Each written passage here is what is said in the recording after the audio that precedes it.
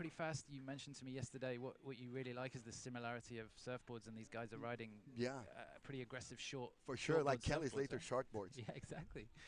Um, and what they're doing is really impressive. I mean, it's going to be really interesting to watch not only the first rounds as we see the wild cards from Brazil come in, but as we progress through the event and the big name riders, you know, like Machi Lopez and Ayrton Cozzolino, when we see what they're doing, when they fully let loose, when they have the ocean to themselves, it is a spectacle. And what we also really like is they're going huge now. It's not low. It's not. It is technical, but it's not low. You know, these guys are surfing the wind. They take off. The tricks last kind of up to 10 seconds, and the wind has a big factor on it, and it is really beautiful to watch. The when hang time is amazing. It's humongous big. Oh my God. Yeah. So the riders that we see at the moment will be the riders who are first up, just getting a feel for the conditions as we wait for race director Juan Antonio to call the event on. Yeah, it's just a little warm up right now.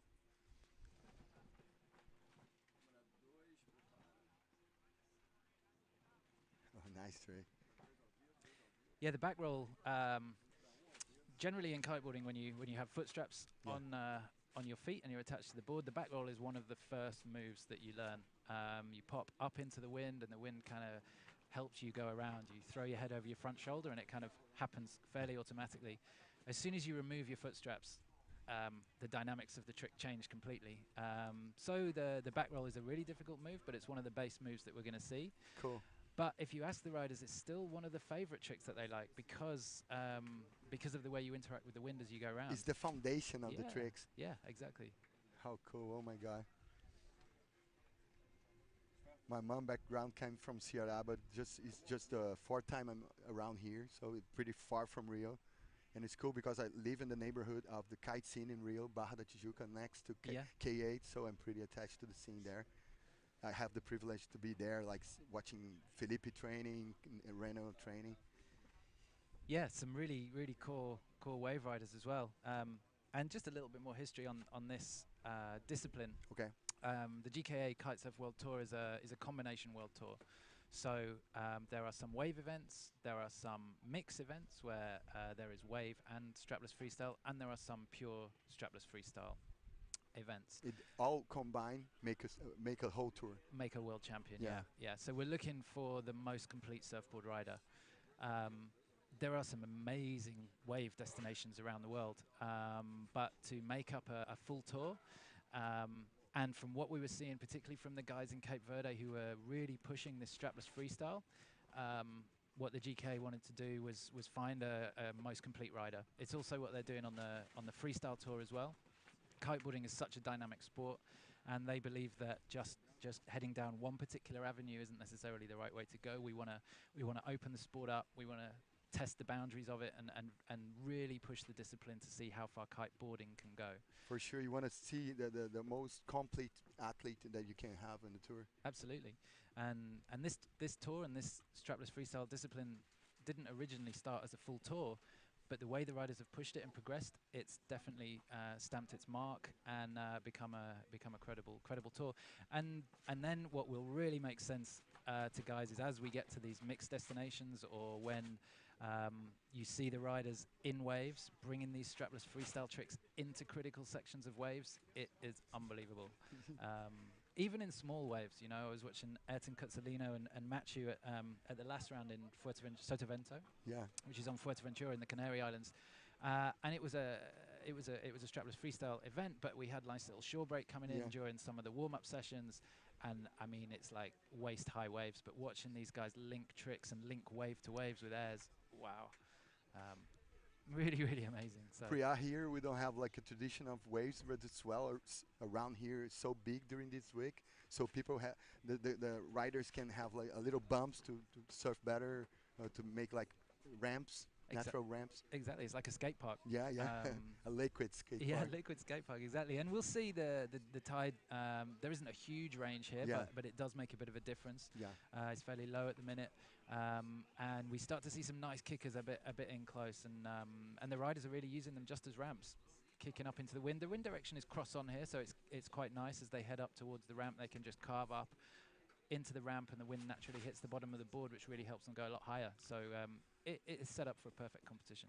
It's amazing how people can go regular, goofy, because I came from a skateboard, background, so switch stance, and here everybody surf goofy and regular. It's so easy. Yeah. Yeah, amazing. Yeah. I mean, you have to go the other way 50% of the time. So Yeah. so you do, but definitely, riders, and for sure more average riders will have a a preferred tack. Okay. Whether it's right foot forward or left foot forward, but the aim of the game being a professional rider is you need to do things both ways, and that's what separates them, I guess. Oh yeah, for sure. Interestingly, all the stops that we've had on this tour would have favoured, I guess, the guy who favours right foot forward heading out. We've had wind from the right a lot on this tour, and it is again here. But there's advantages going both ways, inside and out. One guy I gonna around here right now. He's an amazing guy. He's such a well-versed guy. Travel all over the globe. He's a nice kite surfing athlete, but he surf well. He's super attached to the surf community in São Paulo. Yeah, there's a few riders like him who've been pretty integral in the background of this event. His local knowledge of the area is amazing. Obviously, the GKA have their own race crew, but when you turn up to a destination, you need to work as a team to get the most out of the spot, the right conditions at the right time, starting the competition at the right time of day. And yeah, as you say, Gilly, I mean, I think he was a Brazilian champion. He competed on the World Tour himself for a while. Does camps and clinics in Peru, I think. Yeah, like that, I saw a lot of image from him surfing in Pacasmayo, Yeah. the left-handed wave there, north of Peru. Well, that's what's going to be so nice about this event. We're seeing new riders because a large portion of the tour has been in Europe and Northern Africa. So we've got some American riders who are coming back on the tour who we haven't seen since 2017. Cool. Using some training in Brazil as an excuse to get on the road again. So great to see some guys like Evan Netch and Matt Elsasser back on the tour. I guess you would say that they're more core wave riders, but they definitely have an all-round ability in being able to bring the game to strapless freestyle. So yeah, new riders coming in. Obviously, we've got some Brazilian wild cards, and you never know what to expect from the Brazilian guys. I mean, they ride probably more than anyone on the planet. So, so for sure, we're going to get some surprises. I was talking to Pedro Matos' dad. He's so trained, so car trained right now. He came from a family that is a hand gliding background, jiu-jitsu background, so he's an athlete in his DNA. So Pedro Matos is one of the upcomers from Brazil. They're going to be, on the top of the tour, I think. Pedro is for sure. Yeah, there's a lot of late teenagers who've come on the tour, and they came on the tour for the waves. But as soon as they realise that they're in the mix for a world championship, then you try stopping them train for it. But for sure. Yeah, Pedro has a really, really nice style. So him, Sebastian Ribeiro, another well-known guy from Brazil. Particularly this year, they've really, really focused hard on getting this strapless freestyle style down. There's a few different styles that we're going to see, and what's really nice is that every rider kind of has their own take on it. Because the tricks are quite long and they're extended, you can really leave your mark on a trick, and some riders like to keep it really quite core, quite powered, more snowboardy wakeboard style, and other guys are more like a paragliding style. They take off, you have no idea where they're going to land. They're going on a journey. So Pedro have an advantage on this scene because his father is a world champion of paragliding. So it's amazing to work on these skills for kite surfing, professional kite surfing. And I've never done jiu-jitsu, but I imagine your core strength has to be pretty good, and your aerial awareness as well when you're spinning. So let's see if he brings some jiu-jitsu style there. Let's see. His brother with Kira Gracie, woman world champion of jiu-jitsu. Now she's attached to jiu-jitsu and MMA broadcasting. Okay. Yeah, it's amazing.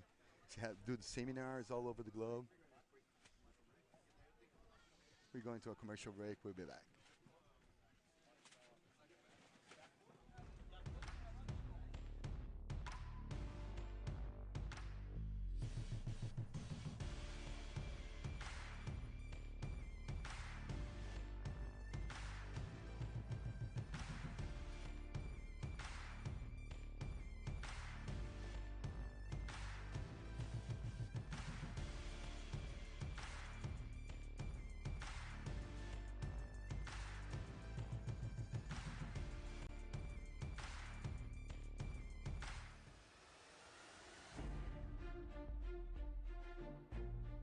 Foi sumido o sabor. sabor original de Sprite voltou.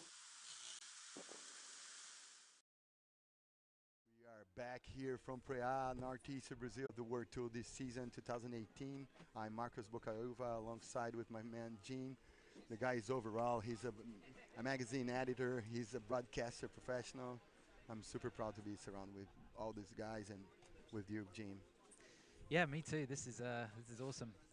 This is actually the first live stream of the Global Kite Sports has been running the two world tours that they run, the kiteboarding air games, and this one, the Kite-Surf World Tour, all based around surfboard riding. We're aiming to find the most complete surfboard rider in waves and in strapless freestyle.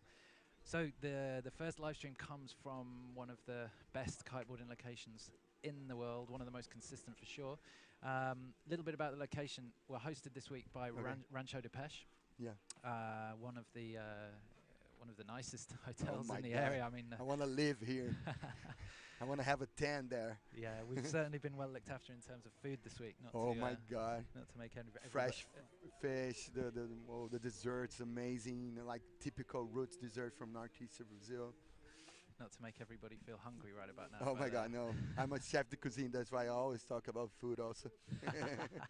Is there anything you don't do, Marcus? I don't do soccer. Ah, okay. And that's amazing, foreign people, because I don't care about soccer and I'm Brazilian, so it's kind of strange. It's like you don't care for softball and you're American or NFL and NBA, right. So it's pretty traditional. But I have my DNA I used to do like a little jiu-jitsu because I'm from Rio, and this is pretty cultural in Brazil. In Rio is the town that built jiu-jitsu with the Grace family. So my father was a spear fishing, do polo, so I have a lot of athletic background in my family. Okay, wow.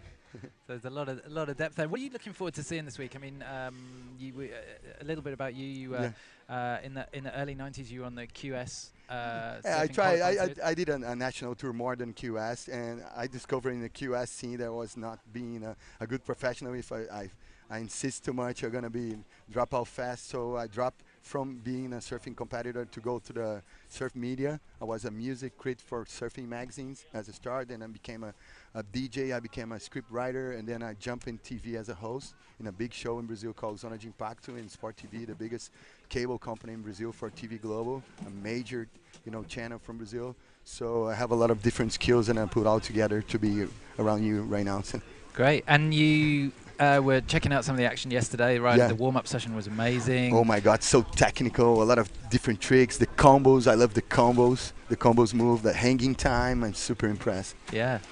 We're going to be really interesting to get your take as a surfer, because obviously, that's the sport with the most heritage and the most for sure organic originality, and kitesurfing as a sport is so young, but it's developing so fast, and the technical nature of the sport and the fact that we have this power source and what different riders are doing and how they're applying that power source to different boards and different scenarios and different styles is really amazing to watch, but it's also really hard to pin down. For sure. It's hard to define, and for me, what I really enjoy about seeing the strapless freestyle develop is it's really organic. Yeah. It's still really young. It's still really fresh. People are still freestyling the scene. Exactly. And it's not everybody's tastes, because as well as I do that in board sports, people are pretty staunch. They're pretty rooted in their beliefs of what they enjoy. But but the riders on this tour are very, very open, very humble, and also very different. So yeah, we're gonna see over the next 4 days a development of the sport, I think. I used to have a lot of friends in surfing scene, competitors that now they don't surf anymore. They just do kite surfing, as Felipe Ferreira's father, Frajola, Francisco Ferreira, was one of the pioneers of kite surfing in Rio and in Brazil, putting competitions on. Now he's the owner of the scene over there. Marcelo Cunha, a lot of guys from Rio and guys from Northeast. I think the biggest scene in Brazil for kite surfing is Rio, and then the big scene is Northeast.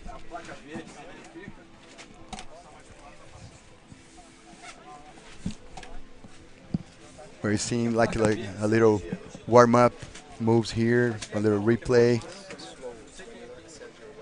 Wave Data team putting together this amazing broadcasting, groundbreaking broadcasting. If you turn on your computer right now, I'm Marcos Bocaiuva alongside with Jane. We're putting a multi-language broadcasting here. A lot of people from Spain, a lot of people from America, Australia, Europe guys. You know, Cabo Verde leading the pack with a lot of great moves and great technique. The Brazilian riders here with the local knowledge. This place is amazing, guys. Oh my God, it's so beautiful, so warm. The people, the vibe. Rancho do Peixe, all props for Paolo, the Italian guy that reside here for 30 years. How he put together the best resort here. So charming. People, the servers are amazing. The food, oh my God. Tonight I'm gonna go and interview the chef de cuisine there because she's amazing. Fresh fish, good, you know, desserts. I don't want to put you guys on mushies and hungry, but oh my God, Northeast of Brazil have the best food scene of Brazil, I think, because we mix a little of the, you know, background from Africa with the fresh fish from Northeast, a lot of indigenous people around, so it's a mix of culture here.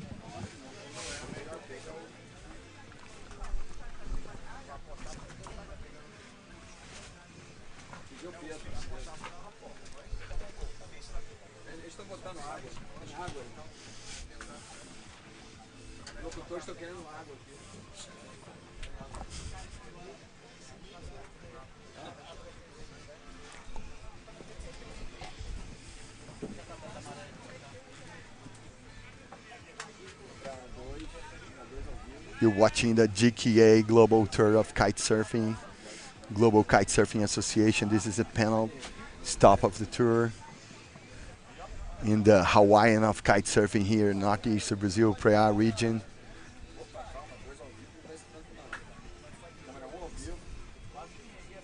Warm water, a lot of strong winds here, super steady.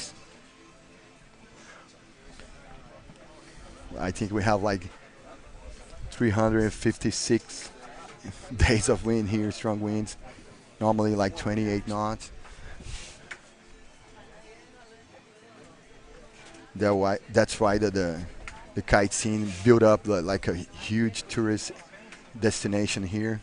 People from all over the globe. People fly straight from Europe, from United States, from Australia, straight to Fortaleza, Ceara. They don't land in São Paulo, the big Babylon cities, the big metropole of Rio, whatever. They go straight from their countries straight to Northeast, Ceara. And they build a big tourist scene here, surrounded by kite schools. The kite scene is super strong. And people are pretty proud to hold a big competition here.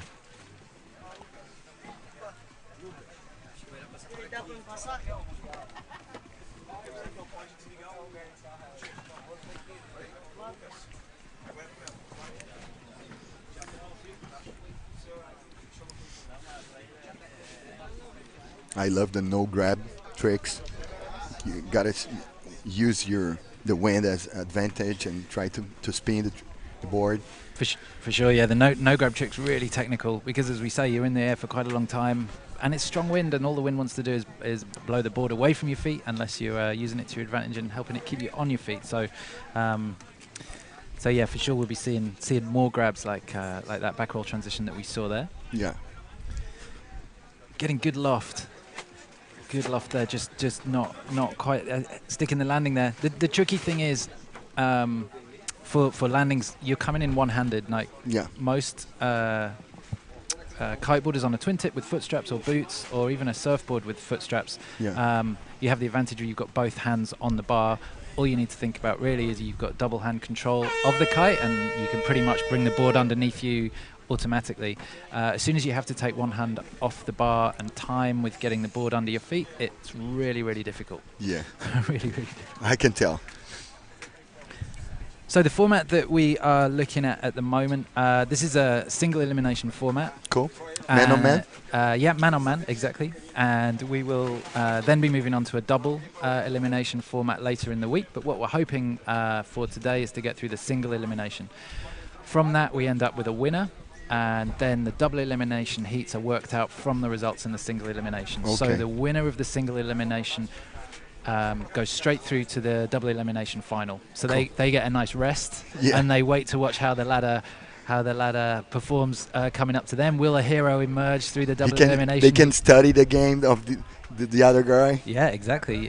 And depending on how many heats the other guy has to do to come through and meet them in the final, they can be really tired. I mean, For sure. we're looking at 8-minute heats at the minute. And when you're going trick, that's pretty hard work. Yeah, in this heat as well. So yeah, the riders are. It's a slightly different format for this event because we have the live stream for the first time. So so what we are asking the riders to do is 1 trick per tack. So it can be pretty chaotic in a heat. Sometimes riders going off like fireworks, doing trick. On your screen there, James Carew with a big, nice forward controlled front roll. I love this front roll. Yeah. So he's man on man at the minute, and he is against Johan Luthi by the looks. Cool. We will be bringing you some more graphics and heat graphics as the competition goes on, more heat information as we get more through to the critical stages. We have the buoys putting up the competition area. It's very important. The white buoys do that? Yeah. So the riders are competing within that area. That is, James is from Australia. He's progressed so fast this year, particularly in strapless freestyle. He's a real core big wave rider from Australia, but he's definitely found some feet in strapless freestyle on that toe side. Full 360 is a really technical trick, and wasn't on the tour last year. That trick, no one was doing that trick last year. And stylist-wise, he's so casual. Yeah, he's really casual. He's learned so quick. You know, he has youth on his side. Yeah. He's still only 19 years of age, and he's been on the tour for a couple of years. Followed it, as I've mentioned before, a lot of the riders came onto the tour because they're so hungry for waves, but has really found that he likes the progression in strapless freestyle. Obviously, as you get better, you enjoy it more, and if you find yourself on a podium, you obviously enjoy it even more. Yeah. He was the last guy to stand on a podium on the tour. Cool. Quite often, if we get through the main event, the main contest, the main championship competition at an event, there's a day or two spare perhaps, then we'll run a big air competition, something for the crowds, something to really push the height. James won the last one in Fuerteventura, and that's the first podium he's had on the tour, and it doesn't count towards the World Championship, but there's a lot of credibility there because... For sure, it's about credibility. Yeah, and you know, the riders are let loose, you know, there's no pressure on them because they're not going to lose rankings on it, so they're going as high as possible. And we'll see some of the tricks that put him on the They on have top more of that freedom in the best trick way more competition. freedom. Yeah, when you're riding. And he's going to be at home at the last stop of the tour, so it's a pretty good advantage. Exactly, yeah. The last stop of the tour is in Torquay, really close to his home spot. Actually, he's from Melbourne. So, if anyone's going to have a home advantage, it's going to be him. Kiahi de Boita's also coming up in this event. He is a multiple world champion as well. He will also be at home. He's from a little further north in Noosa in Queensland. But for sure he'll have Australian support. But this event is all about Brazil, and James there demonstrating perfect front roll. What we're seeing here and what we're going to see from Prea is the reliability of the wind. 25 knots these riders are calling the dream conditions because the board stays on your feet really nicely. As you can see from James there, I mean, the technical ability that he's developed. It's amazing. In the last few months, really. Last few months? Yeah. Oh my God, he's progressing so fast. Yeah, I mean the shove-its that you're seeing there. I love the shove-it. Kicking the board around. We see the nice replay of his back roll. Transition there. Finishing coming out toe side, just changing direction basically.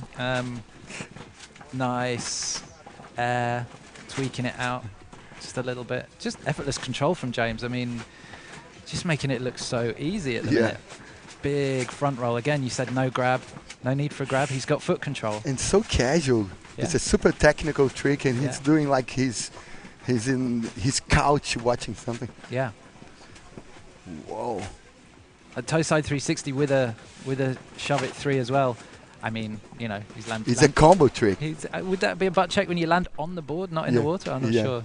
Perhaps it's a new move. It's not so clean, but maybe he's building up some new novelty. New move, a crowd. Oh yeah. I'm pretty attached in the skate scene with Bob Burnquist. I'm super proud to be his friend, his DJ in Magaramp, and he's creating skate scene the switch stance. and people are using so much nowadays to define themselves in the scene. Wow, look at the hanging time. Wow.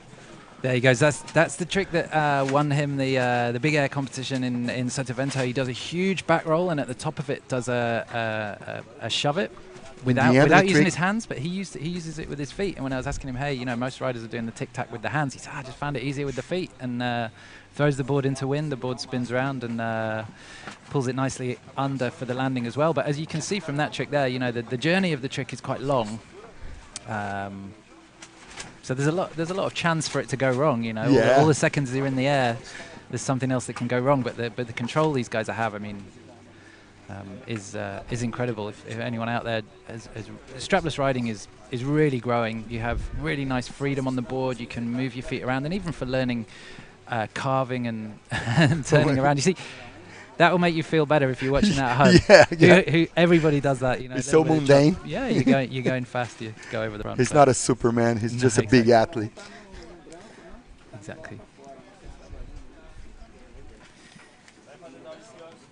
So he's up in round 2 that we are on already. He's up against Johan Luthi. It's a clash between Australia and Europe. Yeah, absolutely. Johan is a new rider. This is his first event from Switzerland. We don't know much about him, but as we say, strapless riding is growing and riders are getting into it from all over. As we see him go for a big board off kite loop. Tricky landing. The difficulty on a kite loop is you're sending the kite around the most powerful part of the window. So the kite starts above your head, and then you send it in a powerful loop around the window, and it basically catapults you through the air. And you hope that the kite gets back above you and is going to catch you just before you land. Obviously, on a twin tip, it's a bit easier than on a strapless surfboard because you have the added complexity of having to get the board underneath you as you come into land. So, but we will see some big ones of those coming up through the And you have like a power stance. You have a different style from the Aussie guy. Yeah. I mean, James is one of the top competitors now on the tour. He's regularly in the top 5. And as we say, this is Johan's first competition. So not only is it competition experience, but it's pure skill, really. Front roll shove it there from James, making it look easy. That, again, is one of the most technical tricks that we see on the competition. But again, because the winds are so good and the riders are going high and it's making it a little bit easier for him, he's making it look good. But make no doubt, James has progressed a lot in the last few years. He's going to be one of the favourites for podium in this competition for sure. Johan finding his feet in competition, I guess. Oh yeah, it's a big clash for him. He's upcoming with one of the top guys right now. Look at the hang time of this trick. Oh Lord.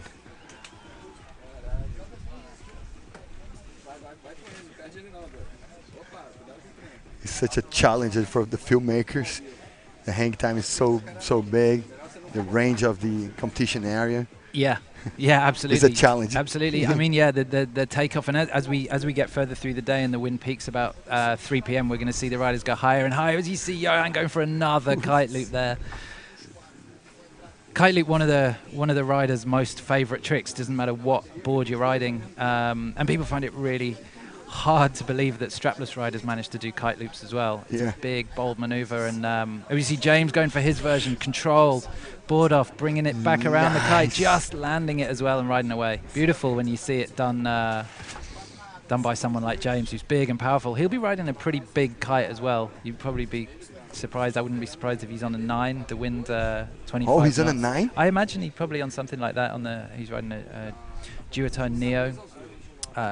These guys are riding wave kites. The wave kites have really, really good D-power.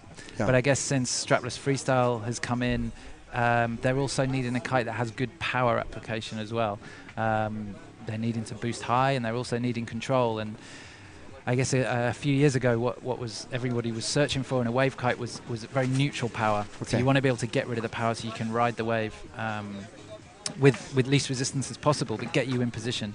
And now, as the equipment is progressing, designers are finding a way to give them everything. So power on command, maneuverability, also quick maneuverability, as well as a slightly slower, wider arc on the kite loops. What the judges are looking for is power as well, and I'll talk in a minute about about the requirements from the judges and what they're judging on, but power is one of them. And the clean landing is super important. Yeah, clean landing. The last trick from James, he did like a not so good landing. Yeah, well they like have almost a layback landing. Yeah. It will all be in reference to how good the next rider easy the next rider makes the trick look. I mean that's the yardstick. They're always comparing one with the other. Yeah, exactly. And one of the man hits are easier to do. Exactly. James into a big rodeo with a board flip as well, just not landing it. Sorry. We're calling skateboarding this trick is finger flip. Finger flip, yeah. But you can see how much there is going on in each trick and how many moving parts there are. Oh my lord! There's combinations, you know, and we'll see Mitu Montero coming up later on, one of the instigators of this style, and he says that for sure, still one of the favorite things for him is the combinations. It's the fundamental of the sport. Yeah, it's piecing parts of the jigsaw together. Mito is such a charismatic guy, Absolutely. so humble. Oh my God! James again going for that same move again, just missing it by millimeters the catch there. But when you're up high and you've got so much wind on the board, that flip is really, really technical as well. Not just the takeoff and keeping the board on your feet, but then as you start bringing the board into your hand, managing the kite above your head, thinking about your landing, and then you've got to catch the board as well. I mean, it's a pretty intense trick. And depends on how shallow is the sandbar. You can hurt yourself on tricks like this. Yeah. Again, you have a certain way that you're going to come in to land if you know that you're not going to land to protect yourself. But also importantly, you still do have an opportunity to keep the kite above you. There, did you see the way you just pumped the board into wind on that shove it? Oh yeah. The timing of it is really, really difficult.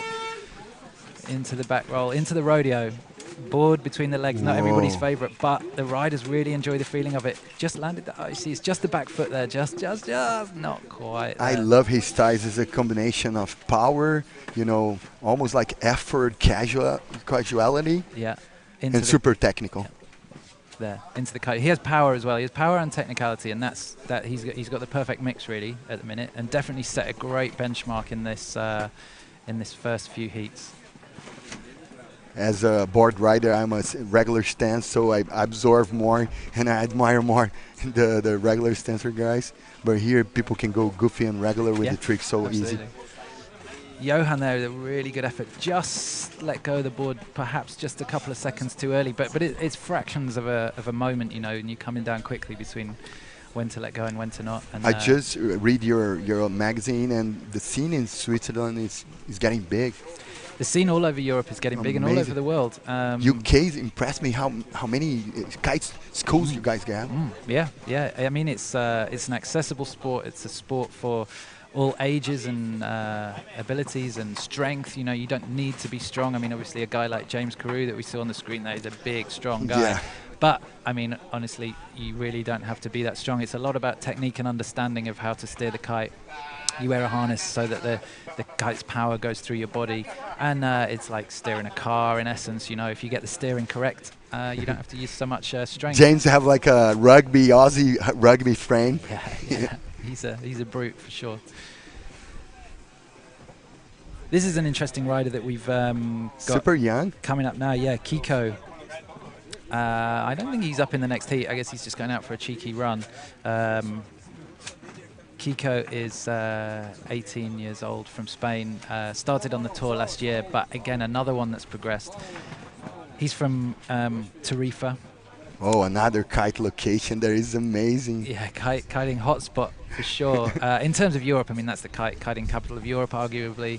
You drive down the high street there are 25 kite shops down there. Yeah, you go on the beach, and I mean, I don't even know how many schools or instructors there would be teaching people, but it's it's definitely a conveyor belt of new kiteboarders come out of there. But also a lot of the core, a lot of the world champions have historically come from there. A lot of the young riders there, like Kiko, who we saw there, all went to school in Tarifa, and they all went to the same school. So Liam Whaley was a world champion. God. Gisela Pulido, probably the most successful rider in the sport ever. They all went to school there, and their classroom looked out on this spot, and you know, I guess they were dreaming of being on the water rather than in the classroom the whole time. And they fed off each other, and they used to ride together. And particularly when they were growing up as 13, 14, 15, 16, they were progressing more wake style. Okay. Which is super technical. Yeah, really, really technical, different from this sport. But riders like Kiko have found that they really enjoy the flow and the fluidity and the freedom of riding in strapless freestyle. On your screen there was Kiahi Diaboitas, multiple world champion from Australia. He's coming up in the next heat. Fresh in from Fiji, he's been chasing barrels over there. He didn't quite make registration yesterday, but he gave us long enough notice to know. But I mean, chasing. He was coming from Fiji. Yeah, chasing waves around the world is his passion, and yeah, I guess. Is him in the magazine cover? That's Ria Stevens. So okay. Yeah, so you're referencing Kite World magazine, by the way, there, and yeah, that's Ria Stevens. They kind of traveling together buddies, yeah, from a long time ago. No, I guess rode together a lot on the North Shore of Hawaii. Rio lives there. Kiahi spends a lot of time there. It's Cabrina HQ. Oh my God. And he's obviously one of their main team riders there. But he is also boyfriend of Muna White, who is our world champion last year. So they travel a lot together. Unfortunately, Muna can't be here for the women's competition. She has an injury at the moment. So Kiahi's traveling solo, and yeah, as you say, just made it back from Fiji. One of the most liked and popular riders in the sport. Has a stand-up paddleboard championship title as well. My God. He is an all-rounder. I mean, you see him. He's a multi-athlete. Yeah, you see him prone foiling as well, paddle. Oh, funny! He's growing up so fast. Yeah. I mean, he is one of the most natural surfboard riders I think we've ever seen. I think he got Wave of the Year at Pipeline Video or something last year. There's something like that. He got a really sick barrel, which for us as watching him as a kiteboarder is a really I think it's so cool when the athlete can combine the competition scene and then putting up some video parts. I think it's super cool to combine those different aspects of the sport. Yeah, Kiahi's got heritage as well. I mean, he was Australian national freestyle champion before fully switching to waves, and so we see that his freestyle is more of a core kind of board sport one, as we see him there with a really nice fast front roll shove it. And he's telling me that he hasn't managed to practice much strapless freestyle yesterday. He looks pretty warmed up already. Yeah. Oh my God. He said he was. I think he's hiding his game. No, he's just a natural. There, you see the way he starts off there, just popping himself up out of the water onto the board. He's always a joy to watch. But he said he was finding it pretty difficult to fit in tricks between the hard waves of Fiji over the reef there. But yeah, chasing waves is his main game. But it's a real joy to have him on our tour as a strapless freestyle competitor as well. Amazing. I was talking to Mito and the Cabo Verde guys. They're going to put up a new TV show here in Off Channel in Brazil, just kite surfing all over the globe. Okay. I was super happy to have this announced. Kite surfing is getting so popular in Brazil. Here is the basic, the foundation of the tour is here is based on kite surfing. Just take a look at this. Oh my God. Yeah. So you're looking at Prea Beach there. As you look down into the distance on the left, the riders riding down there. Around the corner, around the headland that you see is Jericoacoara, one of the most famous destinations in Brazil for wind sports. Home of windsurfing in Brazil, I guess. Yeah, it's the home. And there you see perfect evidence of Kiahi. So smooth. And just adding a super stylish grab to back roll, as if he's got all the time. And these guys are managing to land with some good forward momentum and power because the winds here are just so nice and consistent. And as we said, the 20 to 25 knots, which is going to rise this afternoon, is making it really nice to keep the board on the feet. But make no mistake, it's not easy. Yeah, for sure. Oh my God, that's why people call here the Hawaiian of kite surfing in Brazil. And he's so solid on the tricks. Yeah. He landed so smooth. Toe side and heel side there. I mean, toe side 540, just nice and easy, as if almost faultless. As if it was nothing. Yeah, makes you wonder whether he's just warming up. Yeah.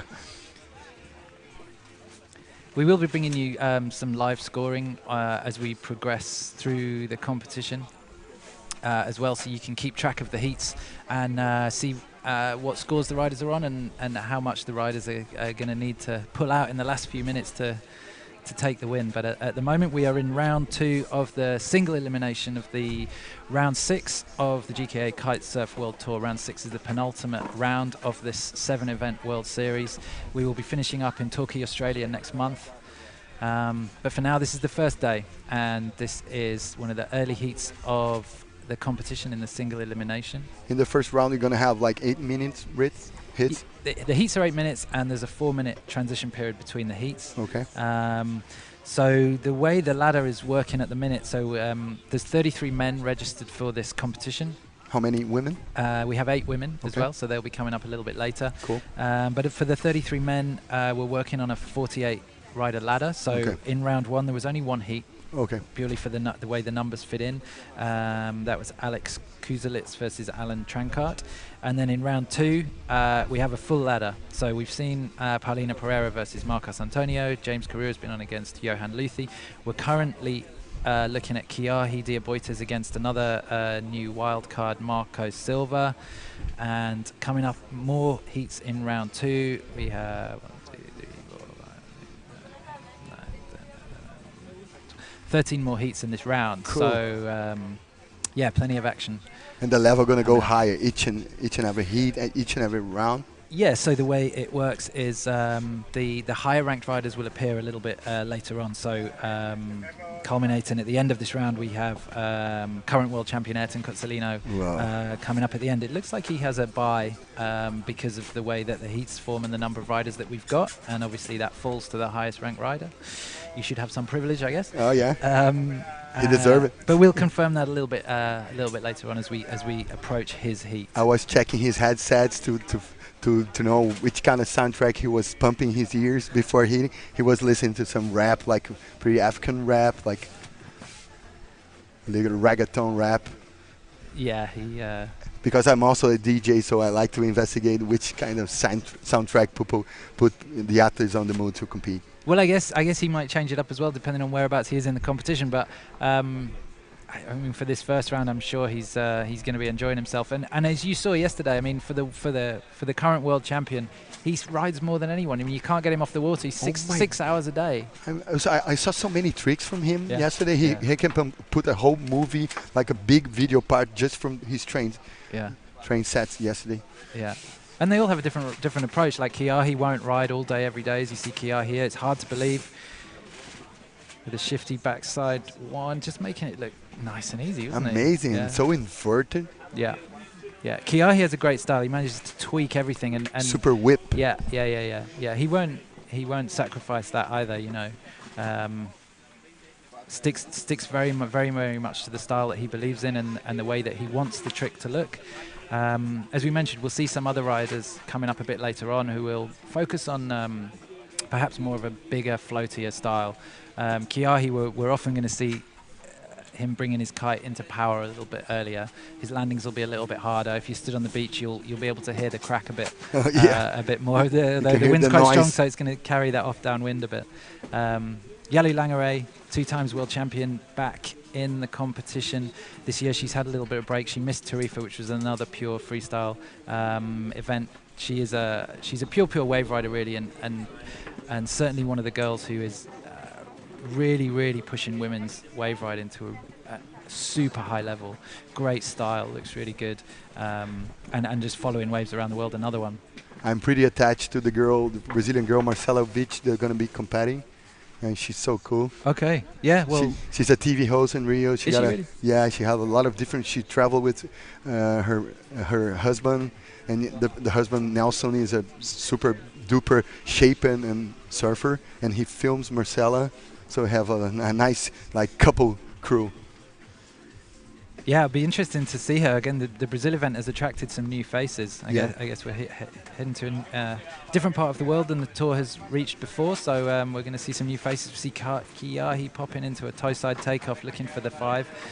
Not quite there, but I guess he's registered some pretty good scores already in this heat. The riders are going to be judged on 8 tricks, so they're not limited on the number of tricks they can do. But the judges are going to take the top 8 tricks from different trick families. No matter how many tricks you put on, it's going to count just the 8 best. Yeah, exactly. So so it's the top 8 tricks. The top and bottom scores from the 5 judges will be taken away, and then so you have the average in the middle. But it's the 8 tricks. How many judges, James? There's 5 judges. Okay. We always have 5 judges The same on the tour. pattern for surfing also? Yeah. And it gives you a good evening out of the score. So you For know, sure. So there's no bias there. So if one judge really likes a certain style of riding, he can't necessarily push that through. You eliminate the higher and the lower score, and then you have the middle. The other riders have to even that out. So just to.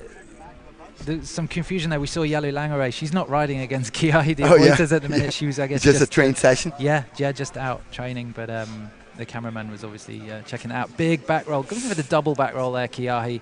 Not something that we've seen him land yet, but it's definitely on the way. He's trying. As we say, he's literally fresh in from Fiji, so that is a long flight. Kiahi always has a long flight. He's and coming it's from such Australia. a different condition here from Fiji. Powerful waves here, powerful wind. Yeah, exactly. But you see how close he is already. I mean, this is probably his warm-up session, and he's not missing too much. Oh yeah. He's such a powerful rider. Yeah, we get to see how Marco's getting on. His the rider who he is up against at the moment from Brazil, a wild card. He is just coming in on the outside of the competition box.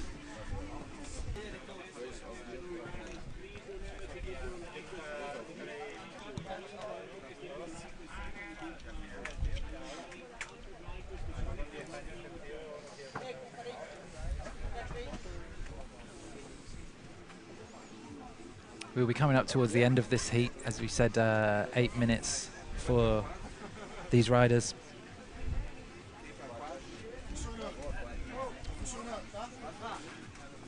I want to thank our sponsors here, Sprite and Rancho de Peixe, all the guys that put effort, the companies that put effort to put this competition on.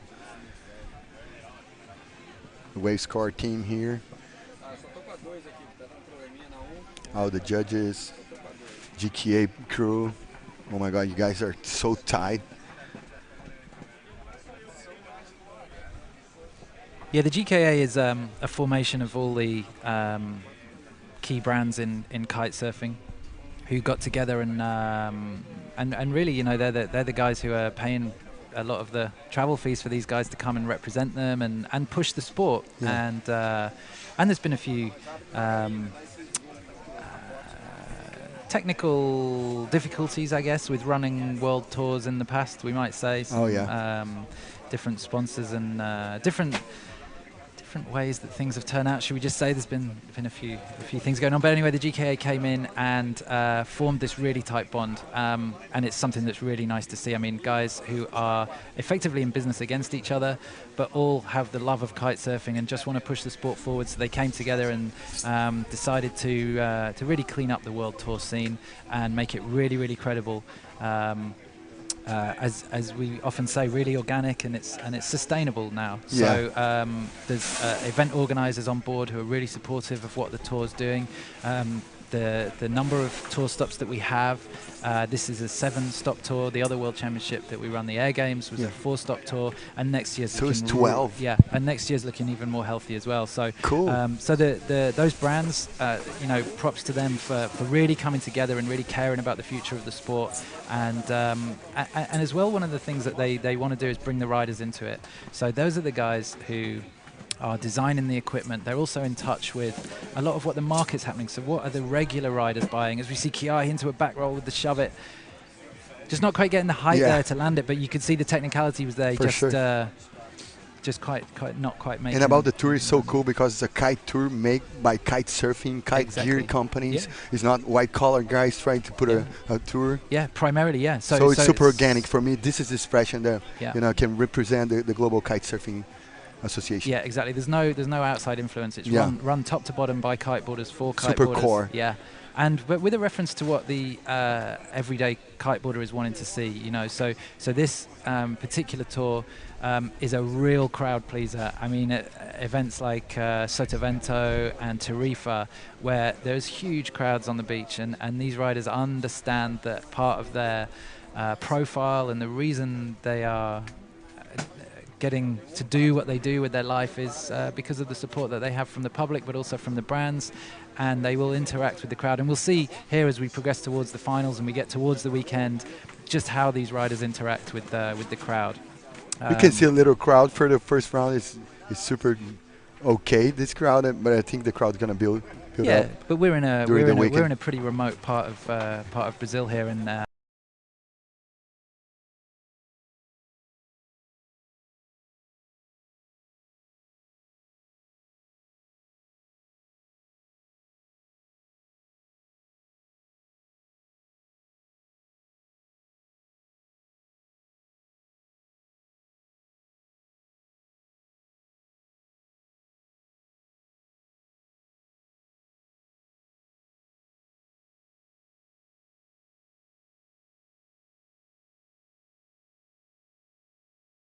destination for kiteboarders, and why there's so many posadas and kite businesses here. We have a teeny tiny airport nearby too, to fly from Fortaleza to. They are building a tiny airport next here. Okay, well, wow, because I mean, you know, the 4 hours up here is no real problem. But oh yeah.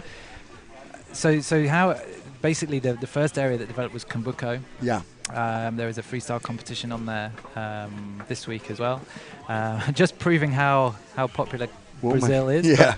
But so Cambuco is, I guess, 40 minutes from the airport. It's developed a really nice kiting culture there. It was a fishing village, as most of these kiting destinations in the northern part of Brazil were.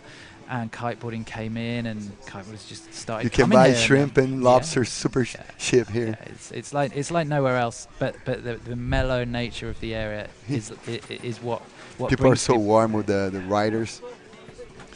Exactly. And then as you go further north, so we're 4 hours north of Cambuco. As you go further north, the wind strengthens. So for us, doing the strapless freestyle, it's perfect. But the roads are good. I was riding, like, traveling to 405 in Southern California because I took a little video from my Instagram account for stories, and I was like, no 405, because I was traveling. I thought I was coming from like Los Angeles going to San Diego, because desert in northeast of Brazil is super similar to the desert of Southern California. Just nothing remote, rustic, it's definitely a good journey getting up here as well. But the kite spot's just a seemingly never-ending, you know, and you can go all the way up to Athens. And I'm lucky enough to be taking a downwinder next week. A dream life, brother. I mean, next week, a personal ambition to do one of those downwinders. And okay, guys, we're going to have a little break right now in the action. We're going to be right back. Stand up, stay there. We'll be right back.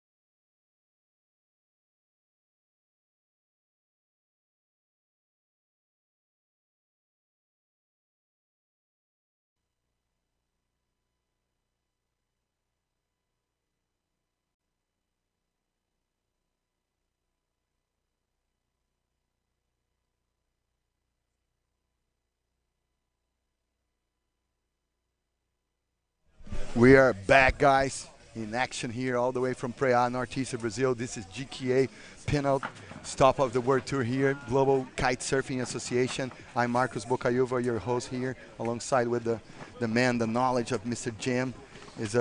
You're an official media guy for the tour also? Yeah, so I came on board with the tour at the start when the Global Kite Sports Association formed, and the first time, first competition for the first year. Yeah, well, originally there. So you're building the tour. There wasn't. Well, I'm not. Helping I build. am certainly not. I am just privileged to be able to help.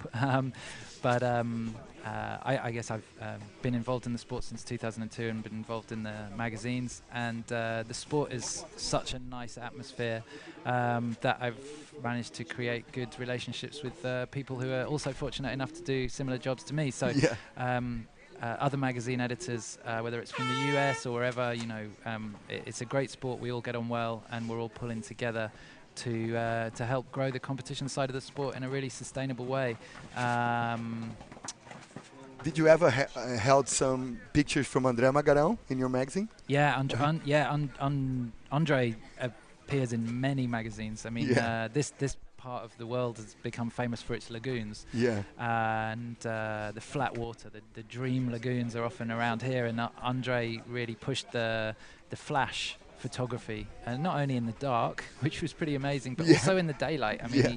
Brazil is already beautiful, but when you see his pictures using the flash, it looks even more incredible. So I'm down with that. yeah, yeah. Selling the Brazilian dream as if it needed selling anymore. I don't think Yeah. it really does, but We have a lot of beautiful women, caipirinha, a lot of selling, people super interested in tourists in Brazil. Another commercial break. We'll be right back, guys. Commercial break right now. We'll be right back. Stay there.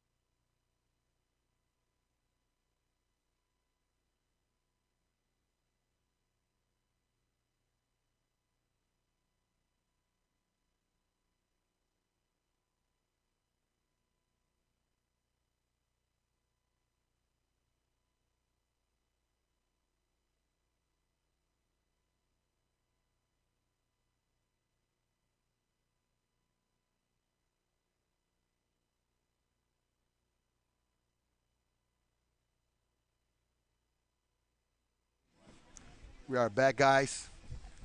GKA panel stop here in the World Tour. This is the region of Prea in northeast Brazil, Ceara, one of the epicenters of the kite surfing here in the scenes of Brazil. It's pretty hell here in northeast Brazil, Fortaleza, further north, and in Rio, our scene is more in Búzios, Araruama, and Rio de Janeiro downtown, Barra da Tijuca, the great area of Postinho. Postinho used to hold a few competition words. WSL World Tour used to be held in Postinho. Nowadays, move the event to Saquarema in the north of state. And here we are in the northeast of Brazil. The Prea area is pretty well known as the Hawaii of Brazil, from strong winds, like 356 years, 50 days of the year. Sorry, guys.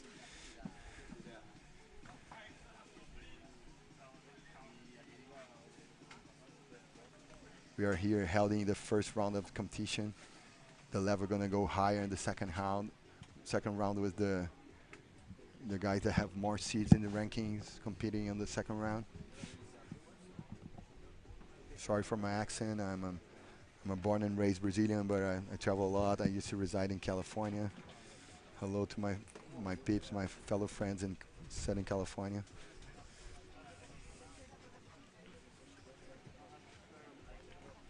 In the first round, we're going to see a lot of new faces here coming up to this pin-up stop of the World Tour, GKA World Tour.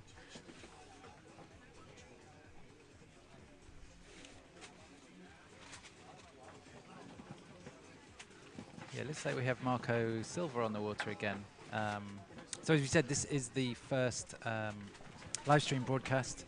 We are in a remote part of Brazil. This is the first hour of the broadcast, so as you watch through the week, we're going to have more graphics come in. For sure. We're going to be updating you a lot more on who you're seeing on screen, what they're going to have to do to win, how much time there is left in the heat.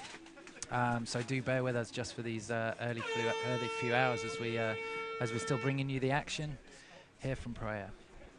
It's a groundbreaking event for the Global Kite-Surfing Association, because it's the first global broadcasting Exactly, and you know, kite surfing is a smaller sport than surfing, but it's progressing really, really fast. And not only is the riding progressing, but the media is progressing as well. And as we mentioned before, the Global Kite Sports Association brands, the kite surfing brands who got together, are growing everything really organically, at a sustainable pace to make sure that it's set for the future, and that professional riders have a really good stable future, you know, that they can train and plan with the security of knowing that there is going to be a tour next year, and that every year it's going to grow and get bigger and better. So yeah, great to be a part of, and great to see. As we see a big back roll, the grab just not quite landed one of those yet, but He forced the landing too much. yeah, the landing is the most, obviously the most technical part, especially when you don't have a board on your feet. But the progression that riders are making, you're going to see as we progress through the event, the riders who, I guess, instigated this discipline, Yeah. and have been doing it the longest and are the most passionate about it, are going to reflect the future. Do you think you're going to see new tricks coming up with no names? Yeah, absolutely. I mean, most of the things that Ayrton does, I mean, it's kind of frustrating because you try and pin him down to a name and he gives you this really long description of what he did from the moment he took off to when he landed 15 seconds later and said, "Did you get it?" And I'm like, "Yeah, right." So it's I got to write it down. Yeah.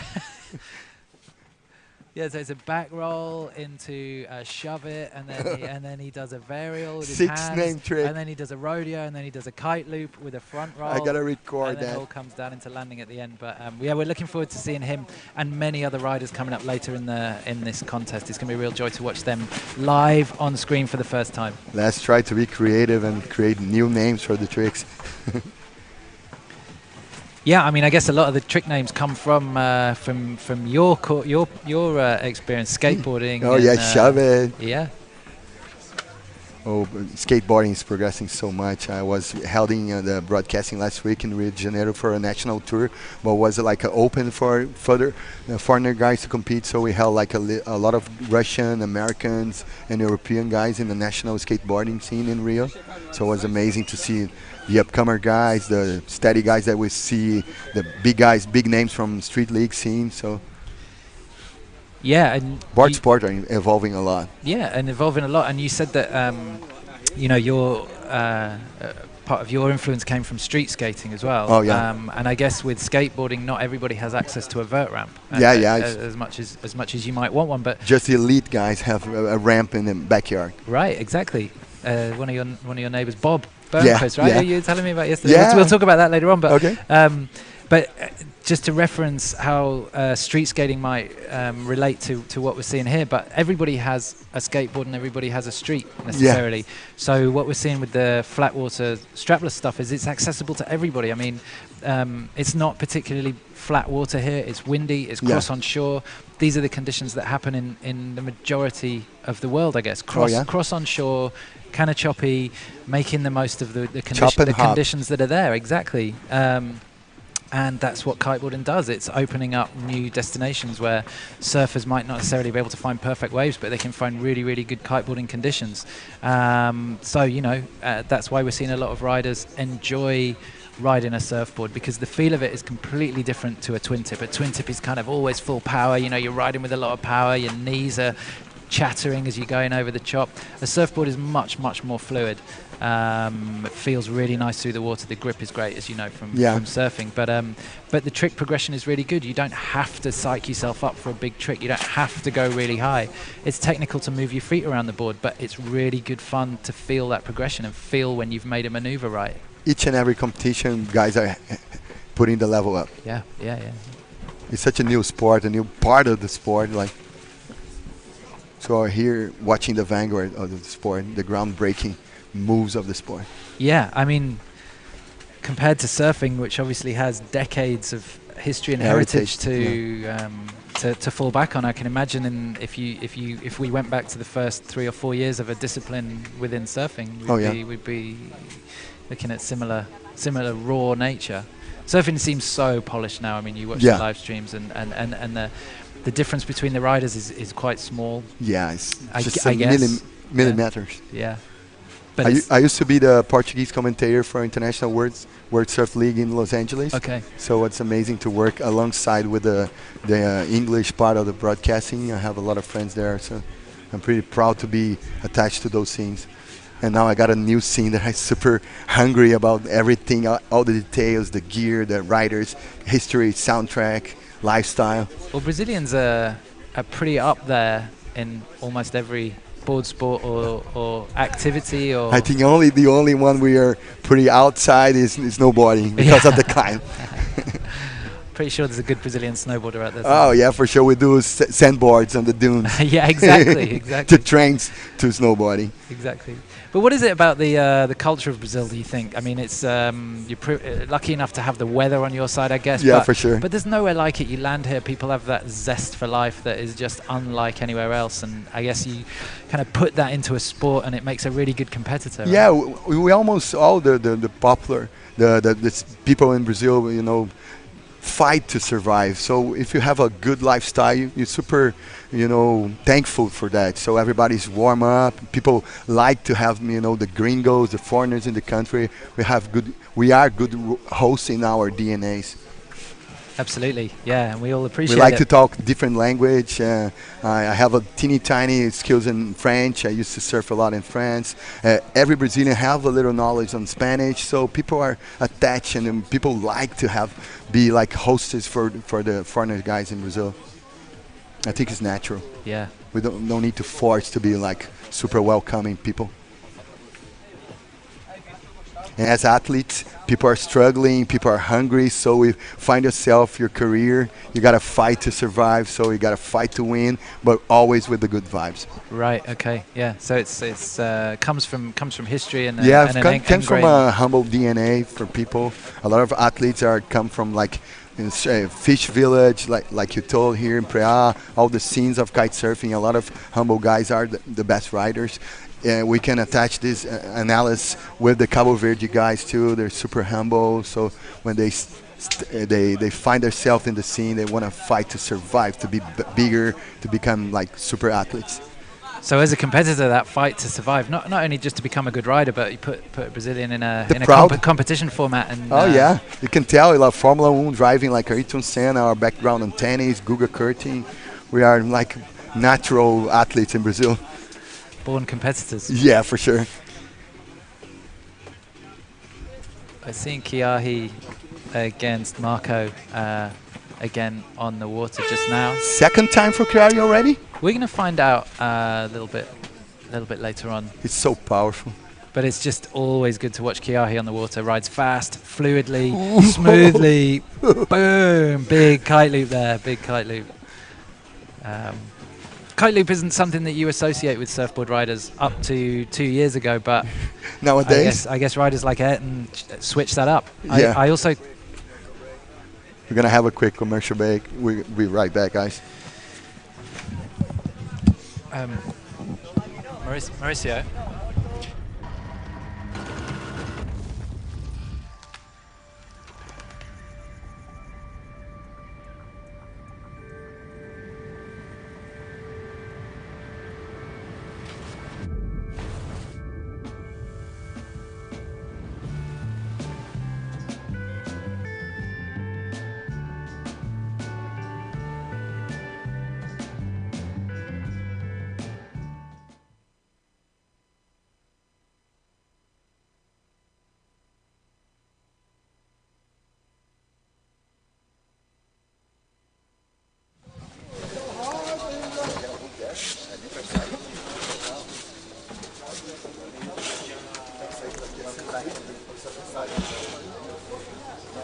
Welcome back, everybody, to GKA Kite-Surf World Tour 2018, penultimate stop of the championship here in Prea, Brazil. Round 6 of 7. We'll be finishing the tour in Torquay, Australia next month. Sorry. I'm still in the snow there. I'm gonna squeeze myself.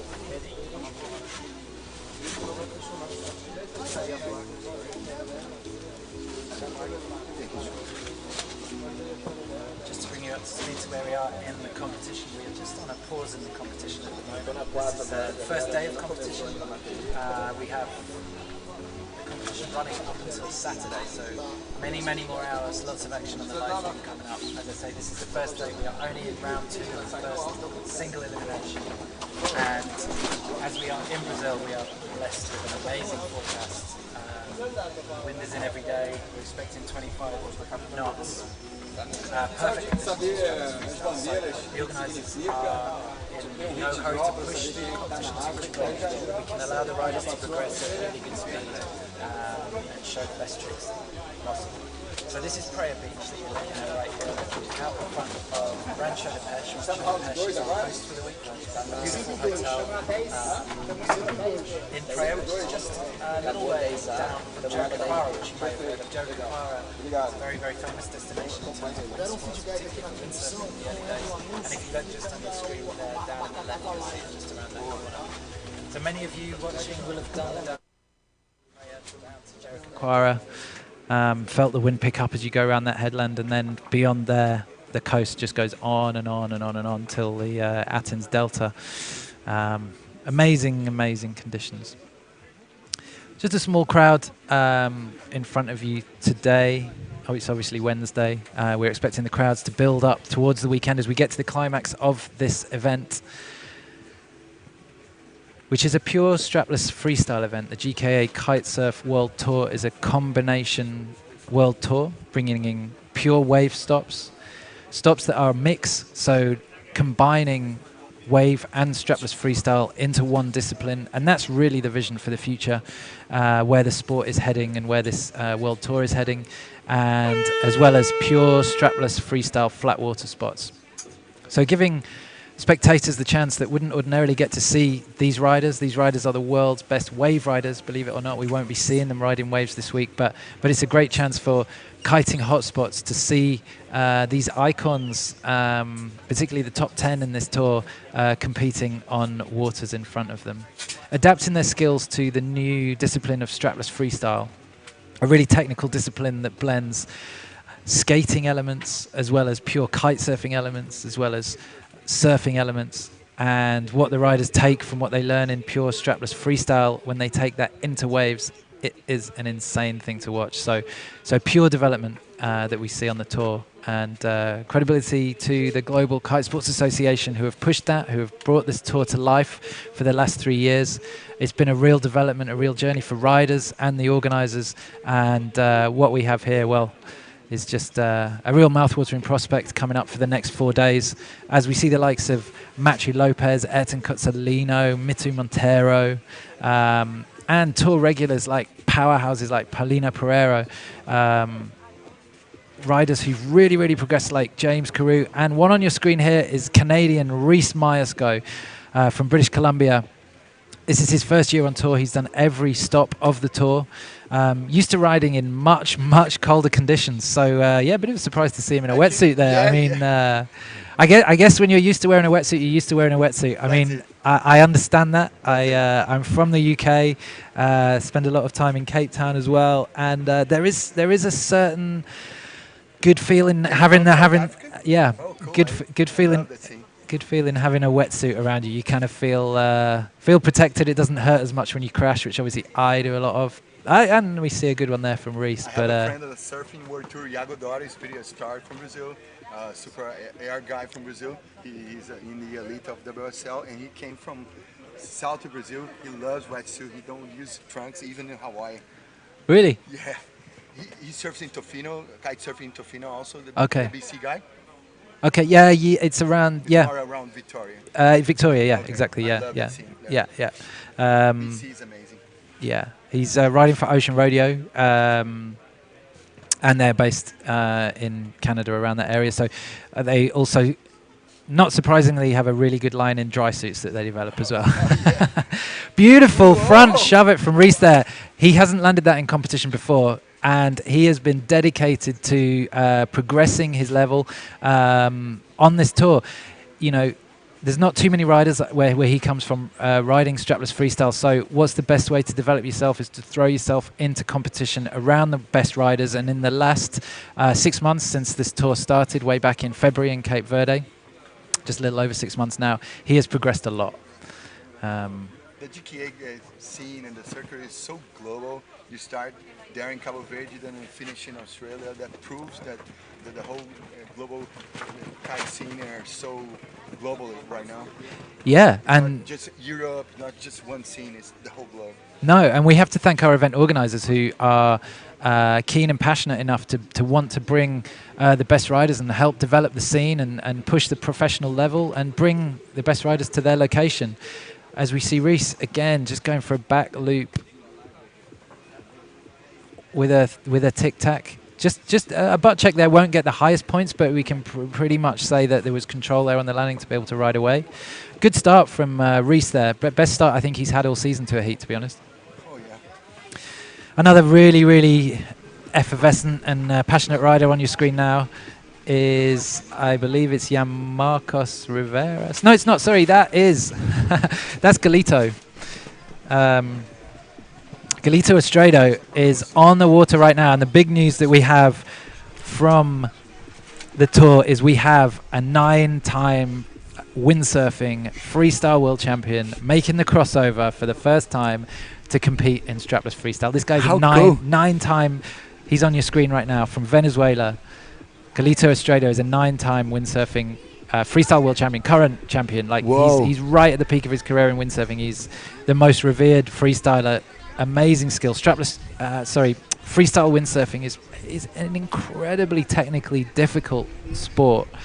So he's putting the same path as Robbie Nash, all the Peter Cabrina that came from windsurfing to kitesurfing. Yeah. He said that he started kitesurfing around the same time as he started windsurfing.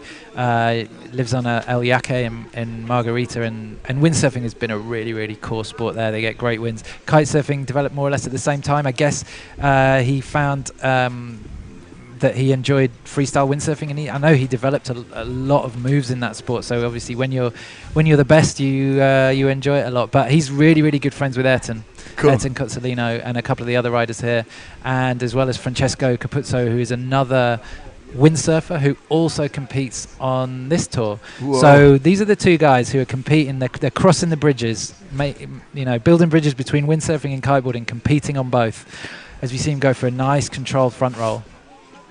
It's really, really interesting. There's going to be a lot of people excited to see what Galito can bring out. There's no high-level windsurfers have crossed over into kitesurfing competition in modern day. I mean, Robbie Nash is one of the instigators of the sport. Obviously, many times windsurfing world champion, and arguably obviously has done it. But in modern day, in the last few years, the riders who are at the top of their windsurfing game making the crossover to do both sports is really, really great to watch. It's so cool to have those godfathers of windsurfing coming to the kite scene. Exactly. They can show different skills, have different influence. And the foil is getting big in kite scene also, the foil board. Foil board, yeah. I mean, with a kite, you have a power source at your fingertips. Yeah. And you have variable amounts of power that you can access from that kite. Different designs give you different spikes of power, different amounts of power control. The kite moves in different ways depending on how you want to ride. So you really have the choice to really pick the discipline that you want to ride, and that's why we see kiteboarders riding pretty much whatever will float, to be honest with you. So I think we have 2 heats on the water right now, which is why we're seeing different riders. So this is Reese from Canada having a good heat, good start. Also on the water at the moment is Galito Estrado. Come on, Reese. Lucky, caught by a chop there. Yeah. Just at the last moment. That was a good solid effort at getting that board he under was the feet caught and by landing. surprise with the shot. Yeah.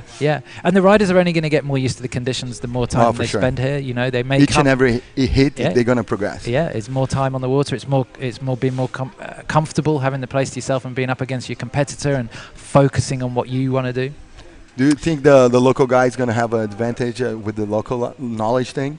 There is definitely an advantage to riding at your local spot and being used to the conditions. Just Reese there, just give him some credibility for going for the same trick again and riding it out, just losing the kite just at the end, but a close. But the trick was complete. Close landing there. Yeah, there is as we said, there's a lot of motion in the trick. Okay. And having control of your kite, no matter how long it takes you to land, sometimes bringing that kite, as we mentioned, you have to take one hand off the bar, and part of the progression now is understanding whereabouts in the window that you can bring the kite round. You're always sacrificing something when you take one hand off the bar. Sure. You lose 50%, and you have to be able to reverse steer. So you're pushing as well as pulling on the bar, and when the kite reaches the edge of the window over your head, once it's at the edge of the window, you have less steering. So if the kite gets to that point, you kind of need to be able to pull it back round into the power, and at the same time as trying to land and stay over your board. Too many things at the same time. Loads of things going on, and the kite control that these guys have cannot be underestimated. I mean, their board skills are insane, but when you have to do the majority of your tricks one-handed, that's just another level. And if you've just started kiteboarding, it's something that you won't be able to wrap your head around at all.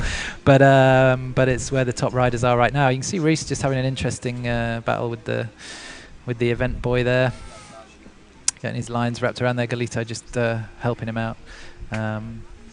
He'll be okay. There may just be a slight delay while he untangles his lines from the boy. You can see the judges there up in the tower comparing some notes. We are underneath this tower.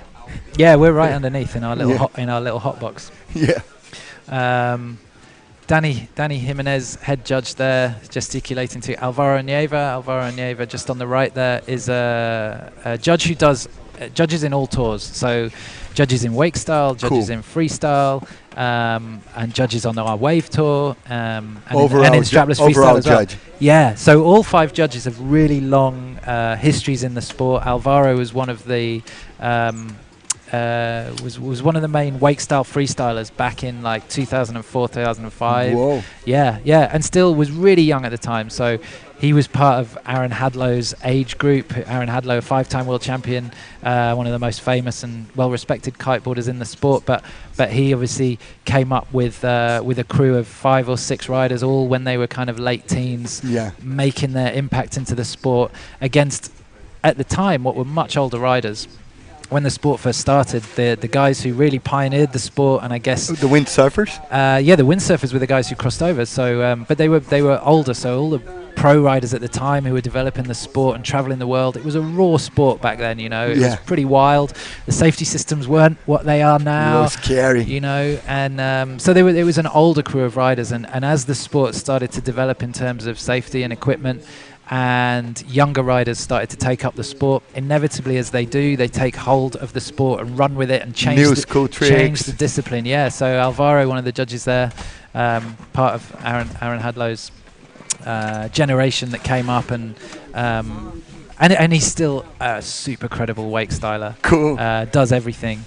So to have him on board as a judge, the credibility is amazing. Yeah. Rui Miera, another one who was also on the PKRA tour for many, many years, also runs a kite school and business in Portugal. We have Julian Caneur, this guy does everything. I mean, we were watching him on the water yesterday. He competed on this tour in the first year, and he's out yesterday nailing triple back rolls. I mean, this is the trick that the riders on the tour are still trying to land. Yeah, triple back roll. He's the only one that land those? Yeah, pretty much so far. And he lands them with great regularity, and he'll do them with a 1 foot in between as well. But he also competed on slalom tours, on the World Racing Tour. He does foiling, he does equipment developing. Versatility is his name. His family name is Versatility. Yeah. He's a really, really good rider to watch. But so, I mean, there's quality throughout the judging crew. It's so cool to have those guys in the booth as a judge to put that credibility. Speaking of locals, you asked me if a local would have any advantage. Camille Delanoy is a French rider, but he and his family live here in Prea. Cool. Yeah, we are staying with them at the moment in Prea Beach Villas. And he has been on the tour for the last 2.5 years. He's a young rider. He's 18 years of age, and he rides with power. I mean, he is one of the most fun riders to watch. You'll see some huge explosions, and you'll see some amazing landings. But some of his kite loops are insane to watch. So he's going to be a really, really interesting rider. He quite often scores top 5. So yeah, top five in this field is a fantastic level.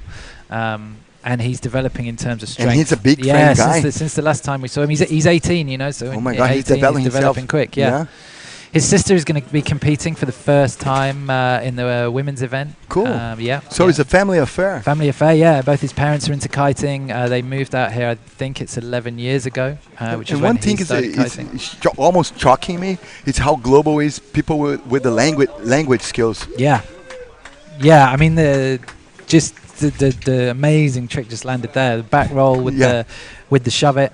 And with the rodeo, the board between the legs, which just is a nice feeling trick. 3 combo? Yeah, 3 combos, and then to pull it all together for the landing, making it look easy. That's one of the best so far. One of the best tricks of the day. It's a high-scoring trick, and it's a move that's only come onto the tour this year, particularly in the last couple of events. So we've had a 2-month gap between the last one, the last 2 events. 2 months in terms of training for an event is a long time. For sure. And when this discipline is developing almost round by round, 2 months is a long time. So all the riders are saying that the level's really, really high now, and the consistency is also high. You can imagine that learning these tricks takes a long time, landing strapless, and the consistency that the top riders are achieving now, and the time that they have in their tricks, like Camille there, is what a smooth landing. Yeah. Making it a transition, so coming back in the other way. So so not landing with a huge amount of forward momentum, but with a kite, what you can do is use a trick to change direction. For sure. Rather than just doing a basic turn, you can do a really, really nice aerial maneuver and come out with your kite heading in the other direction and pull you away. Double front. Nice, Camille. Really, really technical maneuver, the double front. He said he's just started landing triple fronts. Triple front roll was landed for the first time in competition by Machu Lopez. This year? Yeah, this year in Portugal. Whoa. Which region of Portugal? It's in Viana do Castelo. Oh, okay. My twin brother used to reside there for 1 year. Right. I mean, obviously, great links with Portugal here here in Brazil, and we've got some Portuguese riders coming up, Paulina Prea. But that double front was a one-time move on the tour a year ago. Now riders are landing it with a lot more regularity, and it's such a good-looking move. As you see, without a grab, just relying on your foot control is incredible. We can tell the thing of a local knowledge is advantage for him. Yeah, I mean, he rides here all the time. He's been on the tour all the time. He's a really, really popular rider. 18, just having the time of his life, and absolutely loving being a professional kiteboarder for F1 and Monera, and traveling the world, progressing the sport of strapless freestyle. Taking off right foot forward with a 1-footer front roll, just losing the kite power there to bring him back. How about the landing, the hanging time? Oh my God! Looks like he is.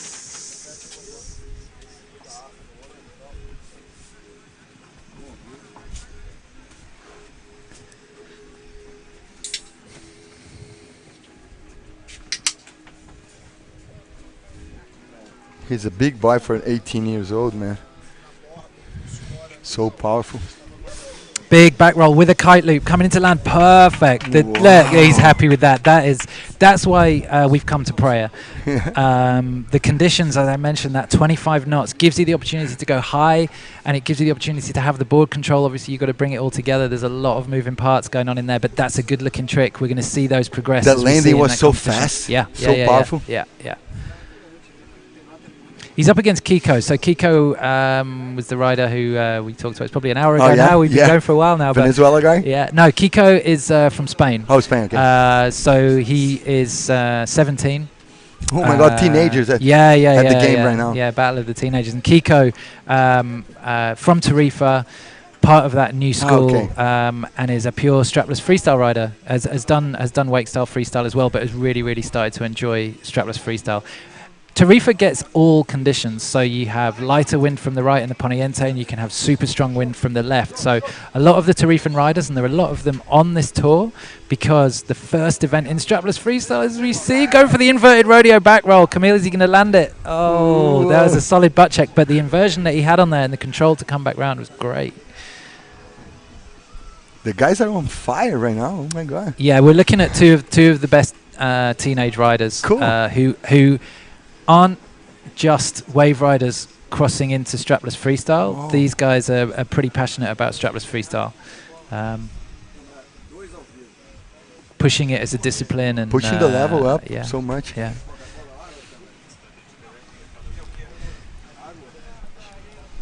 Kiko had to miss the tour last year, and so far in the events he injured himself training just for Tarifa for round 4 of Which kind of this year's injury? tour. Knee? Yeah, he injured his leg coming in into a landing. It's great to see him back riding full power. I guess as a teen you heal fast, and he just is. He has the most fun. Like Kiko, they call him Kikoette, which is like little Kiko, I guess, because he's the youngest rider. Is a rapper name, Little yeah, Kiko? Yeah, exactly. He's the youngest rider in the men's division, and as we see Camille going for that trick again, the inverted back roll. Looks like he landed that one. What a nice background, both putting Yeah. tricks on. I mean, you got the impression of how fast Camille was landing Wow. there, didn't you? Because he zoomed out of screen, but. I love Camille Simon. Yeah, he started really well. Started with confidence, started with control. Looks like he's getting a lot of input from the beach. I guess he's got help on the beach because this time we have the live scores. They'll be getting feedback on the beach, knowing what they have to do, how many points they are ahead. As we said, being scored for 8 tricks. They can put more strategy in the game. Yeah, and the Preparing judges. themselves. Well, the judges are looking for variety. So I guess we saw Camille going for the same trick again because he will benefit from having a higher score if he lands it perfectly. Okay. But what we should see from him now is going for a lot more variety. So I'd say he landed that back roll inverted rodeo kite loop pretty well. So I guess that's the kite loop category looking pretty good for him. Okay. We might see some more board air variation tricks coming up now. The Spanish guys are one of the leaders of the pack also. Yeah, by sheer volume, there's not many sports that the Spanish aren't good at. Oh yeah. yeah, for sure. And Tarifa being one of the core centres of kiteboarding, there's a lot of kiteboarders that come from there. And when you grow up with your school opposite the beach, as I mentioned, like Come Gisela and Liam and Kiko as well, it's kind of in your What a temptation. in your blood. Yeah, most people grow up looking outside at a football pitch, I guess, Oh, yeah. outside of school. But these guys are out looking at Balneario. He's happy with that front roll. Kiko, well done. You have a math class and then the waves are in the wind are over there, Yeah. teasing it up. Heading out for a little kite session at Siesta. Nice air reverse from Camille. Filling out the trick number category. We haven't seen Kiko land those. The air reverses are going to be a little bit more difficult. The board surface spins in the chop. But on the inside there, Camille, I guess, having the local knowledge to find a little flatter section and make that count. Double front. He's going for the triple. Not Whoa. quite there. Not quite there. He tried the triple. Tried the triple there, yeah. Oh my God, triple. Yeah. Triple as a lot of these riders are looking for it's almost as strong a wind as possible. Okay. The higher the wind speed, the more it helps the board stick to your feet. Okay. So what they're aiming to do on a lot of their tricks is show the underside of the board to the wind and then keep the underside of the board facing the wind as they spin. Okay. So what they're doing with their feet is subtly maneuvering the board round. As we see, and the difficulty is if you lose the board at the start, you're never going to grab it again. You can't really get it back. You might grab it with your hand and be able to rescue it, but if you're doing it without a grab, I mean, you've lost the board. 25 knots, the board's they're gonna blow away. But Maybe further on with the stronger winds during the evening. Yeah. So we expect the wind to peak in about 3 hours. It's midday here, Brazilian time, and the wind often peaks around here about 3 o'clock, but blows through until sunset, which is around 5:30 here. Whoa. Camille into a back roll, rodeo halfway through. Almost a just clean landing. Trying to land it. That's a slight variation. a lot of the tricks might sound the same. We have a back roll with a rodeo, but it's when they decide to move the board. So moving the board halfway through your rotation It's a twist on the trick. More technical, yeah. It's an Yeah. extra thing for the judges to look for. They're bringing a little bit more variety to it.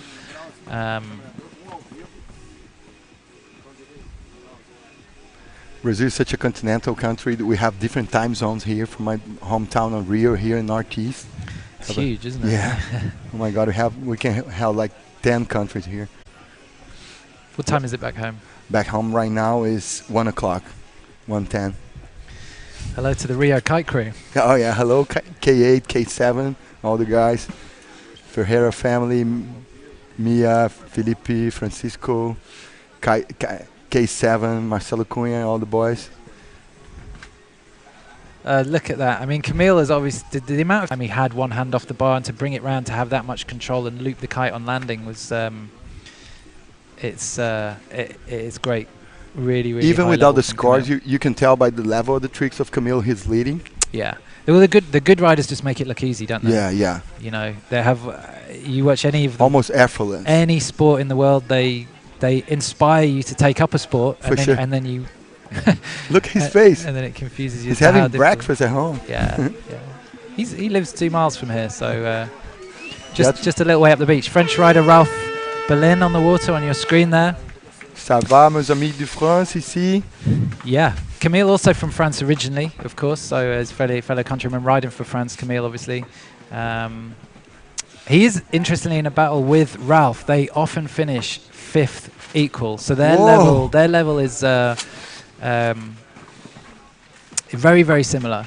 And having this 2 months off, I'm expecting Ralph to have picked up We his have game. another commercial break. We'll be right back here with the GKA Global Kite-Surfing Association panel stop of the tour. We'll be right back.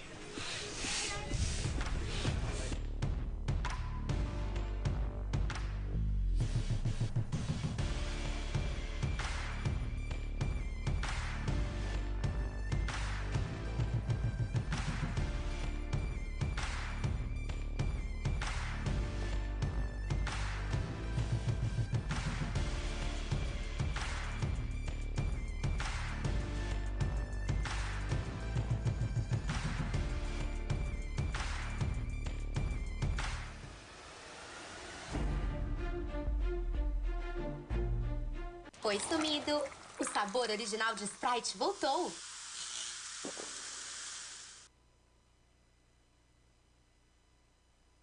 We are back here from GKA panel stop of the World Tour of Kite Surfing, the Global Kite Surfing Association. I'm Marcus, alongside with James here. Thank you. Sorry guys for my accent. Born and raised in Brazil. A lot of influence from Southern California accent. So cool to be here. I'm super proud to be alongside with this guy with so much knowledge of the sport, 360 knowledge, publisher, commentator, media guy. Thank you guys to invite me here.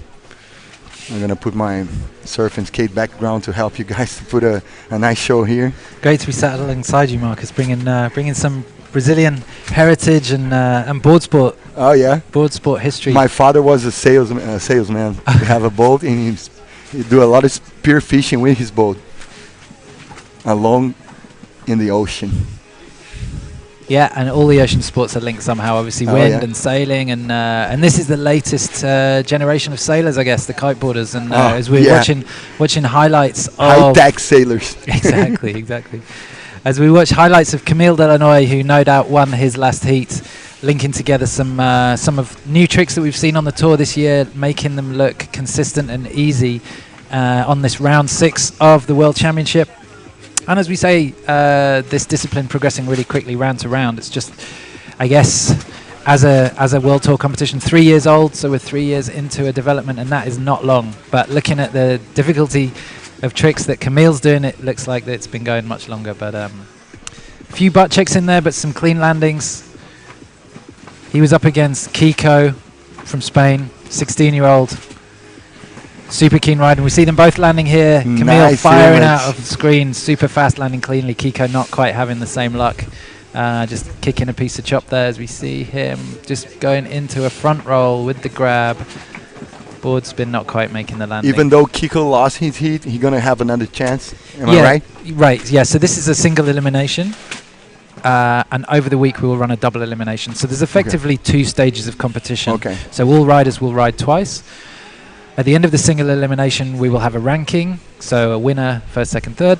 And the winner will go straight to the final of the double elimination. And then the ladder will be filled in reverse from there. Okay. So second place rider... 2 chances. Yeah, second place rider will appear in the quarterfinals, I believe, and have 2 rounds to win to get to the final. Okay. And riders who are out in this first round here will appear first in the double elimination as well. And then it's purely on a knockout. So you have to reach a knockout stage, and then from there you have a clear path to reach the winner. And you have to knock a man out. Whoa. Beat him, Man move to the man. next one, beat him, move to the next one. Oh my So it gets really exciting as we get to the And back this format stages. came from the first year of the tour, or is changing organic during the tour?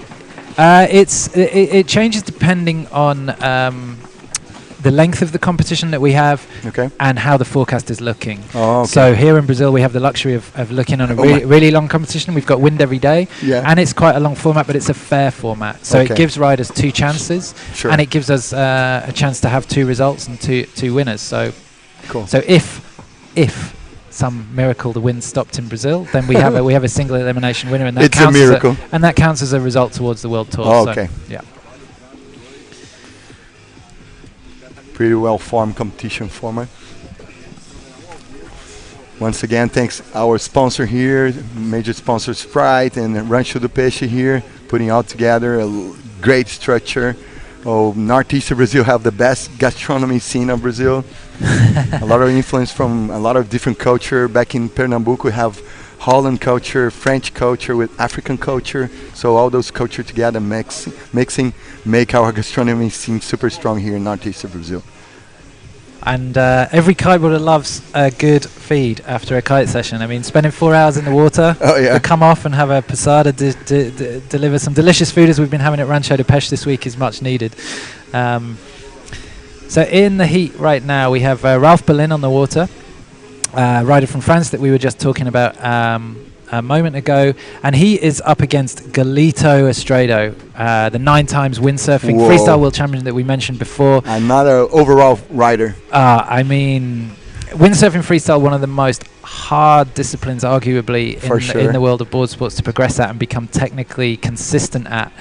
So we are privileged and excited to see him enter this competition. He was a late entry. He's good friends with Ayrton Cutzolino. Obviously, Galito from Venezuela said he actually started kiteboarding when he started windsurfing, but Whoa. he found his route in windsurfing, and now is bridging the gap between windsurfers and kiteboarders. So I'm sure there's a lot of windsurfers who heard the news that he's in this and are intrigued to see how he gets on in competition. And it's a good time to come in. We're 3 years into the tour.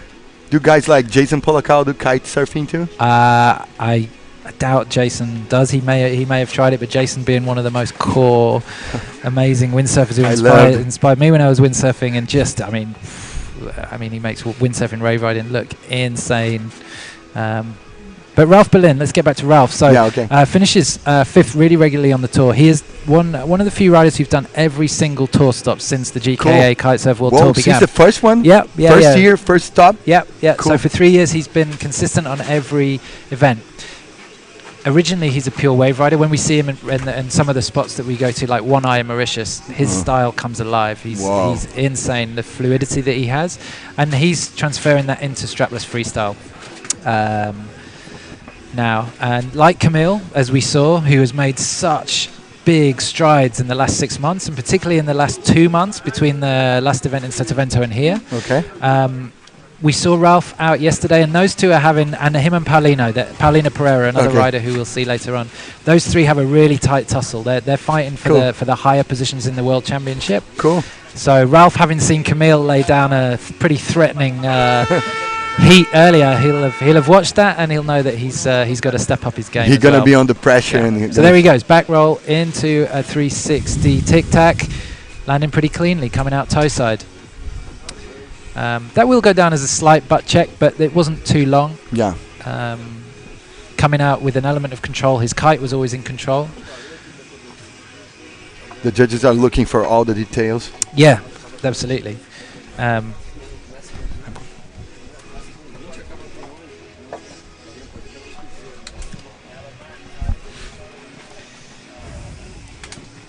The judging criteria for this event has changed a little bit. We've got a live stream going on. We want the riders to have as much time on the water as possible and freedom within the maneuvers. So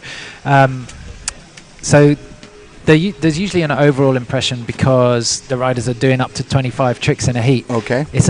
That's been pulled back a little bit to allow us to portray the heat as well as possible on the live stream. Okay. So what the judges are looking for now is 4 categories. Okay. So we have technical difficulty, Cool. height and amplitude, Okay. which we're not going to be short of in Yeah. 25 Oh my knots God. in Brazil. Yeah. A lot of range for the tricks. Exactly. Power. So how much power the riders are landing with, and we'll talk a little bit more about how the kite affects that and where the kite is in the window. Okay. As that's Ralph's double back roll. Landing, that's definitely going to be a butt check. You see, so landing with the kite high doesn't give you the forward trajectory or power. So that's another element that they're going to be looking at. He was with the in the air grab there. Yeah. And also risk factor. Yeah. So Another commercial break is coming up. We'll be right back here with GKA Global Kite Surfing Association penal stop of the World Tour 2018. We'll be right back.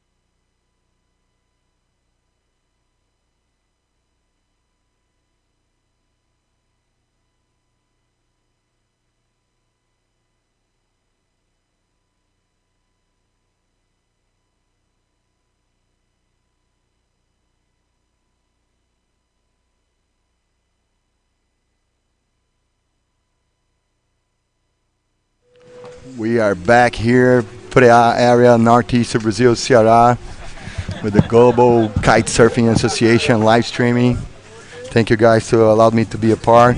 We're gonna have a little dance of the chairs here.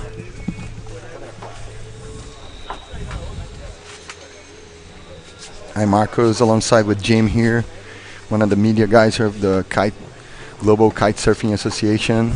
Held a terrific magazine for the scene. The scene is getting bigger each and every year.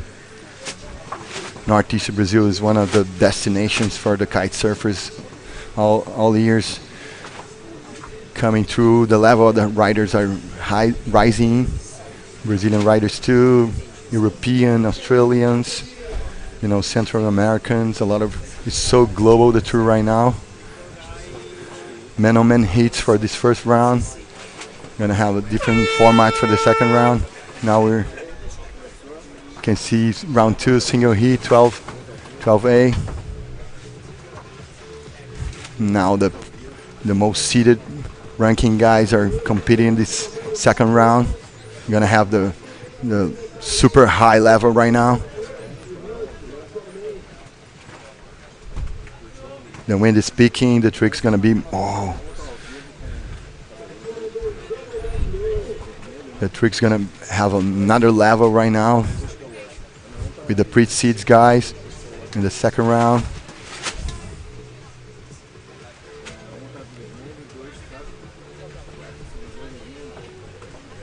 Once again, thanks our sponsors here, major sponsors Pride, our partnership with, oh my lord, hanging time, super clean landing.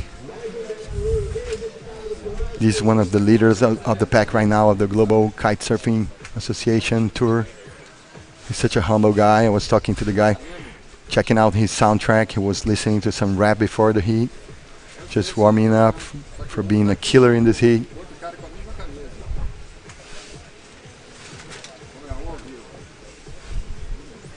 Look at how fast he's going. Whoa! My God, triple. He landed like he was doing nothing. Effortless, flawless. He's putting his higher level here in this heat. It's a little clash of generation in this heat. So is that sufficient for you with the rider link?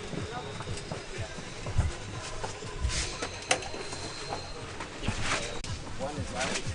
No, Jim, just take it. Yeah.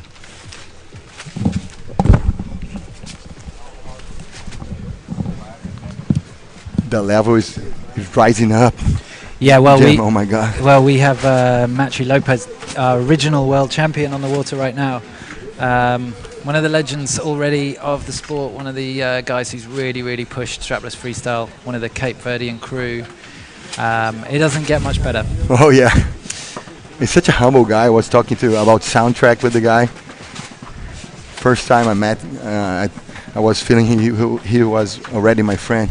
Yeah, I mean, that's why he's popular. You know, he has a lot of time for people and just loves the sport and feels privileged to be doing what he's doing and traveling the world kiteboarding. Hashtag really I love my job. Yeah, exactly, exactly. But his style is fluid. So undoubtedly, the top two guys in this tour for the last 2-3 years are the current top two at the moment. So cool. Ayrton Cozzolino and Matthew Lopez. Matthew won for the first time. Ayrton finished second in that first year of the tour, and the roles were reversed in 2017. Oh so my Ayrton God. managed to get one up, but they have very, very different styles. Ayrton is Matthew, who you're watching now, is very, very fluid.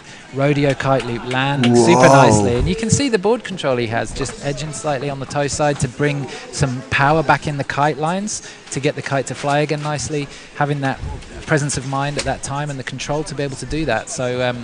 As we see again, he's all about fluidity, so all about control and flow. Smooth. Yeah. Ayrton, on the other hand, when he comes on, is all about explosion. Power. Full power, big combinations. And Matthew gonna be famous in Brazil because he just told me he's gonna held a TV show in Off Channel, our biggest action sports channel in Brazil. So he's gonna be recognized in the streets of Brazil. Right. Well, yeah. Yeah. Well, they're involved in this stream as well, so I guess. That off sports is going to be the new strapless freestyle home for sure. But Matthew,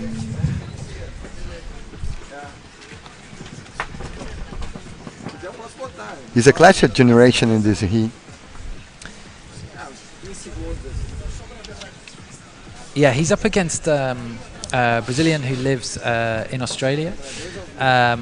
And obviously, going for a double kite loop there. We don't know much about him. This is his first event on the tour, but I do know he's a really, really credible wave rider, and bringing that across into strapless freestyle. So this is going to be no easy heat for Matthew, but as we've seen, three really he's really raising nice the bar. Oh my God! Yeah. And like James, who we've seen in the earlier heat, and Camille, showing their experience, showing that they've done every event for the last 3 years. This is their preferred discipline, as well as wave riding. They're the best wave riders in the world, cool. but they are progressing this discipline really well, and the flow. Matthew's shown us the flow. Yeah, nice flow.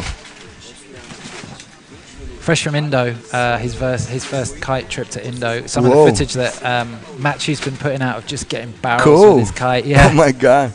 Yeah. He showed some images in his phone. I was shocked. Yeah, the control that kite developers are giving riders now to be able to get into the barrel and get deeper and deeper and shut off the power as we see his back roll kite loop. Come on, kite, come back in. Yes. Flawless. Yeah, he just he could have done with the kite coming around a little bit quicker there to catch him. You just saw that his lines went slack, and what happens is when the kite gets to the edge of the window above your head, it just needs to blow back into the power zone again. So to get more speed again. Yeah, exactly. So you can see his lines nice and tight, good power there, lots of forward momentum. When the lines go slack, you're pretty much waiting for the power to come back on. You're hanging there. Yeah, there's just you over the board at that point. So gotta have a nice stance. Yeah. You need a lot of factors to come together, a lot of moving parts to land any of these tricks. You're moving all your body parts. Exactly. The core and the legs. You can see there three registered scores from Matthew there. Look at the level. Yeah, the judges are going to be allowing up to 8 of his best scores. 6.7, 3.93 and 6.79, giving a total of 10.72.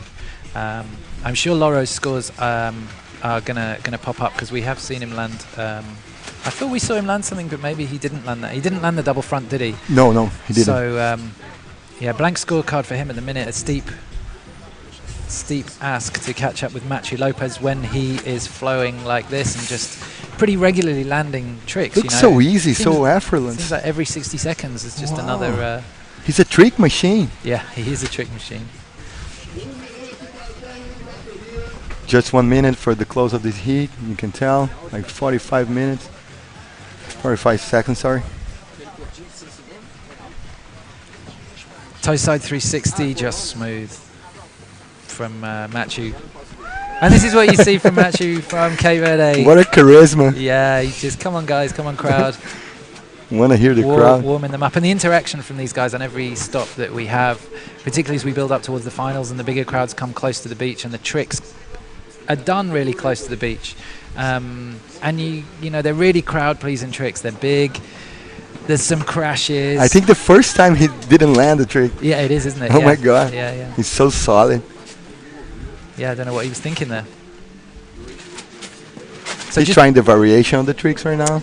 Yeah, he's pretty far ahead, so he knows that he can try a few things. But at the same time, he doesn't want to push too far because, you know, you don't want to tweak anything or tweak a knee too early. You know, you want to... And what Matthew is very, very good at is pacing himself through a competition. Okay. So for sure, we'll get to the semi-final. He's always rising his level. He's keeping something in the locker. Cool, cool. So there's for sure going to be tricks that Matthew has in his mind that he will do later on in the competition.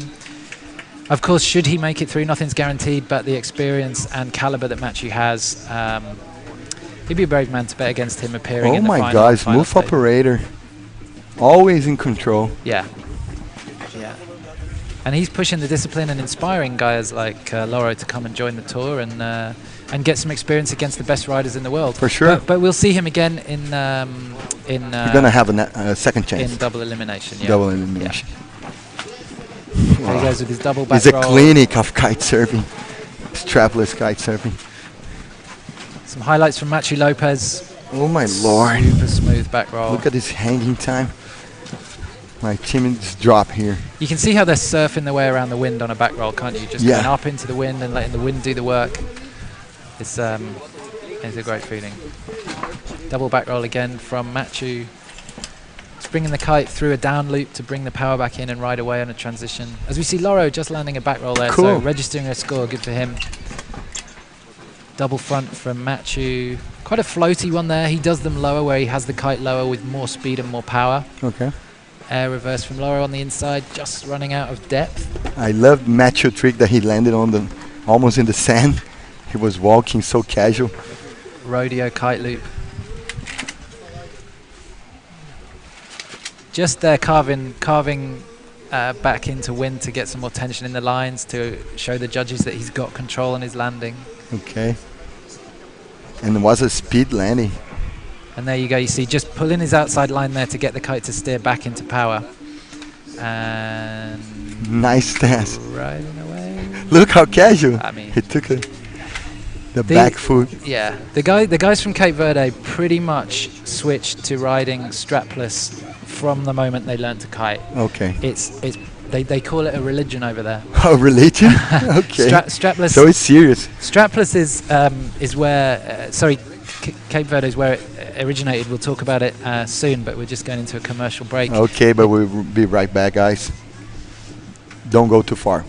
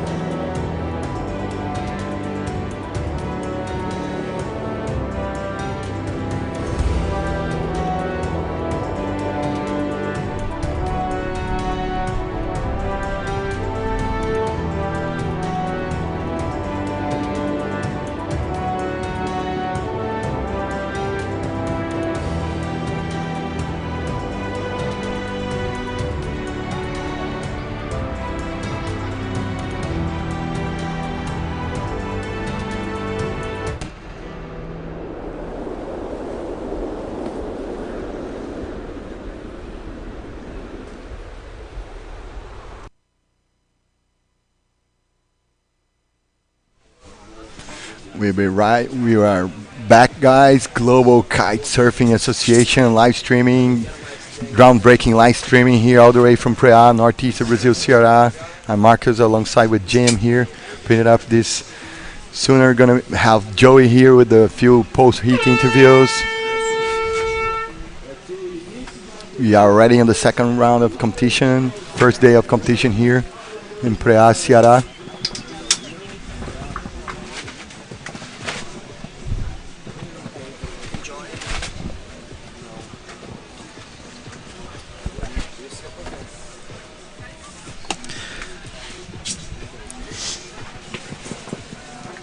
So confirmation on the last round that Machu Lopez indeed prevailed and has gone through with a pretty healthy stack of tricks for the judges to choose from there. On your screen at the moment we have Lorenz Kittelmeyer from Germany, and it looks like he's up against Pablo Amores from Spain.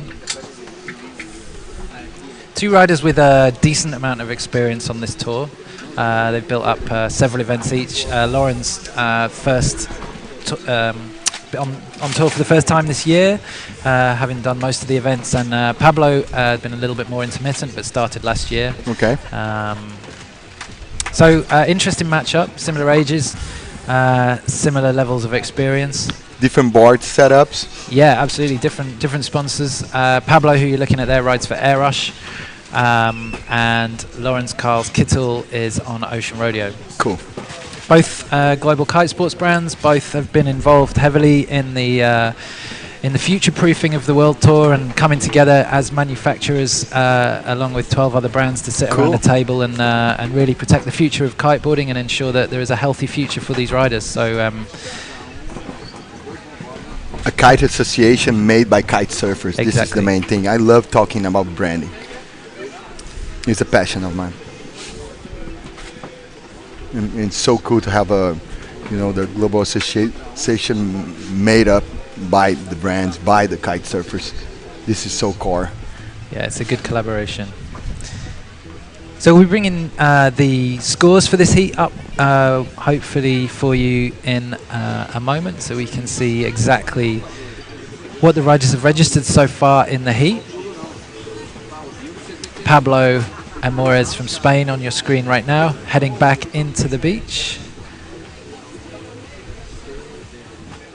Looking for a ramp, just finds one just upwind into a back roll and lands not very cleanly. Just had to bring the kite back around in a back roll around, so that will go down as a butt check, but I would imagine it would so far register some points. Lawrence, front hand off the bar, ready to grab the board into a back roll, brings it back round for landing. Just losing the kite. So what we talked about before, having one hand on the bar, you're kind of needing to do several things at once and rely on that kite to come round in the window a little bit more quickly to catch you. One thing is a highlight for me. They are so used to perform just in front of the judge.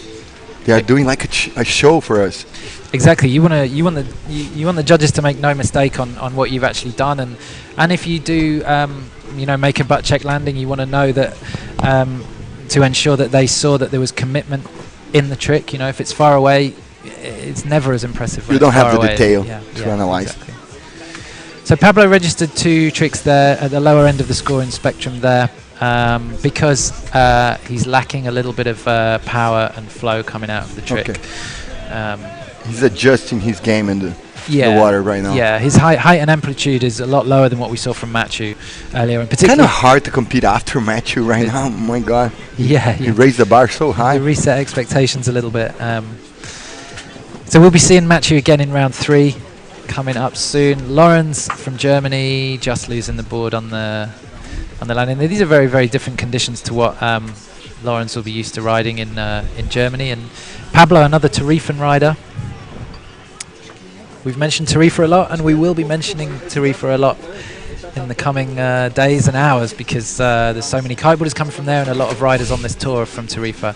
The original strapless event was the Tarifa Strapless Pro. Cool, the first one. The first ever one. There wasn't a world tour for it. Jaime Jerez, who is one of the integral guys behind our tour, was one of the original pro riders back in the day, who set up rider groups to ensure that the riders were being looked after. And and arguably changed the direction of wake style into handle passing. He's got a huge Cool. history.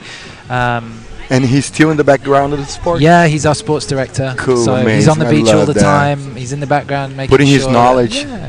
Yeah, building, making sure that the riders and the committee are on the same page and progressing in the same way. But he saw that this strapless freestyle was becoming popular, and Tarifa has kind of similar conditions to this. A lot of riders from there perhaps go to Cape Verde, or a lot of the Cape Verdeans visited Tarifa, and he's good friends with Ayrton, works for the same brand. A lot of exchange of information, tricks. Yeah, exactly. But so that Tarifa strapless event was really like a benchmark. How long ago was that? That was 4 or 5 years ago. Okay. So this tour's been going for 3 years.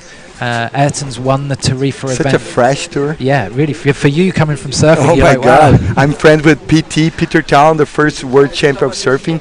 He was the first professional surf world tour champ, 1976. Wow. I have the privilege to become friends with all my heroes. You know? Yeah. I mean, a lot of these riders, when we've been filling out their bios and stuff, they're born in like 1995. Oh, good. Yeah.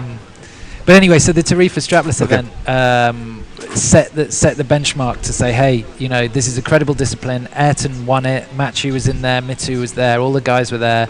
Tarifa is such a powerful atmosphere. You have literally hundreds, if not 1,000 people on the beach lining Valdevaqueiros.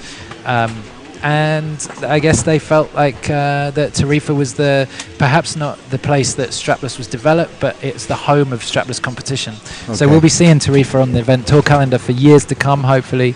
But Jaime was the one who instigated that. So that was the first year. So the competition happened, and from that, a world tour developed. So nowadays it's a romantic part of the tour because it's such a DNA there from kite surfing, strapless kite surfing. Yeah, it's very, very organic, very authentic, and has just grown because enough riders have got behind it and enjoyed it as a discipline, and convinced event organizers and the world tour that this is going to be a credible future for this type of kiteboarding. There are many different disciplines in kiteboarding, and a lot of kiteboarders have their hearts in each discipline, and the hard thing for a lot of people to understand is that kiteboarding has many boxes. A lot of people think you're a kite surfer. Oh yeah, just one thing. Yeah, just one thing. You must all do everything. Wind and a board, a kite. It's like 5 different sports in one, and people specialize in one, and riders make each discipline look amazing. Pablo with a steady front roll, no butt check there. Just missing some of the power dynamic that we've seen in some of the earlier rounds. But you can see he's registering scores. He's doing what he needs to do to get through here. He's trying. Yeah, he's exactly. pushing. Exactly. Nice to have the live scores coming up here so we can compare and see what's going on. But it's amazing to have those graphics. Yeah. But at the same time, the confirmation that Pablo won. But he only won by 2.6, so we're looking for the total. A narrow margin. Yeah, they don't have to. Although Lawrence didn't register 8 tricks. Yeah. If he did 3 insane tricks and his total was really high, and Pablo did several lower scoring tricks, if the total's higher, he's through. So it's not quantity. We're looking at quality. Yeah, okay. We have an expression in Portuguese called rice and beans, feijão com arroz. Okay. It's the basic, so you gotta raise the bar. Yeah. We've had a lot of rice and beans this week, the staple in Brazil. For sure. Yeah, amazing. It's a staple. It's like fish and chips for you guys. I love fish and chips, man. And you guys selling in the newspaper? Yeah. It's so cool. Yeah. Well, it's all ecological, isn't it? Yeah. Sustainability. For sure. Recycling is my major thing. Before my surf sessions, I always warm up putting the garbage out. Commercial break. We'll be right back here at GKA Global Kite Surfing Association Pinot Stop of the World Tour 2018.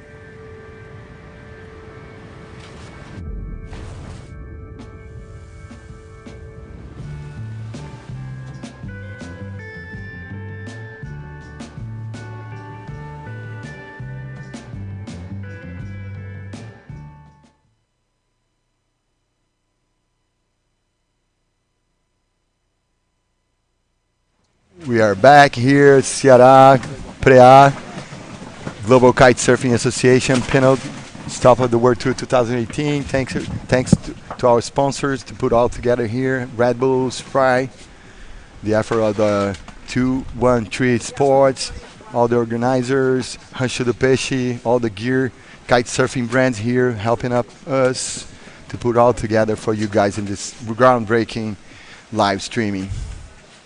Thank you guys that are here watching all the platforms that we are putting the live streaming, Facebook, all tied up to show the best kite surfing, strapless kite surfing out the world.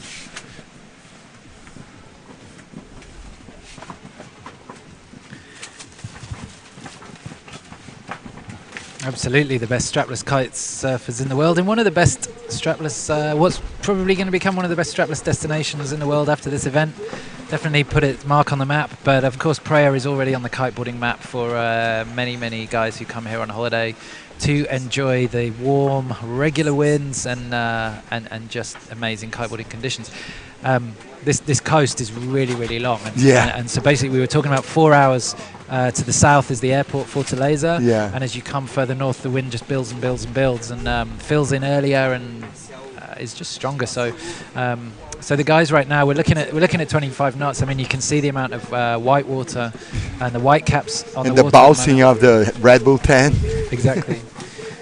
Shout out to our media guy, Mintautas Grigas there from Lithuania, just launching his drone up. He'll be doing a highlight video, as he does for us from every event, just capturing the closer dynamics, the slow-mos and the... and the guy got to have a lot of skills to fly with the drone with this strong 25 knots. Oh, my God. Yeah. He's confident in his ability, for sure.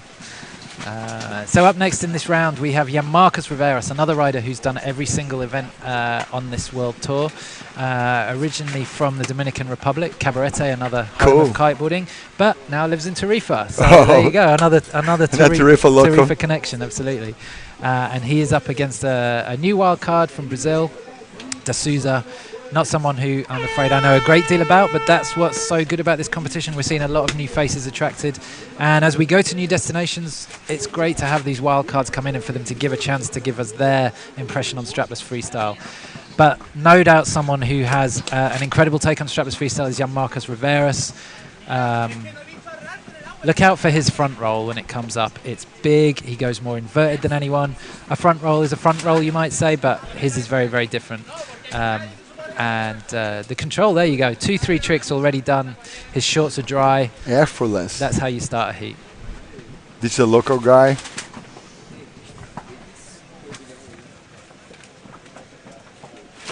Got a sponsor from some local brands. You can tell he's have like a super power stance.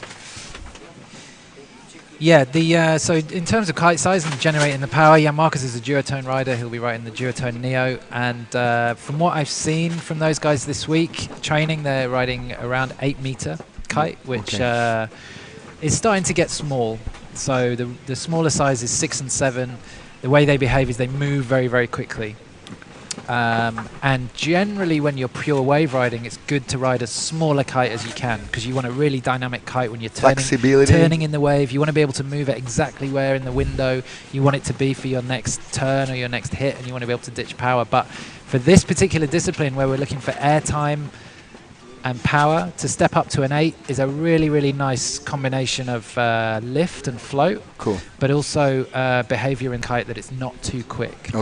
So so you have more like hanging time to do the combo trick. Exactly. Yeah. 8 more and more these days seems to be a magic size that works across a really broad range of winds. So you know, you might be overall with the 8. Yeah. So you know, a lot of riders who are regular riders who are buying equipment, you know, the good thing about today's equipment is you need less kites in your toolbox, because 2 kites will work over a really wide range of winds. So you might be able to go out in anything from 15 to 30 knots.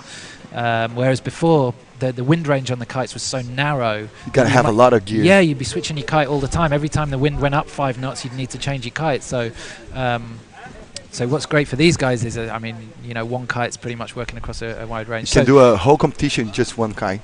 It depends on the condition. Yeah. I mean, as the judging criteria will change, as if the wind gets really strong, then obviously they'll have to downsize. But for this competition, that's an aerial competition, what these riders are looking for is that balance between control but as much power as possible to be able to take them as high as possible. So this is where super nice. There you go. Nice That's what we like to landing. see, a new rider. We've never seen him before. And as we've seen from the heat so far, landing that cleanly from a back roll is really, really credible. For upcomer, oh my God. Yeah.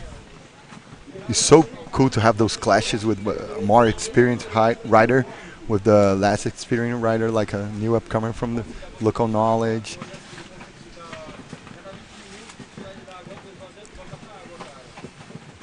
Yeah, Marcus from the Dominican Republic. Kite loop board off, landed nicely. Oh my God. That's the difficulty with strapless freestyle. Just when you think you've got it, you need to keep concentrating. In surfing, you call that like a commentator curse. Oh, he landed so cool, and then the guy dropped down. Don't tell him. Okay, Tell him. never. We got a deal here. What goes here, stay here, like Vegas.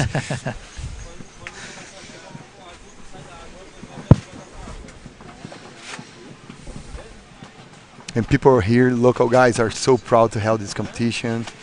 It's a place that held a lot of tourism here. Kite surfing is building the tourism for like a lot of global tourism here, from Europe, from America, Australia. Yeah, people come to Brazil from all over the world. I mean, it literally is. It's the place that you hit. A lot of the pro riders come here and they churn out video after video, and you just, you know, your Facebook news feed around this time of year is just filled with Brazil. But there's a reason for it, and it has a really, really long season. So unlike many of the kind of wind holiday destinations of the world, they might, 3 months, 4 months. Yeah, kind of here is in that almost season. 1 year. Around I mean, 7 months of yeah, really, 7 is really, strong. really, really good conditions. Yeah. It's a big season. Yeah, up until around the end of January. So obviously the tour's visiting right in the peak now. We're in November. I mean, honestly, the stats for here are 100% at this time. It's this amazing. Time of year, which is, when you go away, you book a kite surfing holiday, you want to know that all 7 or 14 days you're going to be on the water. You're going to be pushing. Yeah, you're basically kiting and eating. Yeah, and sleeping. Eat, sleep, kite, and repeat. That's it, exactly. I love this lifestyle. The guys are putting good grades there. He's going for the same trick again, the big board off kite loop, landing it this time, but switching it up and landing toe side. So judges looking for that. Took off right foot forward, landed left foot forward. Just a little thing, but details. Yeah, it's going to help with his technical variety. Rivera is raising the bar there, super up, super high. Yeah, Marcus, we just joined it halfway through his front roll there. Ooh. Oh, but he lost his balance. Yeah, we joined it just in his inversion. He gets really upside down during his front rolls, and just seems to be upside down for a really, really long time. The hanging time is dropping my chin, man. It's amazing. So there's the difference. You see, D'Souza needs 13.62, but that's the difference. Coming up against one of the most experienced top 6 riders on the tour. Arguably 14.12 would have won some of the heats already, but you got to step up your game against the big guys. 25.1, very respectable from Jan Marcus at this stage of the competition. First heat, doing enough to go through. But those big kite loops and the big forwards and the big back rolls are going to be getting higher averages than the lower ones. Because we've got strong wind, the judges are wanting to see the riders go high. In control. Oh, Lord. Exactly like we just this saw. This is a clinic. Yeah.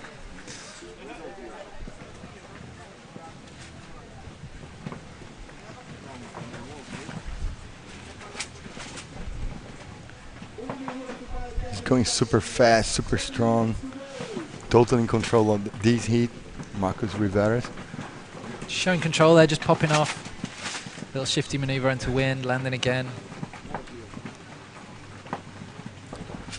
No points for that, but a lot of riders who are into strapless riders will be looking at that, saying, "Wow, that's a trick I want to do." Yeah, just popping off on the chop and just feeling the wind catch the board and carry you, whether it's 1 or 2 meters or however far these guys are going. You know, and combining it's powerful and it's a really nice feeling.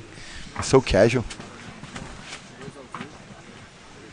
Ooh, the wind are peaking, Jim. Yeah, we're coming into the zone where we'll see it ramp up a little bit now.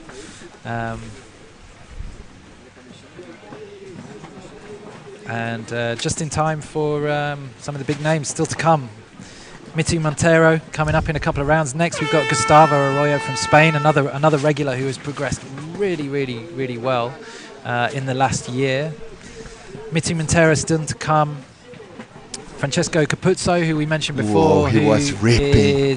But he's one of the crossover guys, so he's another of our windsurfing pros who's now showing how all round they are, doing both codes of wind sports, if you like.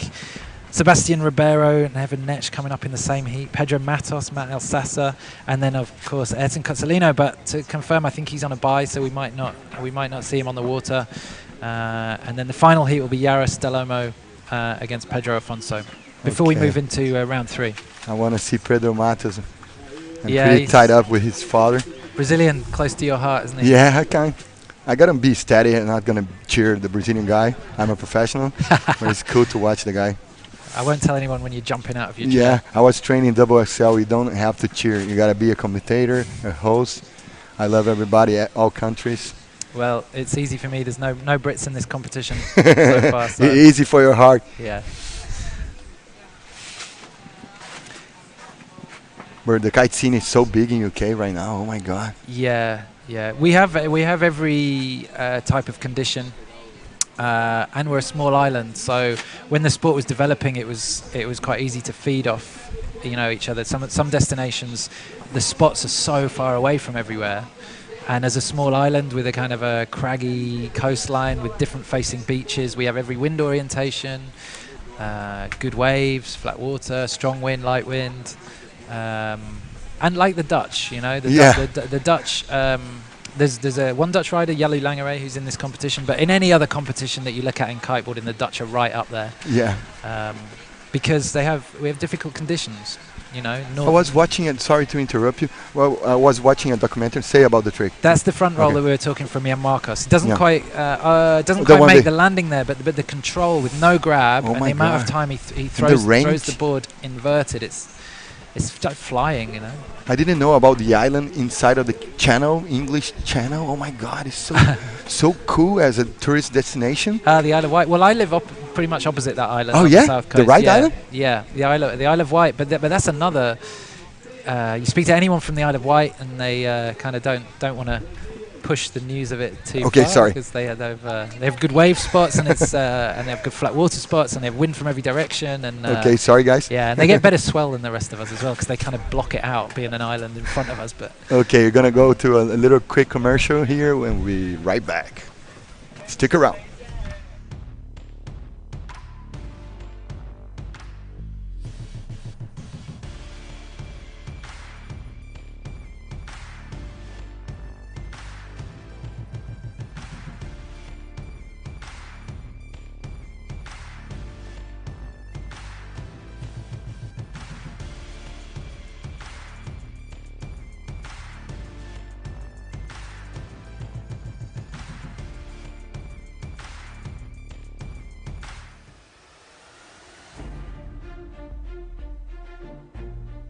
Foi sumido. O sabor original de Sprite voltou.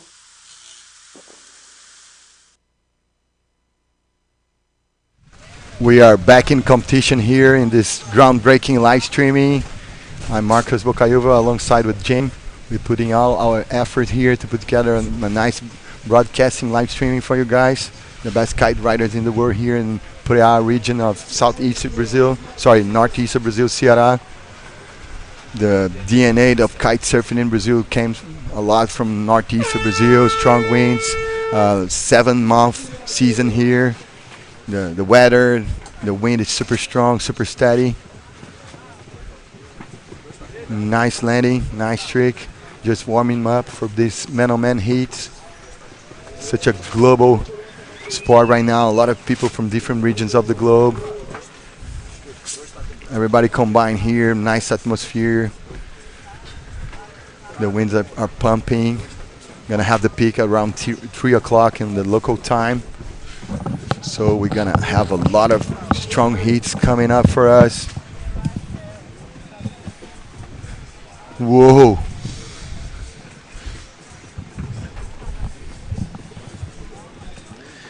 Another local guy in the competition. Yeah, just suffering there just through badly timed chop, landing on the top of it, getting a steep drop on the other side, and always going to be difficult to land. Gustavo Arroyo from Spain, from Tarifa. Tarifa takeover continues. But yeah, another rider who's really influenced by that first Tarifa strapless competition and has thrown himself into the discipline. A really kind of mixed rider who is as good in waves as he is at strapless freestyle, but his big moves have really developed. His the amount of control he's got on his landing from going big, and a big back roll kite loop is kind of like his signature. Anything with a kite loop, basically, you'll see Gustavo. And I can tell he likes to use like a less rocker type of board. Yeah, more flat. Yeah, exactly. Yeah, good point. So he rides for Nash, and he rides for Nash. So so credibility. You can see that it's kind of like a more stubby board. It's got a very flat rocker. That means it's going to get going really quickly, and he's going to have some channels in the bottom as well that are going to kind of help grip on landing when you're landing flat. And very parallel rails, so rather than a traditional surfboard or a shortboard that's very, very rounded, very curved, looking for a lot of grip on a turn, he's getting a lot of grip in a straight line to give him good pop for a takeoff like that. Whoa. And also to give him a lot of power rail in the water to help go upwind really quickly. Oh, okay. So in terms of a competition zone, obviously the higher up in the box you can stay, so the more into wind gives you more space downwind to do your tricks. Okay. Obviously, when you see the riders got more range. Yeah, exactly. You've got more field to play with. Cool. So yeah, great start from Gustavo. I don't think that is I don't think he's won yet. I think we're still going. So we'll confirm that from what you see on your screen.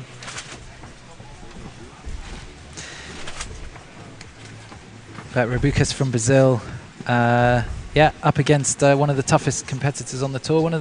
Who's building experience. He's not the most experienced Gustavo, but he's been really credible. So here he comes.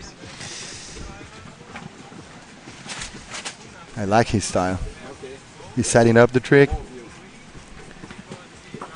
Big back roll. Whoa, nice combination. Such a complex trick. Yeah, nice combination with a tic-tac at the top into a rodeo. And then landing. Check the time. Yeah, super casual. Exactly, that's it. But a nice landing there from Rebucas. Well done. Yeah. Just losing the kite again. You see on the inside when the kite. If you do a move either with a kite loop or that moves the kite pretty aggressively backwards and forwards, it pulls you towards the kite, and it can pull you sometimes fast enough that it makes your lines go slack, and then you lose control. As soon as you have slack lines, you've lost control of the kite basically. It's tough to handle. Yeah, this is going to be tough to handle as well. Dropping the kite on the inside there. Whoa. Well, he's. Is that seaweed? Oh my God. Yeah, he's got a bit of seaweed on there. Something that we. I like when the guys use decks. I'm a fan of decks. I don't like so much wax. Yeah, and for this, so there's been some discussion. There's a super sticky wax available, right? And, and when you're landing in these kind of conditions, it can really help. I mean, it makes you question. You're like, are they using glue or are they? What's going on? So you're cheating. Yeah. So the judges are checking the wax now. So there's certain waxes that are registered. Okay. And are allowed for competition, and other ones that are just far too much like glue. Whoa. And what a lot of the riders are doing are riding pads now. So the pads have developed to such a kind of rubber technology that it's really grippy. Yeah. But comfortable. Adds a little bit of softness on landing as well. Yeah. But you will see some riders who prefer wax. Okay.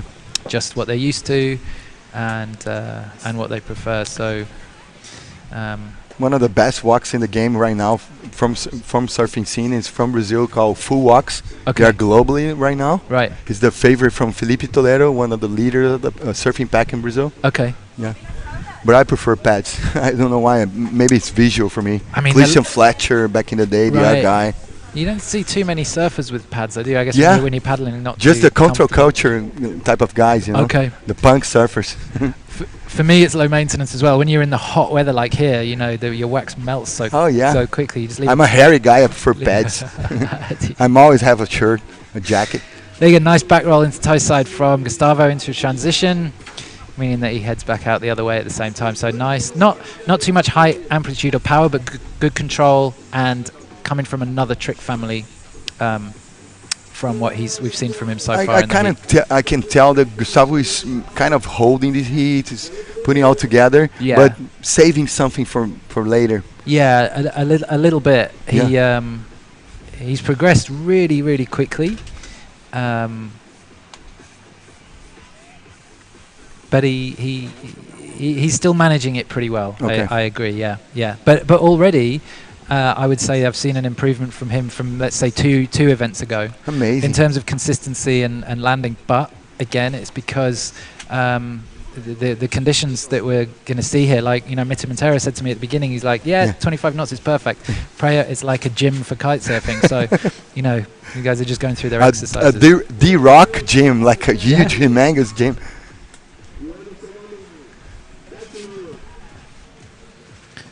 Back roll from Rabukas, riding away from it cleanly. That will register as a point, go towards his 8. Let's see Gustavo, what he gonna pull. Ooh. And the back roll kite loop. The back roll kite loop kind of works quite nicely because you see he left his backhand on the bar, Yeah.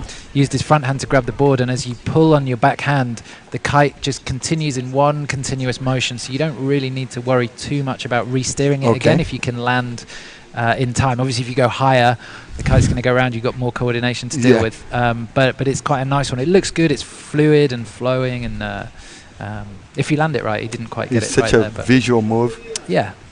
That's what's good about this discipline is you never know what you're going to get. Yeah. The combinations are developing all the time. A little box of chocolate from Forrest Gump. You Yeah. never know what you're gonna get. Yeah. I mean, we love all disciplines in kiteboarding for their own particular reason. Some of them are just the differences between freestyle and super technical. You see Gustavo there, obviously happy with his performance. Definitely did enough. People are so warm because he beat the local guy, and people are cheering for him. So Nice air reverse though from Rebecca's. nice highlight from this heat. I'd say of the wild cards, he's had the best heat so far. Oh, yeah. So we'll look out for him in double elimination. But Gustavo definitely getting more height, more control on his takeoff equals more control on your landing. If you start off well in this discipline, the riders have more of a chance of getting their landing right as well. I love his style and his controlling. His landing is so smooth. Yeah. But board off kite loop. I think that's the one that he just lost the kite in the air. Yeah. Shame. Oh, chance to have a little wave to the crowd there with his foot, Gustavo. He was relaxed in that one. It's a rodeo where he put the board between the legs. Not everybody's cup of tea, the rodeo. Yeah. You know, so you've got core guys who don't come from a sport where you have the opportunity to put a board between your legs, right? Yeah. And it is a point of discussion between a lot of Oh riders. yeah. They're like, wow. There are some haters on the street. Yeah, you know, in any sport. I got know. haters. Here you go. I came from surfing and skate. Okay, we're gonna have a little quick commercial break. We'll be right back. Stick around. GKA Global Kite-Surfing Association.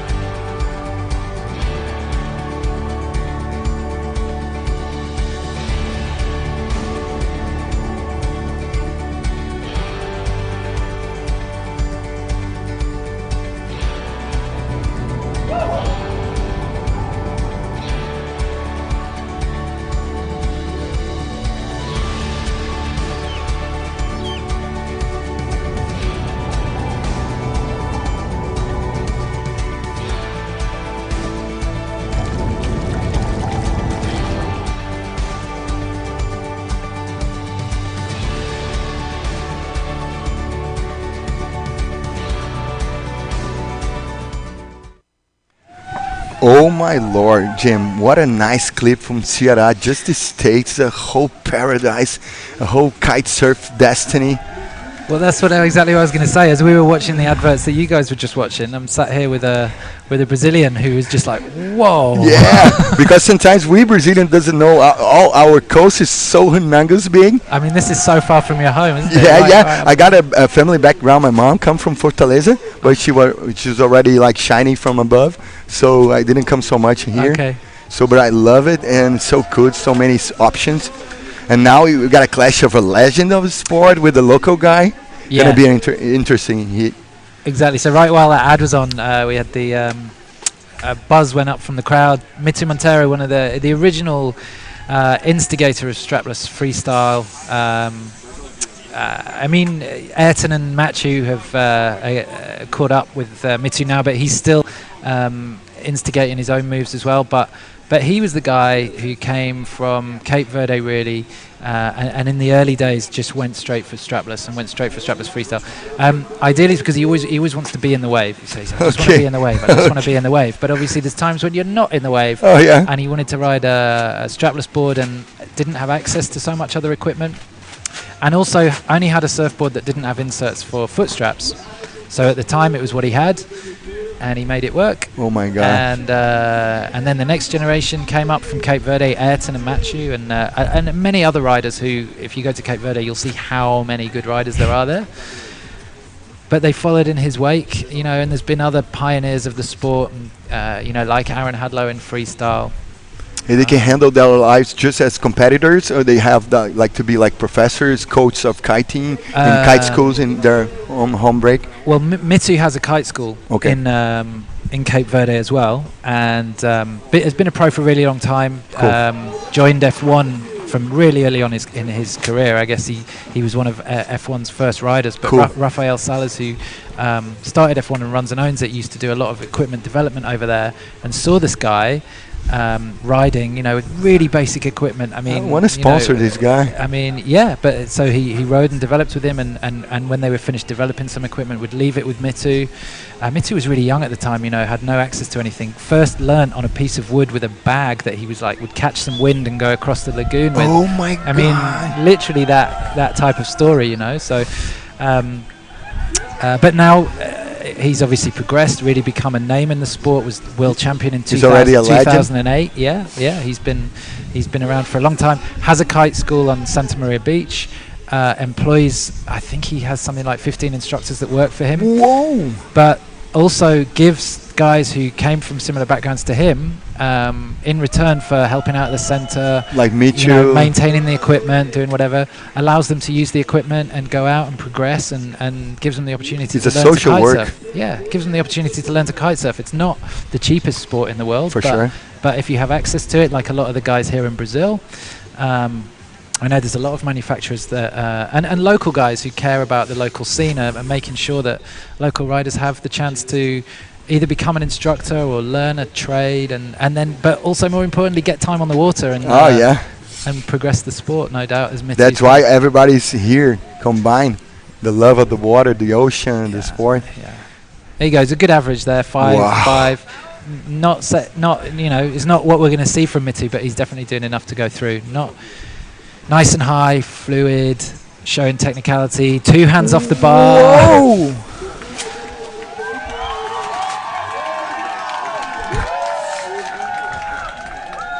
Nice clash. Yeah. Like a legend against a local. It's Yeah, always did you excited. You hear the crowd go wild Yeah. there. Brazil is a fair loud play. crowd. Yeah. Look at the smile. You can see it from here. Yeah. He's claiming before the trick. He's against the maestro. He's got to. Yeah. He's got to pull it out. Let's see what he gets for that score. The crowd would have given him a 10, I imagine. Oh, for sure. Let's see. He's setting up. Kite loop. Oh, yeah. So didn't quite get the height before he pulled the kite loop there. I guess he was full of emotion and it's committed to go for your kite loop really early. It makes everything more powerful, but helps if you get a bit more height to give the kite chance to get round in the window before you land again. As a typical Brazilian, I have to make a metaphor with the Brazilian soccer stadium. It's becoming here like the vibe, Yeah, the cheering, the. And it will become more as we get towards the weekend. I'm Oh, looking for sure. forward to see how many people come down the beach at the weekend. So, of course, we're in the early stages of the competition here, coming up to the last few rounds of round 2 in the single elimination that we're running here at the GKA Kite-Surf World Tour. The single elimination is the first half of a competition, so we will have a result from the single elimination, and then we'll progress into the double elimination. And the way that ladder works is it's in reverse order. So the guy who won goes straight to the final, so on and so forth. So everybody gets another chance. So this isn't the last time that we're going to see the riders who didn't progress through this round. But what we're going to be doing today is trying to push through the single elimination. Okay. That will give us over the next few days chance to run the competition, to really let the heats The best conditions? Look for the best conditions, exactly. A little buffer zone? Yeah, optimal conditions for the best riders to show us what they can do. Cool. So we're going to have like a fast schedule today and going to be more tied up for the next days? Yeah, Juan Antonio, our race director, is always pushing.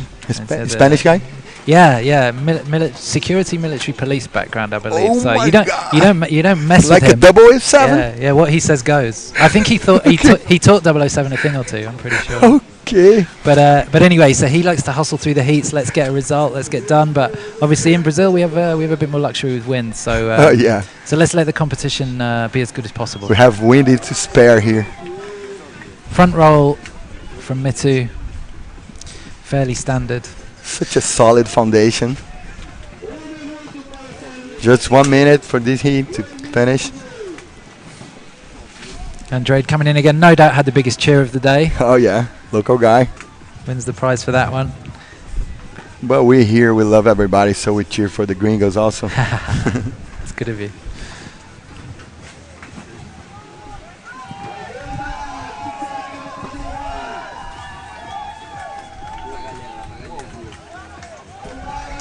He's looking like at the end of the, he's looking pretty tired there. Hey, he called the check. Yeah. Look at his face, man. Yeah, he's won so already. So happy to be around. He's won already. Yeah, he's a winner. Look. My God. What this scene, man? I'm gonna drop tears here. I mean, when you go up against Mitu, I guess if you end up in a heat against Mitu Montero, you've already survived. You've already won. Yeah, exactly. It's enough. Such a legend. Oh my God. Warm feelings here, guys. Yeah, pretty one-sided that heat, but for sure we're feeling pretty good about the atmosphere that's building here in Prea. Oh yeah. I'm super proud to be a part of this. One thing Mitu gets away with, he can land where someone else will butt check and lose it. He holds it, rides away. So strong. Yeah. He's got strong legs, and just honestly, this guy, I've been in Cape Verde before and seen him. He rides for like 5 hours a day. Honestly. Oh my God. He's the no overtraining. Classic first in, last out. He must be pretty well known there. Oh yeah. I mean, he's in terms of sports that are popular in Cape Verde. He's the guy. Small island kitesurfing's pretty up there. Obviously done pretty well for himself with the school and looking after local kids, giving them opportunities in kitesurfing. He's a lovely guy and a great personality to have in the sport. What a great ambassador for Cabo Verde. Yeah. He's gonna be famous in Brazil with the new TV show for Off Channel. Yeah. He met you. There he goes with his rodeo kite loop, bringing the board under his feet. Just not quite getting enough spread on his feet there. A quick commercial break. We'll be right back, guys. Stick around. We're here in GKA Global Kite-Surfing Association World Tour.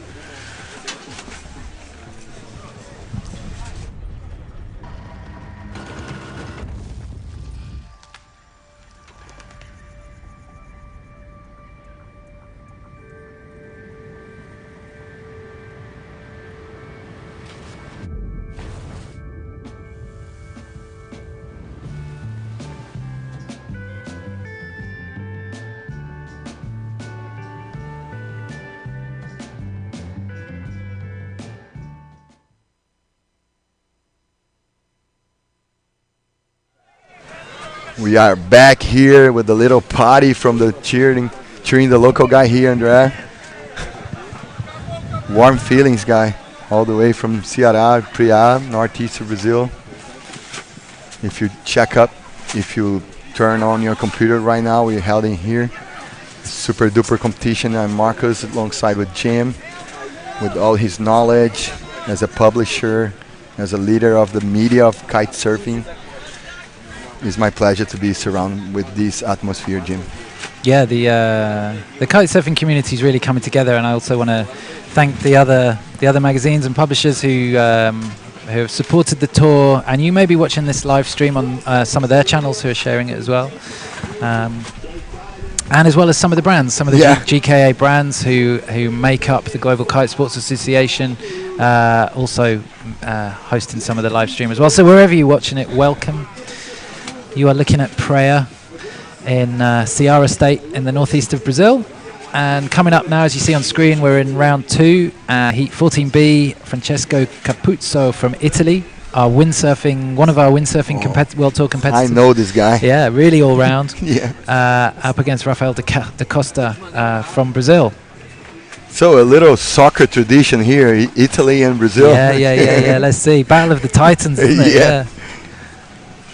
Obviously, England not involved there. Oh, yeah. But you guys build this sport that is super popular in Brazil.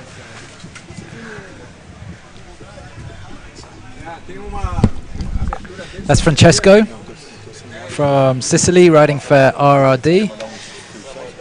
Up in the top corner of the competition box, just waiting for this heat to get underway. If you can hear the buzzer there, that means it's underway. He switches into toe side. He's going to be looking for an air reverse here. Almost making the 3, not quite getting it around.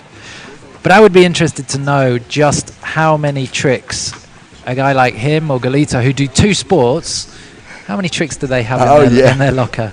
You know? A whole Bible of tricks. Rafael da Costa from Portugal. This isn't his first event. He joined the tour in Portugal. I hadn't heard of him before, but showed a really, really strong style. I think won best trick actually in Portugal, perhaps. I may be wrong on that one, but he definitely got credited for a good performance in that event. Portugal is such a nice place for kite surfing. Oh my God. It's good for Guincho everything. Beach. Great, well done, Francesco. Missed it the first time, went for it the second. Got it, toe side 3. Rafael from Portugal, front roll to blind. Riding out, nice. So cool, the finish at the blind style. Yeah. It always adds a nice little flavour, doesn't it? Yeah, it's a little flair. Yeah.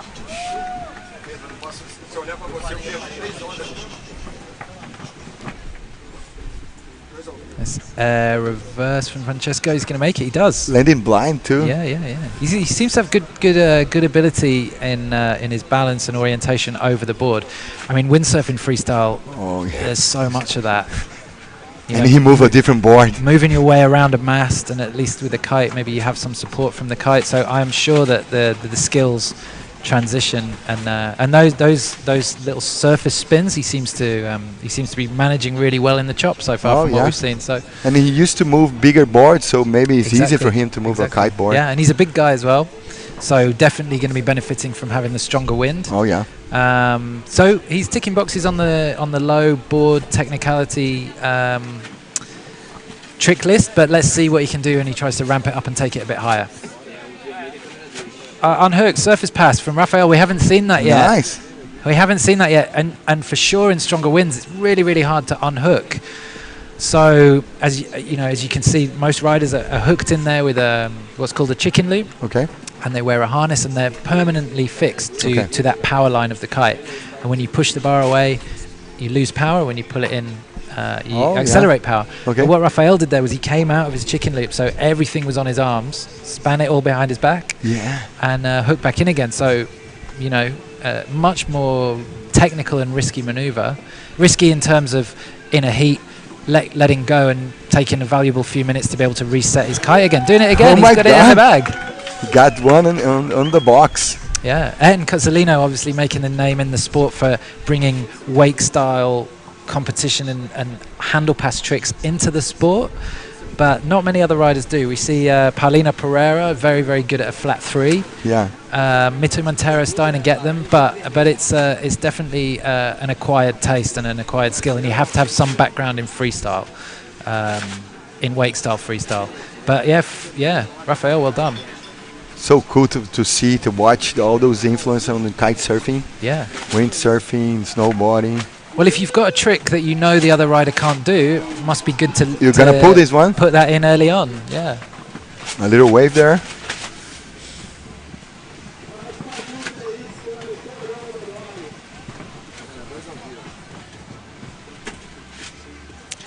And for sure, that trick's probably, I think, will score higher than the board variations that we've seen from Francesco so far. So okay. So we're going to need to see a kite loop coming in soon, I think. Tic tac. Whoa. Tic tac to toe side. Obvious butt check on that one. That was not a clean landing. No, he looks like he could do with a little bit more power. Okay.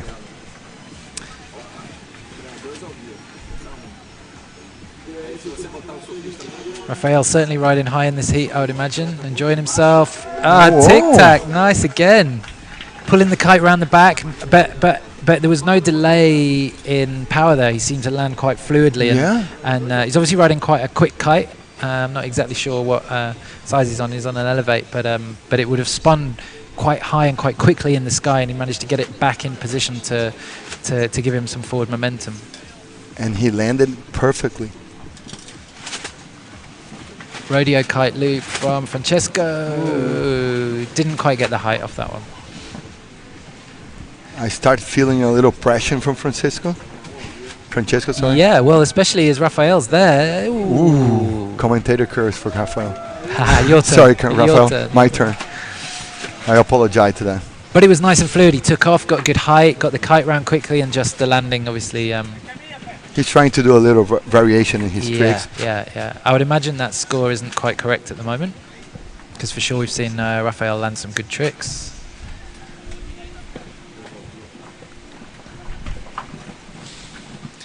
Back roll, tic-tac. Is he going to manage to pull it round again? Not quite.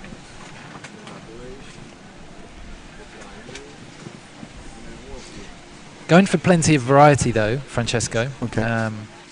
Lacking a little bit of consistency at the minute in his landing. He's having trouble landing the tricks. What's interesting in the way that Rafael's taking off, though, he's not using his hand to catch the board. Did you see that? He's like, no grab. Take off ollie and then catch the board between his shins. Like I say, you know, it's unusual style, man. Anything goes. Work in progress. Anything goes. Ethan will be watching that. He'll be going, yeah, I like that. I'll do that. I'll do that in a minute. I'm gonna do that.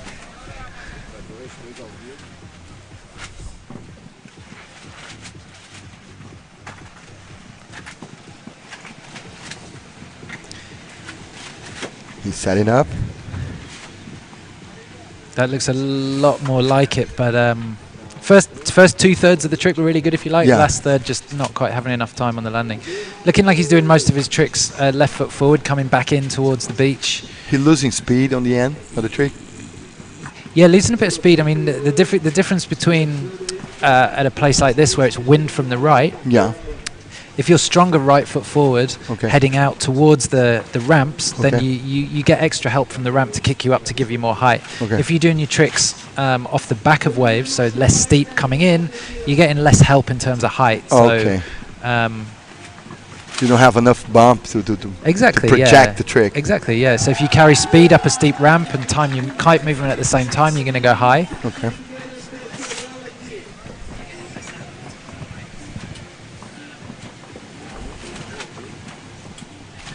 The guy's got to rest a lot between heats because such a strong effort. Yeah. Not such a problem in this early round because there's a lot of heats in this round. But obviously, as we get to the single elimination and it's back to back, you know, for the guy to progress through the double elimination, let's say he has like 6 heats to win before the final. That's where heroes come from. This is Iron Man. Yeah.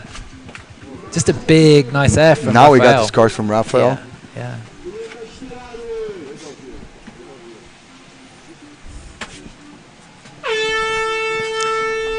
So although although visually Raphael was really, really impressive, I would imagine what he didn't do there was fulfill different trick categories. He got stick just in one trick. Perhaps one type of trick family. One type of trick. An aerial kite loop category. The handle pass as well would have scored really highly, but you have to show a complete variety in your heat. Okay. So and he didn't show that. Well, perhaps. I mean, we'll see. I mean, it's tough. It's tough for the judges. He did a front roll. He had the surface pass. He had a front roll to blind. Like I love this front roll to blind. Francesco, back roll. Although perhaps wasn't as high a lot of the time. Perhaps the judges saw more technicality in some of the landings that he had. Perhaps we also may have missed a couple of tricks on the stream. For sure. So hard for the filmmakers. Yeah, surface pass from Raphael there. Also, some style elements. Maybe the riders are looking for control on landing. Less clean. I guess that trick wouldn't have scored. So although we talked a little bit about how he caught the ball between his legs, it didn't go on the score sheet. So.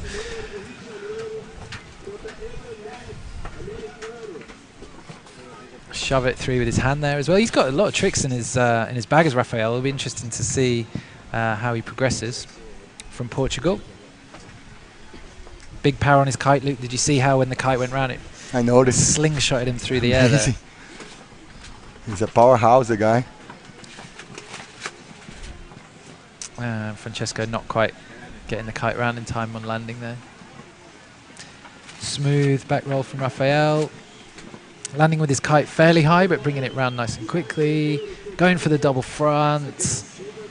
Making it. Nice. Claiming it as well. We're going to have a little commercial break. We'll be right back here with the action, so stick around.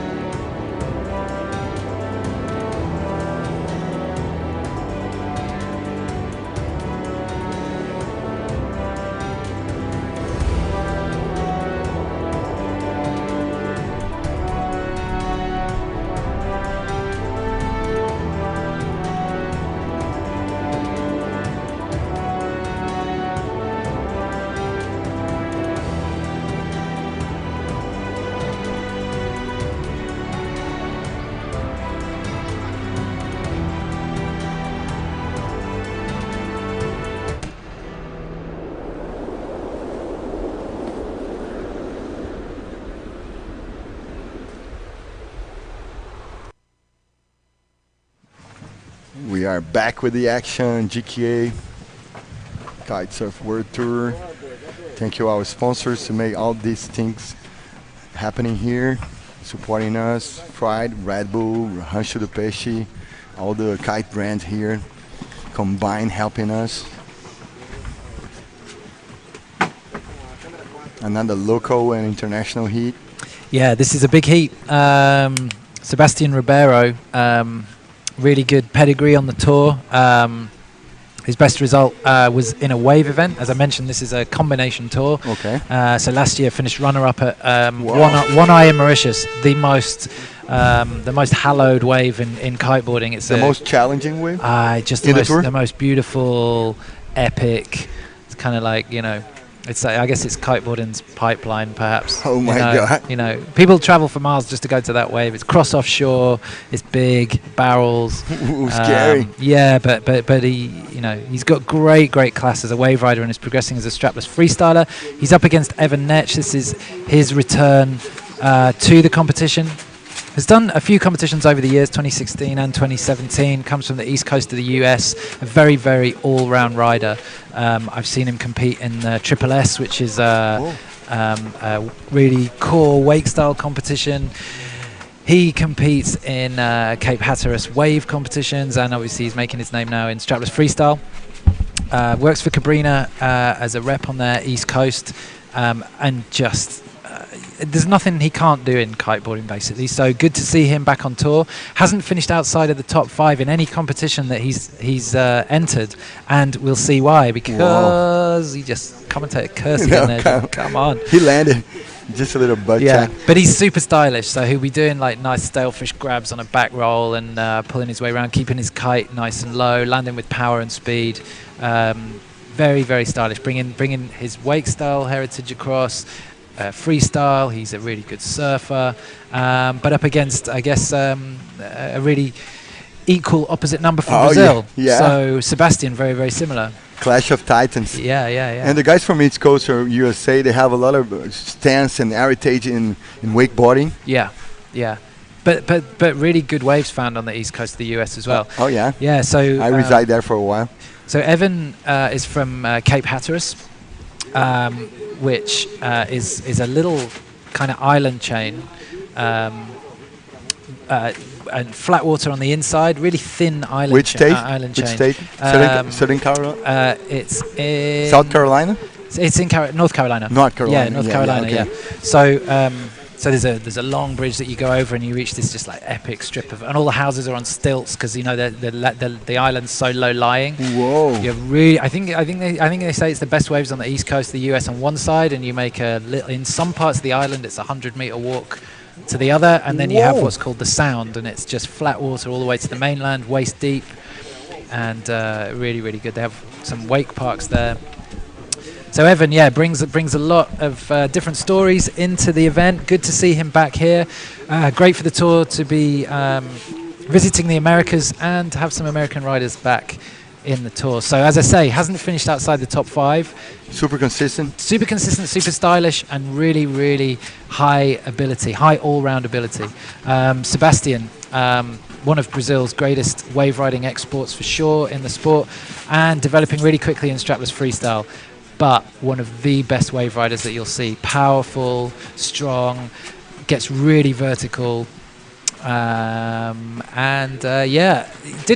enjoy strapless freestyle when he first came across. The tour kind of asked quite a lot of the riders to say, hey, you know, we're running a wave tour in really credible destinations, but we want to find the most complete rider, and we want you guys to push wave riding. You know, there is some freestyle elements coming into waves. And obviously his heart is in waves, but we have this DNA on surfing from Brazil. Exactly, but he started to really enjoy the competition, and he's got some really nice moves in his draw, and he's going to need to pull them out against Evan because, as I say, this guy has a high trick count, does tricks both ways, goes big, goes small and technical. As we see with the front roll, shove it. Whoa, my God, nice variation. Yeah. We're going to see more of these. I don't think we've seen a really nice front roll, shove it landed in the competition yet. Obviously a move that has a very big skate heritage. Oh, yeah. I was thinking about these, man. Those flat ground tricks on skating combined with the rail tricks. Yeah. That's the same combination on kite surfing scene. Yeah. You got to know how to ride the wave. You got to know how to do the flat tricks.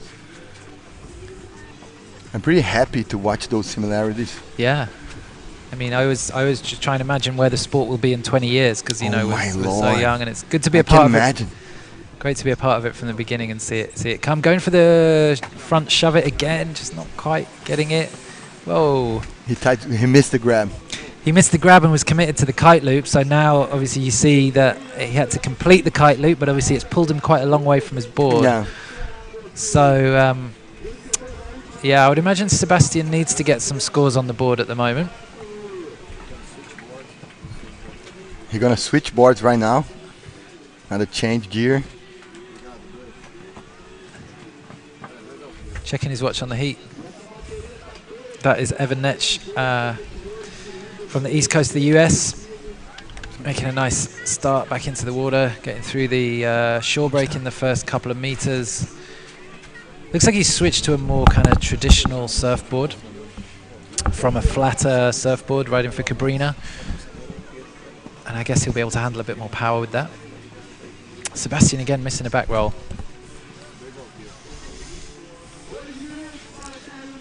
Evan with a slight lead. Such a tight heat.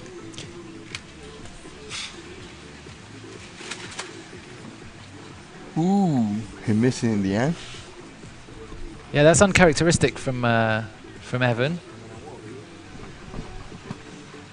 You mentioned he stopped competing for a while. Maybe he's feeling these. Yeah, well, he's kind of busy within the industry. He works for Cabrino. He's a rep for them, so he has a number of responsibilities. I guess visiting shops and demoing gear and double life, pushing the sport. Yeah, and you know, isn't a full-time competitor, but does a lot of the invitational and kind of one-off events in the US. I mean, you know, in the last several years, I guess he's competed in probably every discipline within the sport, from wake style to big air to wave. Whoa. I don't know, but I know he foils, so I imagine he's done some foiling events as well. So yeah, he's a true. How many skills? He's a true all-rounder. Oh my God, we call overall. Sebastian, more of a wave specialist, and has a, you know, within the sport for sure, has a great reputation and is well respected for his wave riding. Just struggling in this heat from what we've seen so far is Evan going for his third attempt at the front roll shove it. Not quite making it. It's a technical trick. I mean, you're spinning the board 360 with your feet. When it's done right and at speed, it's insane to watch. Sebastian going for the same one there as well. Now we can tell the difference of styles, because they try the same trick but with different styles. Yeah, exactly. Ayrton Cozzolino on the screen there. Who is coming? Look who's coming up, guy. Yesterday this guy was tearing this beach apart.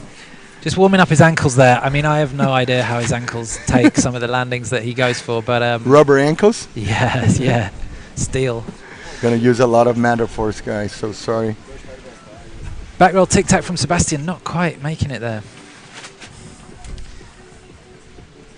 Brazilian home support. We'll be hoping for a little bit more from Sebastian. Oh yeah, maybe he's under pressure because of that. Few minutes left in there. That's the end of the heat. Evan going for surface pass again, not quite making it in the end. But anyway, wins by a considerable margin, fairly comfortable. Purely down to the number of tricks he landed. We didn't see anything groundbreaking from Evan, but we saw elements of his style coming in, particularly early on with the nice grab back roll. I like this blind landing. Yeah. I love the blind landing. Front roll from Sebastian. Here we're getting the replays that we might not have seen in the heat. Ooh. So filling out the story for us. Front roll 1-footer. Control. Landed coming down her face. Nice to see that. Back roll grab from Sebastian. Yeah. So we missed a few things from Sebastian, so it was a bit closer than perhaps we perhaps we thought. Back roll again. That'll count. Bringing the kite around at the last moment. Another back roll. You see that some of the guys who have a really nice style go for that grab behind the feet, which helps with the rotation as well, but also looks pretty good, doesn't it? Oh yeah, super visual. All the props and kudos to our team. Almost losing nothing here from the action.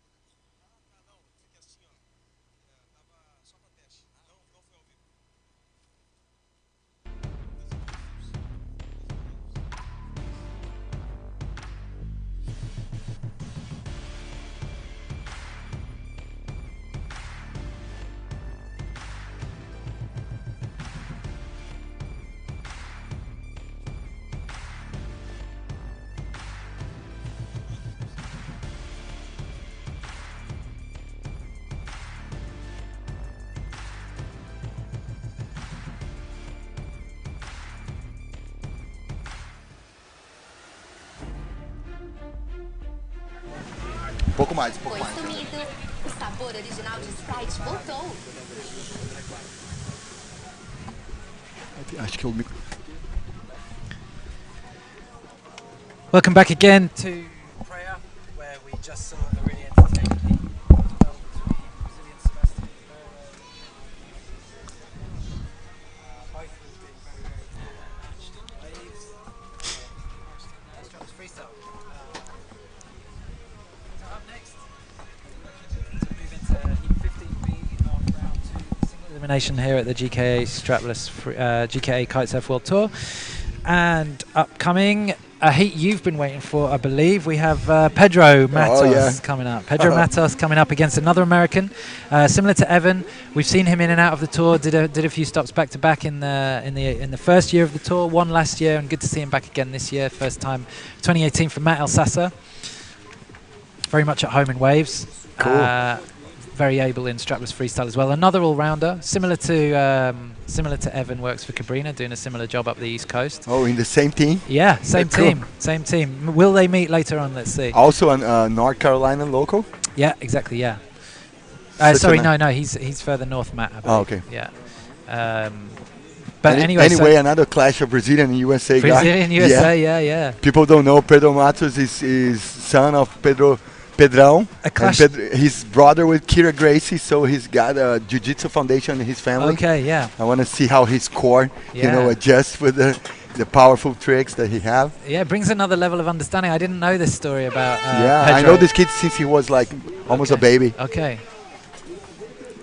Yeah, he's progressed in this tour really, really quickly. Came onto the tour with a bit of a bang last year, and particularly in Morocco, finished pretty highly. Had to come through a qualifier, made it into the main event, and then made it into the top 10. So it was a great finish in his first event. Fast rising for him. Yeah. And he's so young. I think he's 19 right now, or 20. Yeah, let me check. Nice landing for Pedro. One of the locals of Postinho, Barra da Tijuca, Rio de Janeiro. Yeah, he's 20 years old, so. He's a blue belt in Jiu-Jitsu. Okay. His sister is a world champ, black belt. That's Matt Elsasser on your screen there, just missing his landing. Pedro, back roll, tic-tac, bringing it round for a landing. Whoa. Whoa. Rough landing, but what a trick. Weathered it. Weathered the storm there. Yeah. If you are from Rio, you got to weather everything. Yeah. but I guess that's the difference in how much experience a year on tour can make. The difference between being able to ride away just about from something like that and not expending energy by having to retrieve your board and get back on, and feeling pretty good that it wasn't technically a crash. So, but let's say Matt landed a front roll there in the meantime, going for a toe side 3, and looked like he was going to ride away from that as well. So 2 good scoring tricks, but not as big as Pedro. Pedro getting high control. He stomped this one. Oh my God. Yeah. Much improved. I was talking to some of the judges the other day who'd obviously been watching the riders train, and they were pretty impressed with Pedro's improvement since the. Actually, he didn't compete in Fuerteventura, so it's probably been 4 months since we've seen him. Okay. So double front from Matt. Come on. Whoa. Yes, nice landing. Really nice. Nice clash. This heat is on fire.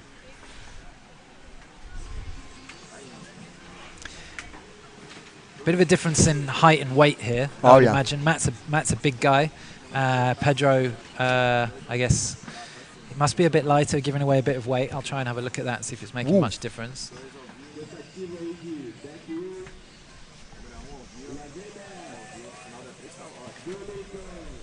Pedro's father is a hand gliding champ from Rio de Janeiro, Pedro Matos, with his uncle Claudio Matos. They used to have a hand gliding big brand in Brazil. Both locals from Postinho.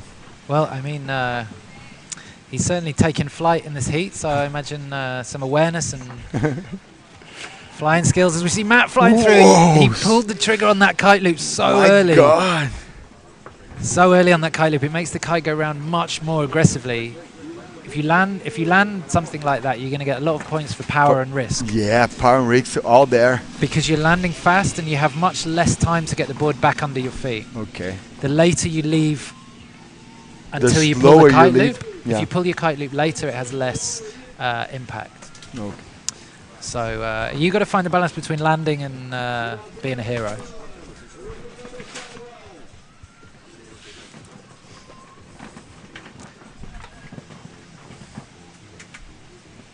Pedro with a front roll.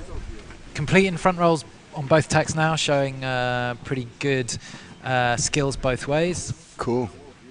Important in kite surfing to be able to do your tricks both ways.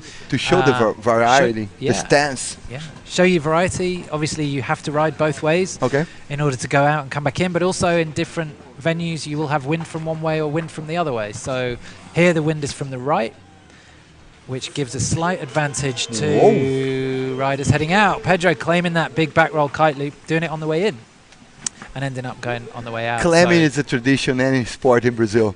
Well, you got to let everybody know that, you know. You're stomping the tricks. Rancho de Peixe Kite School we're looking at We there. develop no claim. There's just a tall stance. I don't see anything wrong with it. Rancho de Peixe, here we go. Some kiteboarders turning up for their lessons here. Just behind us, on the beach behind us. Part of Rancho de Peixe Hotel is Rancho de Peixe Kite School. The school just moving downwind for the competition zone for this week, giving us and the riders some space to perform. And the newcomers for the sports to watch the best in the world. Yeah, I mean, turn up for your lesson and see these guys heading out. Oh, what about it? What a privilege.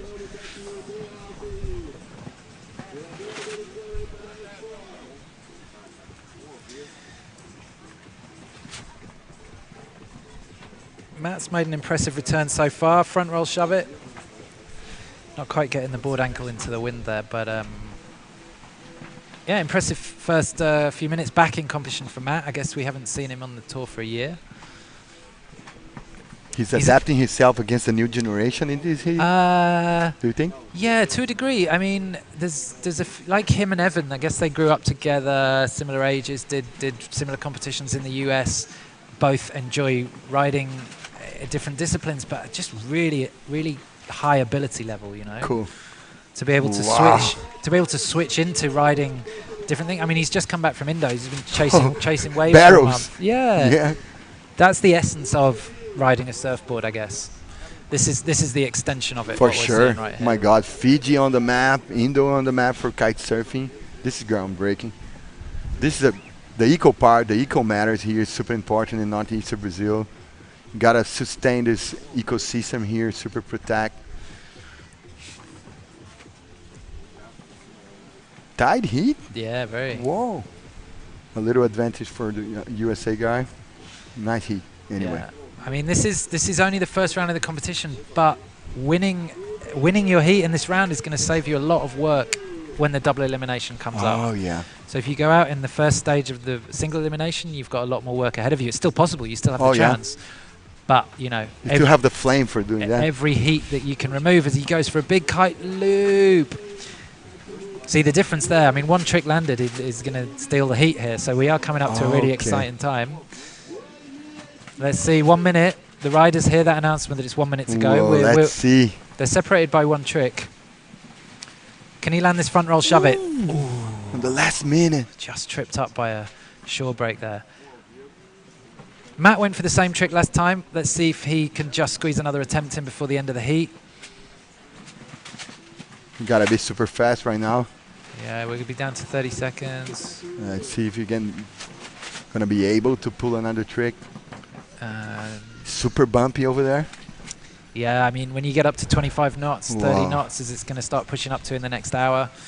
The balance between great wind conditions and perfect water conditions is hard to find. Oh, yeah. But for sure, we'll take good wind conditions. 20 seconds, guys. He goes for it. Not quite. Let's see Pedro. Getting some speed. Setting up the trick. Come on, Pedro. 5 seconds. Will he make it? Oh!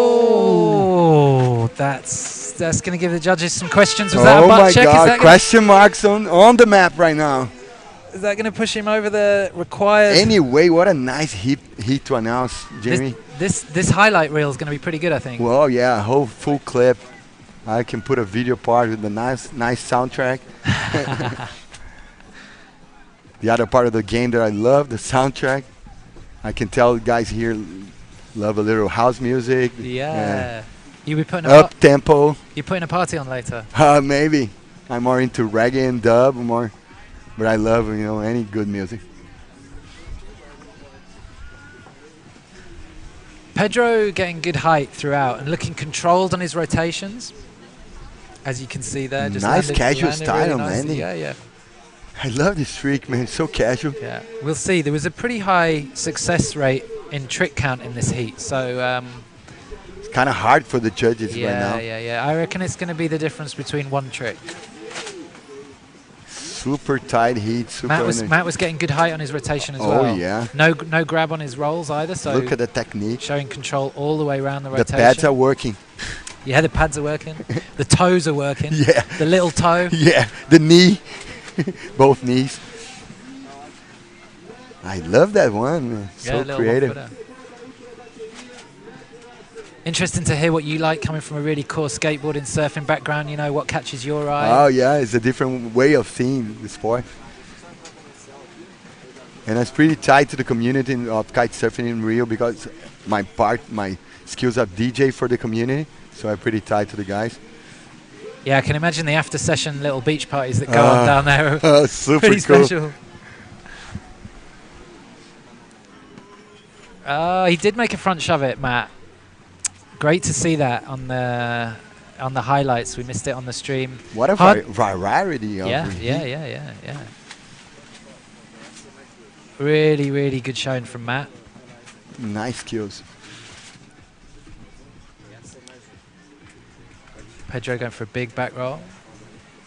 We're going to call a quick commercial break, guys. We're going to be back on action soon, so stick around. We'll be right back.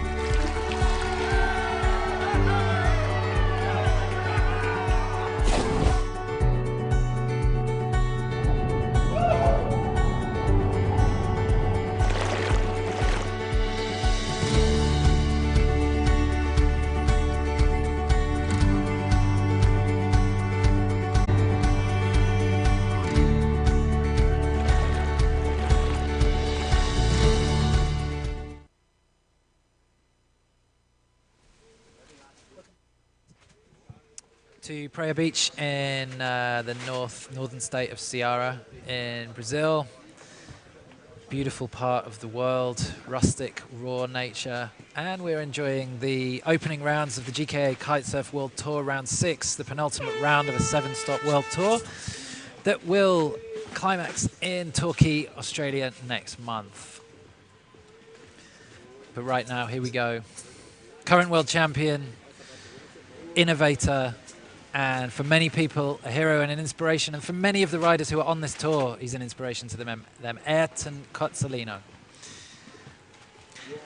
Cozzolino Airways, as many event MCs have started to call him. And you will see why over the next 8 minutes of this heat. And facing the biggest challenge of his riding career is a Brazilian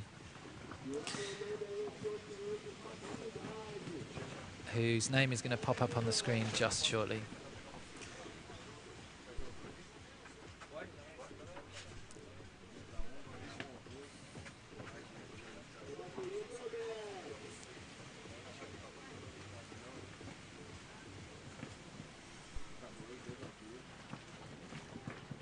And Boogie Loop. First round of the competition. Insane. I mean, what do? You go, you don't save anything for the later rounds. You go straight in with the most technical trick yet on tour in round one. It's a move that you would see in the Red Bull King of the Air. A big kite loop with a front body rotation, sending the kite into a back loop. But the difference, no foot straps. You get your head around it. Andre Trancart is up against it.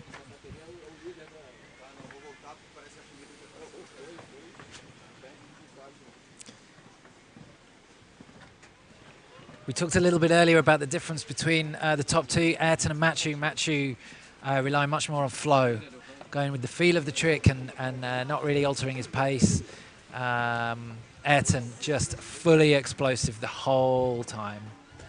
There, landing no doubt the biggest trick of the contest so far, dropping into a view from a big kite loop, getting the board under his feet like nobody else. This is what they're up against. I mean, Ayrton creates time, you know, and the way he manages to get the board under his feet in the most critical of situations is unbelievable. And there's the current standings as we stand. After 5 events so far, this is the 6th event of a 7-round world tour. Ayrton Kite-Surf leading the way. He's the current 2017 world champion. Matthew Lopez, 2016 world champion. He won the first version of this tour. Kiahi Diaboite is a multiple wave world champion. Has won events on the GKA. A lot of trophies in the shell. Yeah, there's a lot of pedigree here, and a lot of difference as well. These riders are also different between them. We're excited to see them all on the first ever live stream of the GKA Kite-Surf World Tour. Ayrton going for a big rodeo kite loop. Whoa. Now you can see the control he has on landing. Oh I mean, my it's God. Power, control, range, everything combined together. This is round 1. I mean, Ayrton progresses pretty much every time he hits the water. He's just programmed for it. I mean, putting a show yesterday. Yeah. His brain operates differently to everybody else. He just doesn't stop. Look, almost impossible trick. Put that one in the notebook. He crashed one.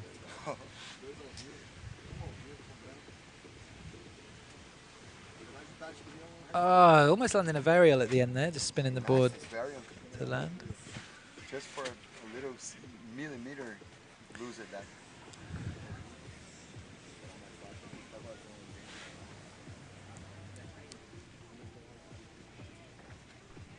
Cozzolino is raising the bar, guys. Look at how casual he looks. Alan Trancart from France there. The riders both just heading back in together. Nice view. It's the first competition for Alan, finding himself in Brazil and entering the competition. Great to see new guys coming in. Would he have wanted to face Ayrton Kite-Surf in the first round? Probably not. Is he happy to have had the chance to? I would be, but but there you go. So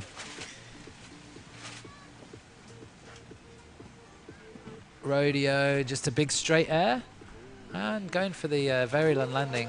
Whoa! Not quite sure what that was from Ayrton, but we can be sure it was a variable combination that went through a number of different rolls and tic-tacs. Look. Oh my God! There he goes, takeoff. The power and speed that he has on takeoff is insane. Is that the trick of the day? One off?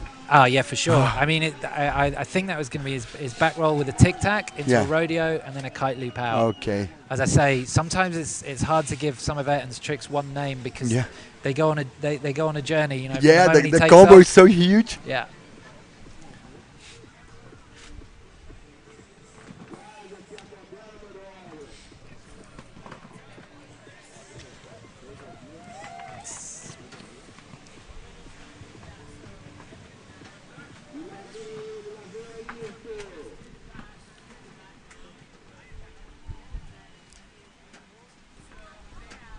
It's going to the boogie loop again.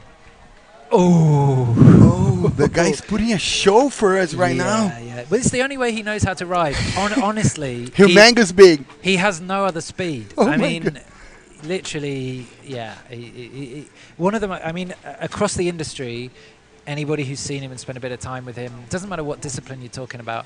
Ayrton, the most widest opinion belief is that he has the most kite control out of any rider that certainly I've seen. After the train session yesterday, I just heard Cozzolino, everybody talking about.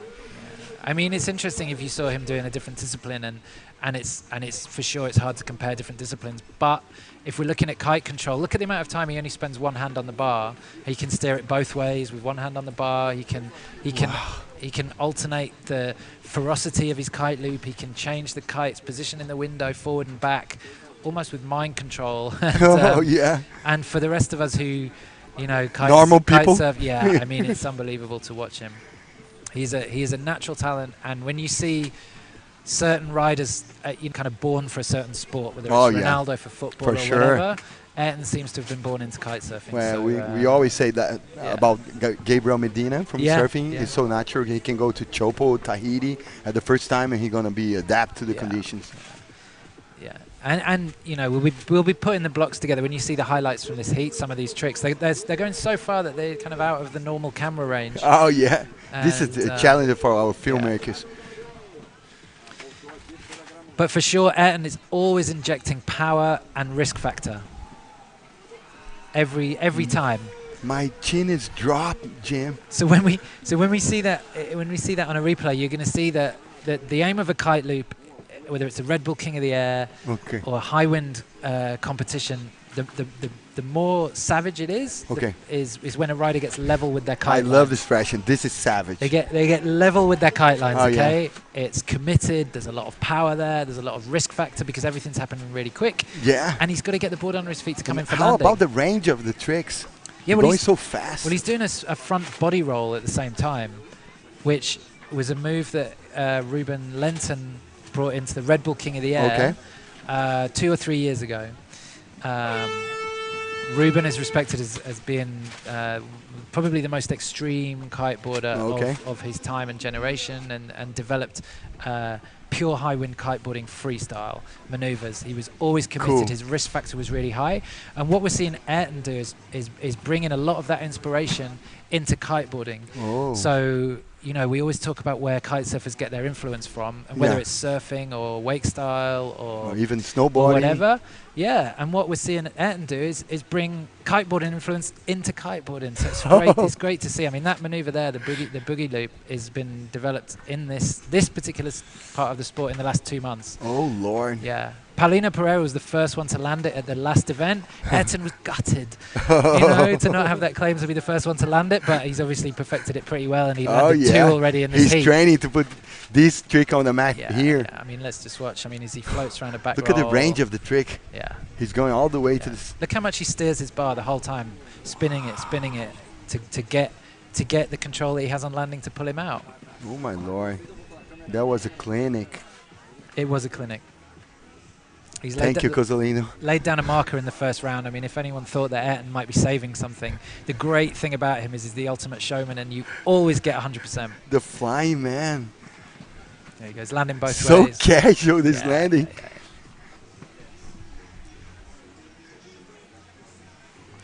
The whole video part in just one heat. Into a back roll. There's 2 tic-tacs there, both ways. Into a landing, looping the kite out nicely. I mean, it's the softest landing as well. Yeah, power and soft, smooth. I mean, you go out and try and throw a board around just standing on the beach, but at that height in 30 knots, it's almost impossible. It's a different type of riding, you know. Oh, yeah. He's pushing forward the limits of the sport. Yeah.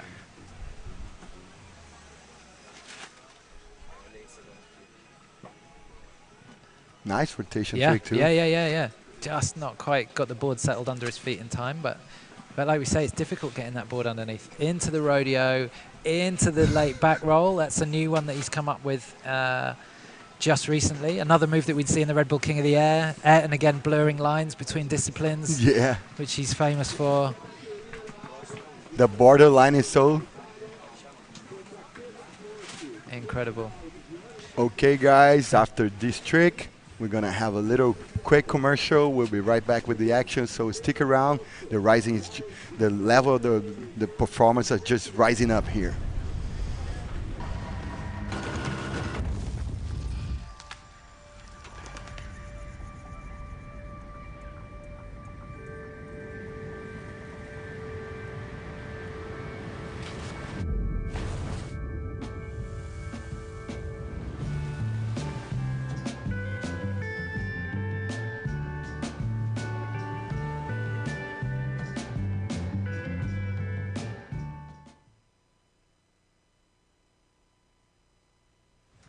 We are back in action once again. Thanks our main sponsors, Sprite, Corona, Rancho do Peixe, all the effort from the association, all the effort from the brands of kite surfing. It's a pleasure to be here. What a heat we just saw, Jim. Oh, yeah, my chin is still dropped, man. I got to put all back together. It's great to see your reaction, you know, coming from other sports and seeing. I'm static here. I mean, seeing this new discipline evolve right in front of your eyes, especially when you see Ayrton on the water, but all the riders, you know, they're all pushing together. Oh yeah. Ayrton for sure takes influence from the other riders, and they're great friends as well. Very approachable riders. And, I can tell from just from the vibe here, yeah. everybody's connect together. It's definitely not a one-man show. Yeah, sure. there's no like black trunk vibes, you know, like go home Howley in kite surfing. Yeah. Just a big family. So two new-ish riders. Yaris Delomo from Italy has been on the tour for a few stops this year already, but building experience, should we say. And we have a newcomer wildcard who you're looking at there, another Brazilian. Several Brazilians making it into the event. Cool. Oh, Just landing. that's a shame, because that was a fluid front roll. Just I think the front foot was too strong on the boy, maybe. catching a bit of chop. Yeah, there as yeah. well. Maybe a little rocker on the boy. Different gears for this heat.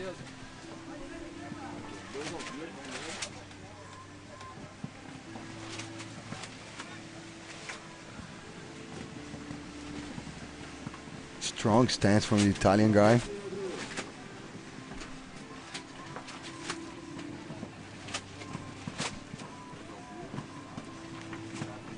You're watching GKA Kite-Surf World Tour, guys, 2018.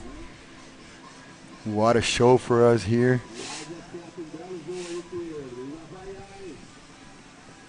So Yaris Delomo on your screen on the Cabrina. Nice back roll, just catching out and a little bit of chop there. That's unlucky.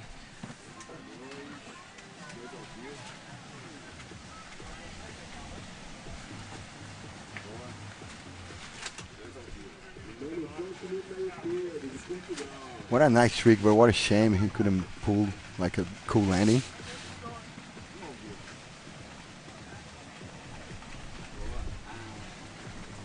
Do you think, Jim, the wind is getting in his peak right now?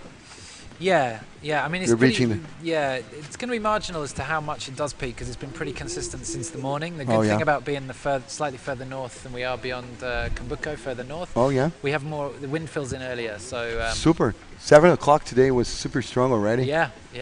Gives the organisers a lot of leeway to start early. Oh, yeah. Let's get through the competition.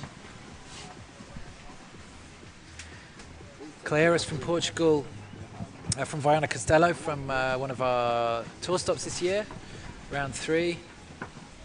Finds himself up against Yaris Delomo from Italy. Another great location in Europe, Viana de Castelo for kite absolutely, surfing. offers everything. Yeah.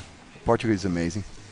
So Yaris is going to be looking to stamp home a slight competition experience advantage that he has. Been unlucky with a couple of his landings there. That back roll wasn't as smoothest. The two front rolls that he tried were really good. Just stumbled on a little bit of chop, and you just need to be able to pick yourself up and not let that affect you too much. Oh, yeah. You got to adapt to the conditions.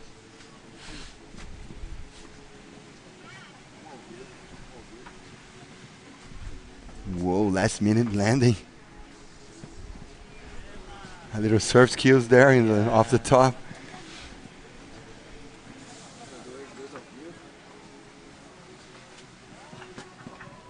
Delomo coming up with a lot of speed. Let's see what he can pull. Oh, sorry, Calheiros.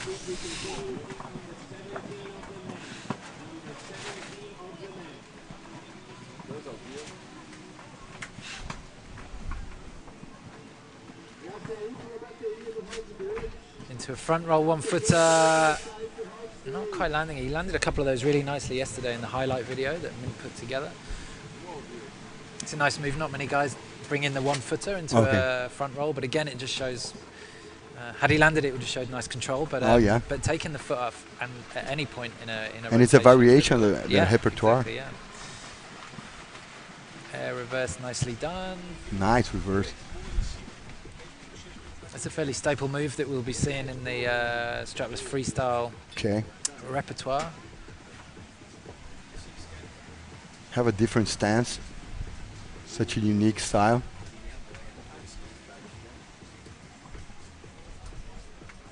Steady.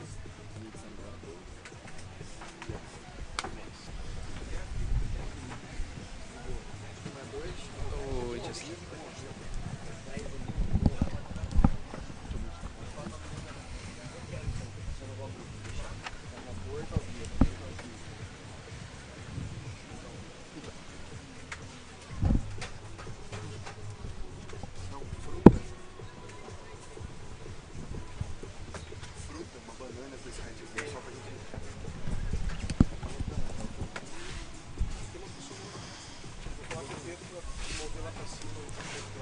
This is the last heat from round 2. Am I right, Jim?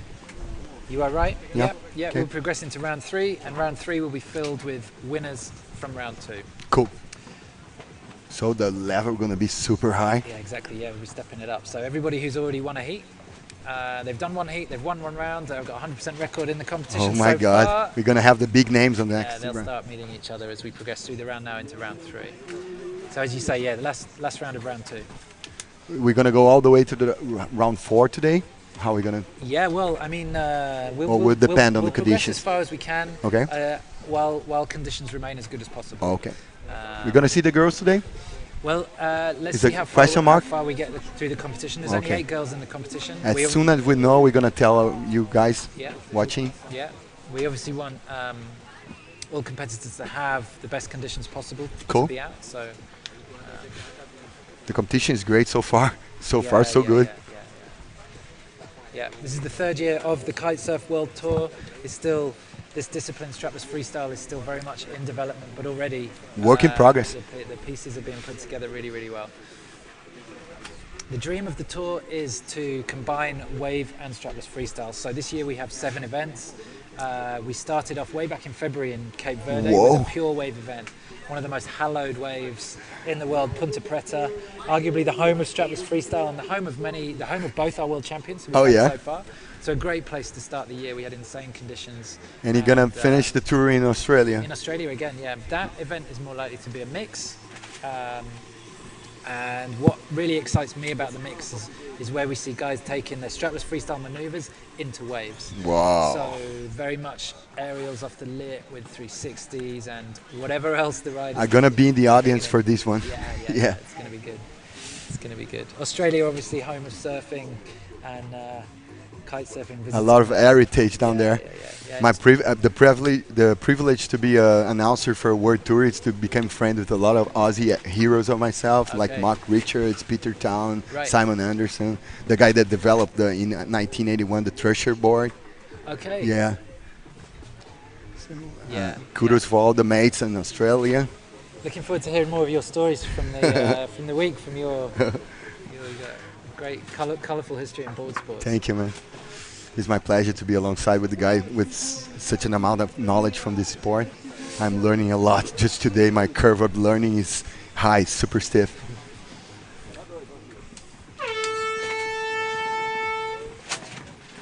Going for the front roll 1-4-2 again, landing it this time. Great to land it on the second. But just time after the cleanly buzzer as well. beater. Yeah.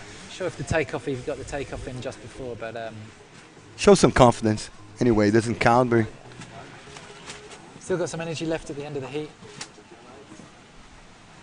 And here we go. The highlights so far have been really, really good. we can put a movie together with just 1 or 2 rounds. Whoa, stomp that one. Different tricks, different styles, different boards.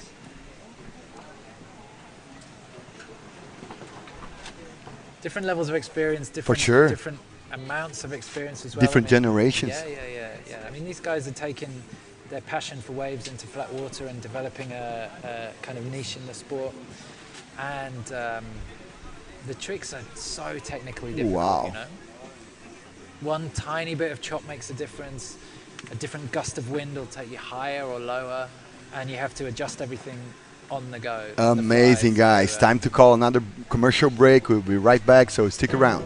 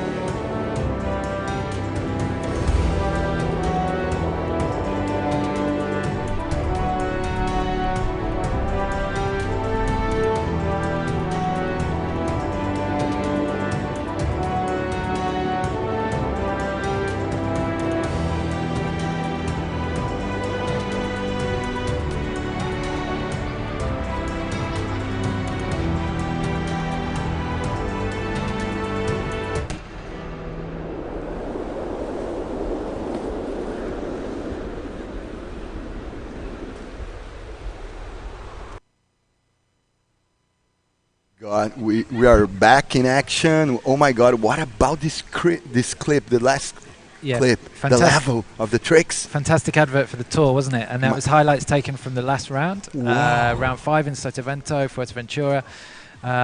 Amazing destination for kite surfing, and that Rene Egley Centre down there has supported World Tour competition for the last 25 years, including windsurfing. Kiteboarding's been going there for at least 10, 15 years, and we've been going there for the last 3 years with the Kite-Surf World Tour. Amazing. The event's always delivered. You get great wind.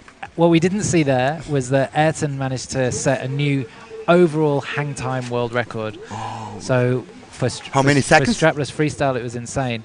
The record that he landed was 15.7 seconds, where he actually landed. But 5 minutes later, he did another one where it was 20 seconds. He just 20 seconds. He just didn't ride out the landing. It was insane. I mean, we were talking earlier about how in touch he is and in tune he is with the kite. And when he was stood on the beach watching it, he kind of went up and just hooked into this gust, and it was literally like he fish hooked this gust, and it took him up, brought him down. He span his kite again, hooked into another one, and just kept like going along the horizon. Flying. By the end of it, everyone's like stood up, and everyone in the judges' tower stood up, had their hands on their head, just like, "Come on, land it!" And he landed it, and then he just didn't know what to do with himself. I mean, for him, managing to pull it together, but riding it out, those 15 seconds would have felt like 30 seconds, no doubt. An eternity. Yeah. There's clips on that online. If you go to the GKA Facebook page where the go check, guys. Is playing. Yeah. Don't miss it. Yeah, just Google Ayrton Cozzolino world record hang time. And drop your chin down. Yeah. It's insane control, strapless, no doubt. James Carew back in action after a really impressive first round today. Starting where he left off, impressive grab back roll with power. Such a stylish rider. Yeah. He's super powerful. Yeah, he's up against another powerhouse, Paulino Prea from Portugal. Paulino is another rider who's done every event since the Kite-Surf World Tour started. James. Oh my God, man. He's got those toe side threes down really nicely. Nice tree. Toe side tricks coming in more this year, the variation on a straight 3. And he is one of the leaders of this type of tricks? For that type of trick, yeah. James perhaps wasn't landing other things cleanly, but suddenly was landing these toe side tricks with power, and has carried on and found also an insane ability high. So he's the last guy actually to have stood on a podium. We had an extra event, a bonus competition at the end of Sotavento because we had so much wind for all 5 days. There was a big air competition at the end, and James claimed his first podium. Cool. Paulino Prea, the rider with the most third positions ever on the tour. He did the whole 2016 season, finishing in 3rd, which is insane. What a consistent! Yeah, he's another Cabrino rider. He's an ozone rider. Okay. And interestingly for Paulino, he's one of the few, apart from the wild cards, obviously, who isn't a full-time pro rider. Paulino is a aircraft mechanic in the Portuguese Air Force. How cool is that, man? Yeah. Whoa! So talking about different skills. Yeah. There's a lot of different age ranges in the strapless freestyle, and in the wave discipline. There's a lot of different backgrounds, a lot of different life experiences. Yeah, so Paulino, if you need your plane fixing, he's the one. It's a shame I don't have my own plane, but maybe later, further on, I'm going to call the guy. So let's have a look. James Carew from Australia on the left, now a tour regular for the last 2 years from Australia, still only 19. Paulino Prea, I believe is 34. I'll check that for you. So quite a big age range, but equal levels of passion for this discipline right now. For sure. Yeah, Paulino from Portugal, just outside Lisbon. His home spot is Ceara. Oh my God. Rides with so much power. We're going to see some big kite loops from Paulino. And as I mentioned before, was the first rider to land a boogie loop in strapless freestyle competition.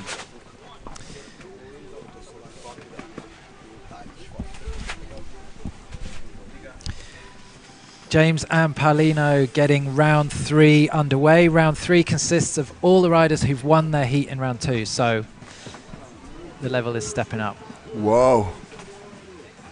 Paulino just dealing with a gust there at the end. That's the difference. I mean, what we're looking for, what we like about the strong wind is it gives riders a lot of time in the air, makes the tricks bigger, but also on landing, if your kite is just in the wrong place, you get a much more of a dealing of power that you've got to deal with. So For sure. James, Look at the high.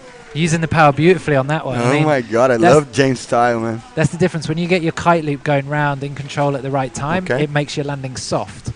Oh, this is all technique. When you get your kite loop wrong, or you pull it sooner, you're coming in with more speed. You know, there's more risk on your landing. You got to stomp it. Yeah, exactly. You got strong ankles to ride it out. Oh my God, rubber ankles.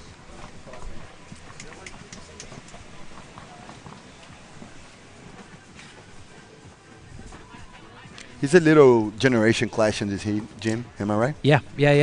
James, it always surprises me that he's only 19. It feels like he's been on the tour for a long time. Look at the He's a frame of big the guy. He looks like 30 years old. Yeah, and he's progressed really quickly. He's still a teenager. Yeah, I mean, if we were giving out most improved rider award, I think James is pretty much up there. In Nice terms award of, to throw. in terms of coming from a pure fanatical wave background and adapting to a world tour format that Strapless. requires you to be an all-round rider. Cool. He's 19. He obviously sees that, you know, there's a good future in the sport if he can become the most all-round rider. Whoa. And that's what we're looking for. So he is on a really quick trajectory and improving really fast, round by round, month by month. And obviously we're going to his home spot next month, so he's going to want to represent there. Yeah, a little local knowledge for Nice James. Air reverse from Paulino, looking across to see what James is up to. As we mentioned before, James has started this competition at a really, really good pace. Really high quality moves, hitting all the judges' categories: technical difficulty, risk, height and amplitude. Certainly one to watch. I'm super impressed with his skills.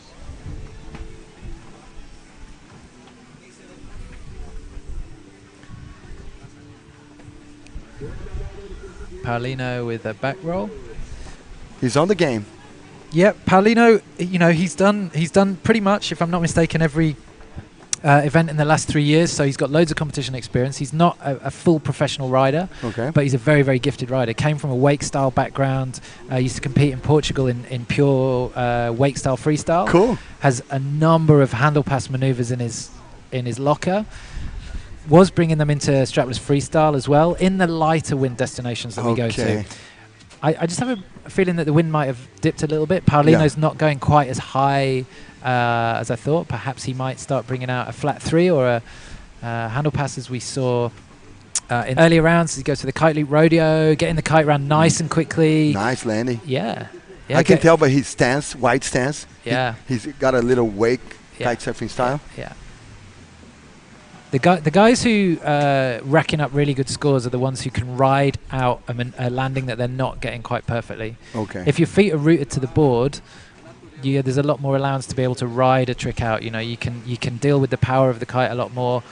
You know, if I was to push you and you landed on one foot, it's a lot harder to be able to keep your balance. But these good riders, keeping a low center of gravity, keeping the core really strong, bending the legs nicely on landing. Ideally, you want to have a nice wide foot base. Oh, yeah. But when you have a fraction of a second to get your feet back on the board, you can't always get your feet exactly where you want them to go. You're also dealing with chop, so Yeah. you know, just the appreciation of when a rider lands away a trick really cleanly. I mean, there's a lot of hours gone into that trick. For you know. sure. A lot of effort.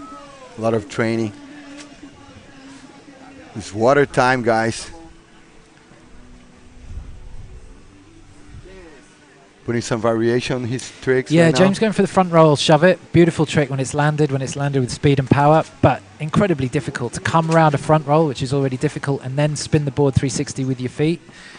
Double tic-tac from Paulino, riding it out nicely. Nicely. Hey guys, I think our interview setup is ready, so we're gonna throw outside to Joe with the little interview right now. Afternoon, everybody. I'm standing here with Jadis. Jadis, how was your heat? You just come off from the win. Congratulations. How do you feel? Thank you. It's good. The wind is not so strong, but it's good. I landed for the first time the back roll tic-tac, and was good. So recently I've seen you just change sponsors to Gabrina. I hear you're on their new team. Your riding has improved incredibly. You're one of the younger riders. It's really good to see the rookies pushing hard and hard. How do you feel about the level and coming to Brazil for the first time and seeing this beautiful country for kiting?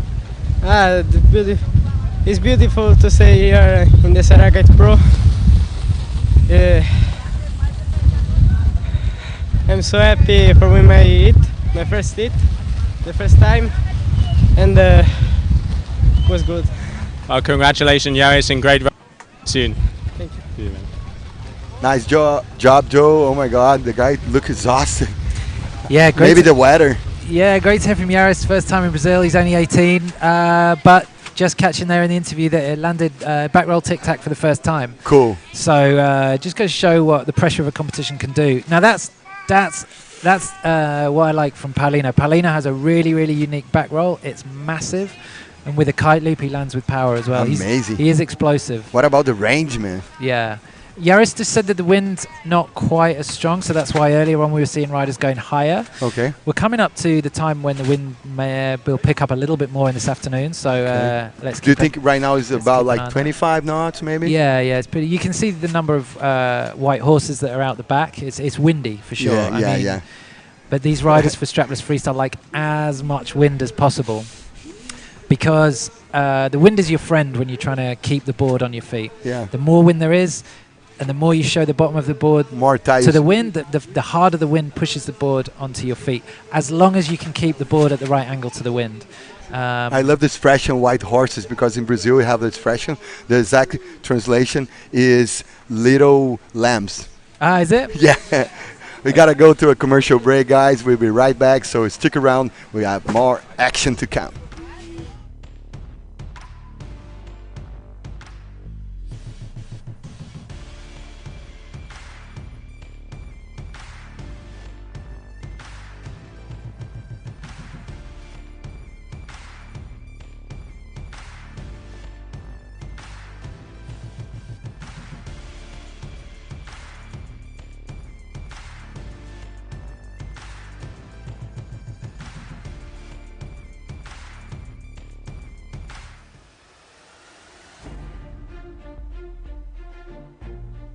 Foi sumido. O sabor original de Sprite voltou.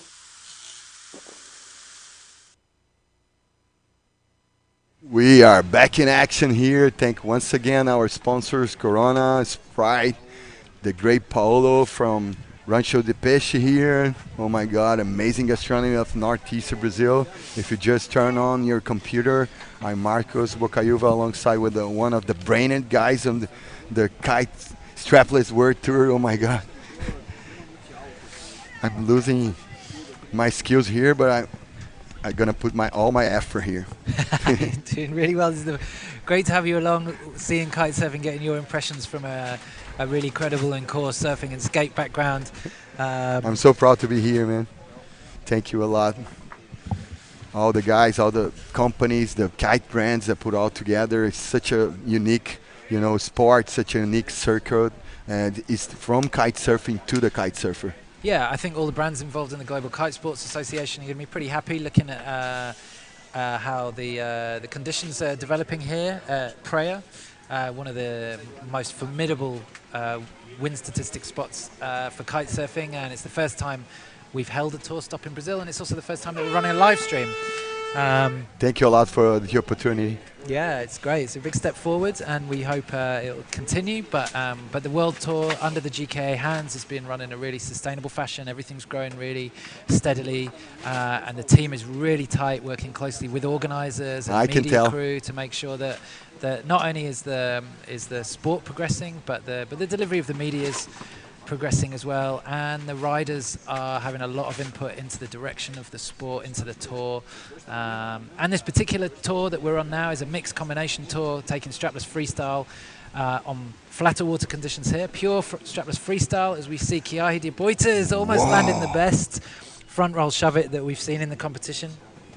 But as I was saying, this tour is mixing pure strapless freestyle stops, which we're on at the moment, with pure wave stops as well as mixed destinations. A nice combined circuit. Yeah. Where we will have shoulder high waves, but mixed with scores for strapless freestyle as well. So using the ramps, using the kickers, using the wave, however a rider can. Top turns, bottom turns, fast, off the lips. The guys have to show all the skills. Kite loops, linking waves together.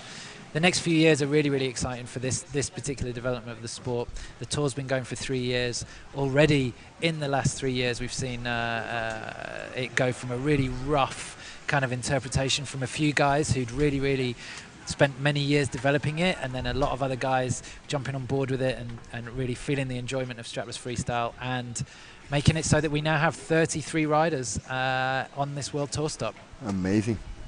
Kiahi de Boiters. This is what you get with Kiahi. Oh my God, just he a stomped this one. Beautiful back roll. Back roll, perfect. Yeah. Reese, saw him with a good good heat last round in round 2 from Canada. Back roll with a tic-tac, traveling far. Will he get it in the landing? Just. The BC guy all the way from Victoria. Yeah, The scene there is amazing.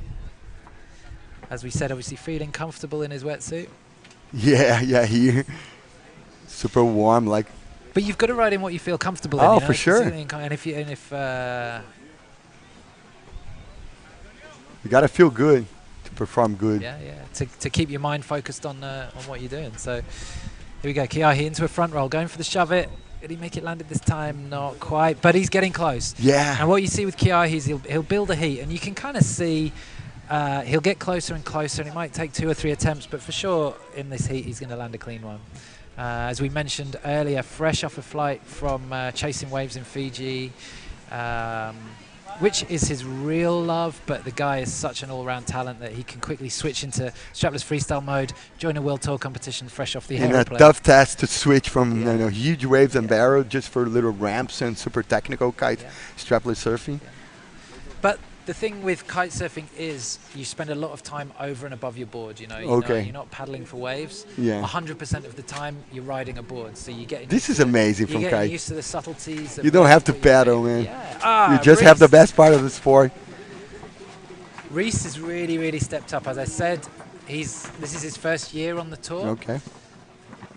Riding around the best riders in the world, his level has come up really, really high. And that really was fast. A clean landing. Yeah, really clean. Back roll tic-tac from Kiahi. We don't have the scores right now, but we can tell he's pushing the limit a little harder. Yeah. And what you see from the best riders is just a really consistent performance level throughout a heat. They never look hurried. They're calm, relaxed, and performing. Looking at the watch. Yeah, he's casual. Yeah. He can be taking a drink right now, like knowing exactly how many minutes he's got left in the heat. Hasn't had any big crashes. Hasn't expended much energy. As we see Reese going for the back roll tic tac. It's a nice move. Will he land it this time? Oh my God! He loses the balance.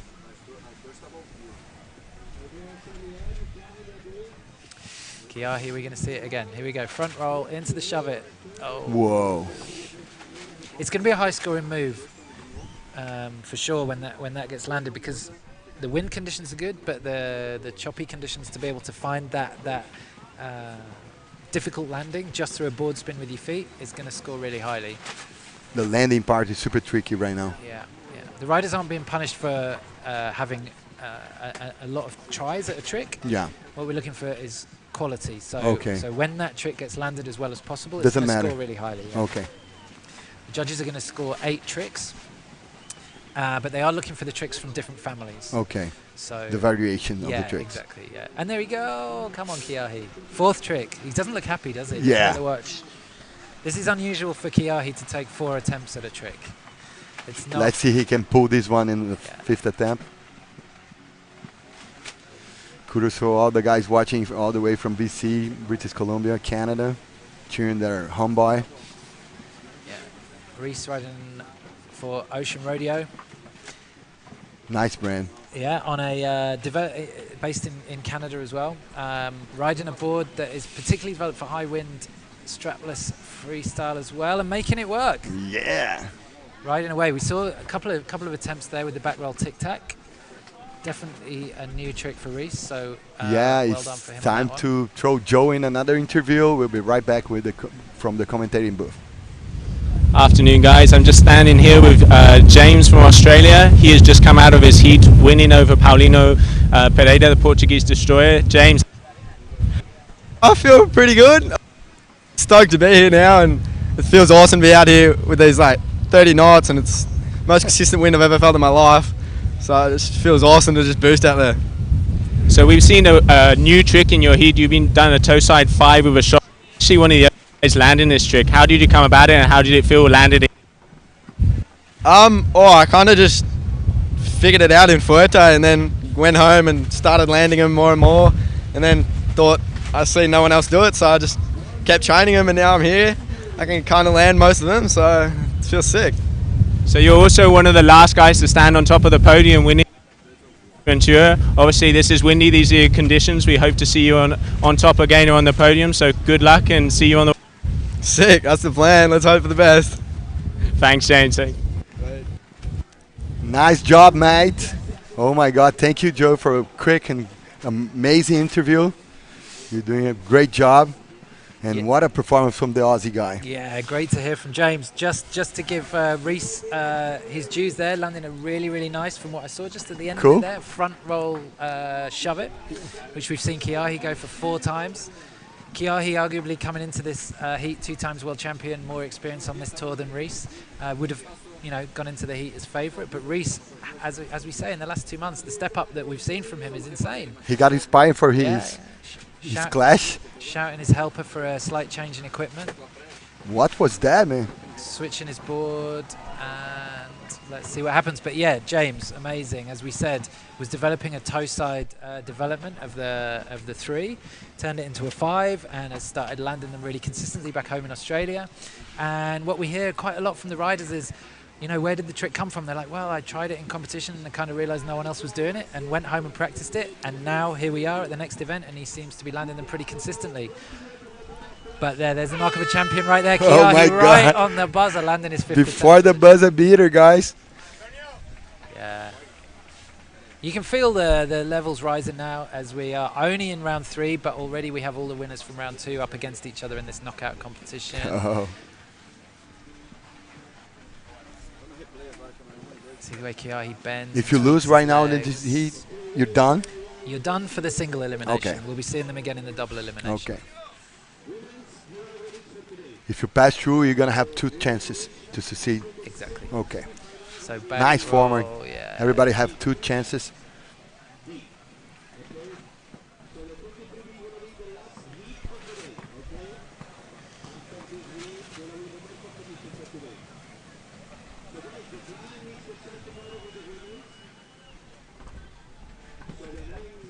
Each and every hit, the level is rising. It's amazing. Yeah, as we've seen from Kiahi, he doesn't expend a lot of energy with big crashes. Registers a lot of good scores on the judges' score sheet. And a pretty tight hit, am I right? Yeah, pretty tight in terms of the number of tricks, but Kiahi manages to just register a higher level of technicality a lot of the time. And what he kind of exhibits a lot all the time is always control. So he's never far away from the trick. Cool. He's landing there with his toes still in contact with the board. He was fractions away there. But Reese nailed a really nice one. That's a good example of it, and dealt with the chop as well. That's a really nice version. Huge chop after the trick. Yeah. Worth another replay again that we saw from amazing. That. Yeah. Movie trick. So after this one, you're going to go for another quick commercial break. We'll be right back, so stick around. My God, the sunscreen is my eye.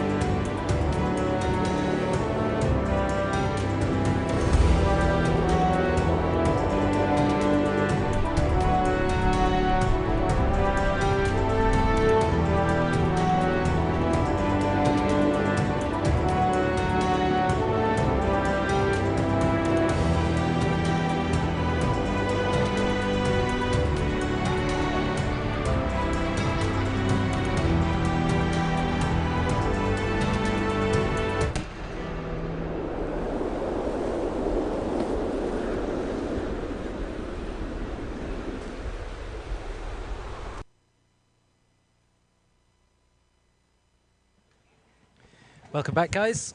And again, never get tired of seeing that highlight reel of some of the best moves from the last 2 rounds of the GKA Kite-Surf World Tour.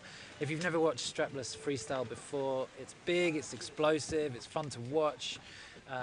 It attracts the spectator who's never seen kite surfing before, and it really feeds the technical hunger of some of the most amazing wave board kite surf riders in the sport. So yeah, it's a crowd pleaser for sure. And we are just coming up to the 3rd round in round 3. In round 3 we have all the winners from round 2, so all the guys who won man-on-man heats in round 2. The losers of round 2 we will be seeing in the double elimination, which will be coming up once we complete the single elimination later this week. Up right now we have 2 big competitors, Ralph Berlin and Camille Delanoy, both French. Amazing. And both managed to finish 5th equal at many events. So this is a tie that could make the difference between where they finish overall in the championship. Delanoy is so adapt to the conditions here. Putting a clinic in the first heat. Yeah. Camille, still only 18, is French originally, but his family moved over here to Prea, right where we are, 11 years ago, to open up a local posada. knowledge in Prea. I mean, look, Whoa! that's what local knowledge gets you right there. Yeah. Big back roll tic tac. You know, in the 8 minutes in his first heat, it's amazing to see how comfortable he is on his home ground. He's really Local good. people are cheering for him because Yeah. he's almost a local. Yeah, for sure. Ralph Berlin has got his work cut out for him here for sure. But Ralph as well, saw him in the warm-up yesterday, much improved. It's been 2 months since we've had a competition. The last round was in Sotavento in Got a little Fuerteventura. buffer zone between Yeah, the 2 months. stops of the tour. When the tour is only 3 years old and the progression is really quick, 2 months is a long time to go away and think about it. And there, right there, Whoa! He stomped this one. Oh my tic tac God. 360, but with the feet. So barely used his hands to control It's more the board technical. variation. It's really technical. Halfway through a back roll to do a kind of shove it, and then land with power. Floaty double front roll rodeo from Ralph. Wasn't a nice land. Yeah, not quite in the same league as the trick we saw from Camille. Camille is running hot at the minute. Can do no wrong, seemingly. Let's see. Foulest till now. Yeah, absolutely. Camille seems to have been really taking on board the judging criteria and putting it perfectly into a heat repertoire. He's going big, he's going technical, he's landing with speed. Multiple tricks. Yeah. It's really what we want to see. Double back roll from Ralph. Nice, right in away. Yeah. Really nice and fluid. And you can imagine if that trick was done in a wave, how nice that would be. Oh my God. Landing that trick in the top of a wave is going to be amazing. Super plastic. But the great thing about the tour, the way it's evolving at the minute, is we are visiting regular flat water kiteboarding destinations, taking this discipline to other spectators who wouldn't ordinarily get to see the best wave riders in the world. As we mentioned, these are the best wave riders in the world. Kiahi Diaboitas, Ayrton Casalina, They gotta Macho have Lopez. versatility. Yeah. And they are developing, I guess, this more skate style side More of the technical sport. side Yeah, of the sport. I think this combination of the tour is amazing. And the great thing that the GK have done is allowed it to breathe, you know, so given it a couple of years to see where it goes, when it's not going down one avenue and kind of blocking itself Cool. down, Yeah, it's super down one organic, route. the evolution. Yeah. At the end of each event and before each event, the riders have a riders committee, and they're able to voice concerns to the GKA committee, and if there's anything that perhaps is rubbing the wrong way or could be adjust improved, it's constant improvement. So and we can really see after 3 years just how far that's developed. Do you guys, with the novelty of skating and surfing on the Olympic Games, do you think it's a further dream for kite surfers? Well, kitesurfing actually, literally last month, was registered as an Olympic sport. So it will appear in Paris in 2024. Oh, so it's a matter of time? Yeah, but it's a different discipline. Okay. Camille landed a really nice front roll there. As we mentioned before, kiteboarding has many different facets and disciplines. So it's the racing. Oh, the racing. The Okay. racing has made it into the Olympics. It's been a long journey, a lot of people lobbying for many years, but you know, as we've seen, kiteboarding works in many, many different wind conditions. Yeah. It attracts a younger audience as well as an older audience. Yeah. It's technical, it's fast. It's a family sport almost. Yeah, yeah, and I guess it fits World Sailing's criteria of what they're looking for into the future It can be of held how. in like stadiums also. Yeah, absolutely. Oh, Yeah, cool. yeah. I mean, the racing now happens on foil. Really, really exciting to watch. Rad, man. Yeah, it's close, and it works in low wind speeds, so it's really, really good. But anyway, we are here at the Kite-Surf World Tour as we see Camille Delanoy coming in on a nasty landing there. There again, we see the time that they have to be able to decide whether to go for the landing and put the board on and risk injury to the ankle, or just completely bail Super risky and trick. say next time. Wow. But Camille never really bails; he always goes for it. He's so strong. Front roll shove it from Ralph. Not seen many of these before in the past. Great to see he's got that. Super technical. Yeah, yeah. Neither of these guys are going to want to lose to each other. They're good friends, but they're great competitors as well. I can tell. Tightly matched in the Yeah. championship for the last 3 years. One is a sparring for the other one, like a fighter. Exactly. I have a twin brother, so I know about sparring with the same weight and reach. You never want to give in. Yeah, never. Big kite leap from Camille. tough But landing. checking on that landing. Camille always has that kind of natural instinct to do like a little running man in the air Yeah, when he yeah. does it. Have such a unique style. Yeah. I love the variation of style, stance, boards, gear. And you know, like James said, they're enjoying the consistency of the wind. But to be the most all-round rider, you have to go to different destinations. You have to deal with different wind speeds, and Waves, but flat ground. yeah, what they're enjoying here is riding in board shorts with super consistent wind. And what we're seeing is a really clean level of riding so far. And we're only in the early stages of the competition. So That's why everybody's so happy here. People are just smiling. Let's see what Camille can pull. That was technical. yeah, the back roll tic tac is a new move this year. I guess the last 2 events it's kind of come in more consistently. But yeah, I mean, juggling the board in midair is difficult. He's tied up with the local guys here. We can tell by the noise. Yeah. But Camille, you know, he's never having more than 2 trick attempts at a trick before he's landing it, and he's, I would say, he understands this higher wind speed, and everything's pretty big, which is scoring highly. Well done, Camille. Oh. What a show the guys are putting right now. Risky tricks, technical tricks. Camille off the kicker, beautifully timed. Just as that kicker peaked, and he just caught it as it was white water, and you can see it just jacked him up a lot more on that back roll. And it's so cool to watch how speed was the landing. Well, do you see how far he traveled through the competition? Yeah, area? It's a big what trick. about the range of the trick? Nice job from our filmmakers, because it's tough conditions to grab every attention of every rider. So it's time to cut for another interview with our friend Joe here. So Joe, your job right now. Hey guys, yeah, I'm standing here with Kiati Debortes from Australia. He's just come off the water winning his heat. Kiati, how do you feel? Congratulations, man. Get through the first couple heats. I've had kind of a couple harder ones where I haven't really felt like I've been riding to my full potential yet, but I feel like I'm warming up. I had some good tricks before the heat and really stoked to get through to the next one. Yeah, we can definitely see you're getting into it. Congratulations again. You know, it's hard condition out there, really. It's coming from a surf. How did that go? How was it? Yeah, really stoked. I had some.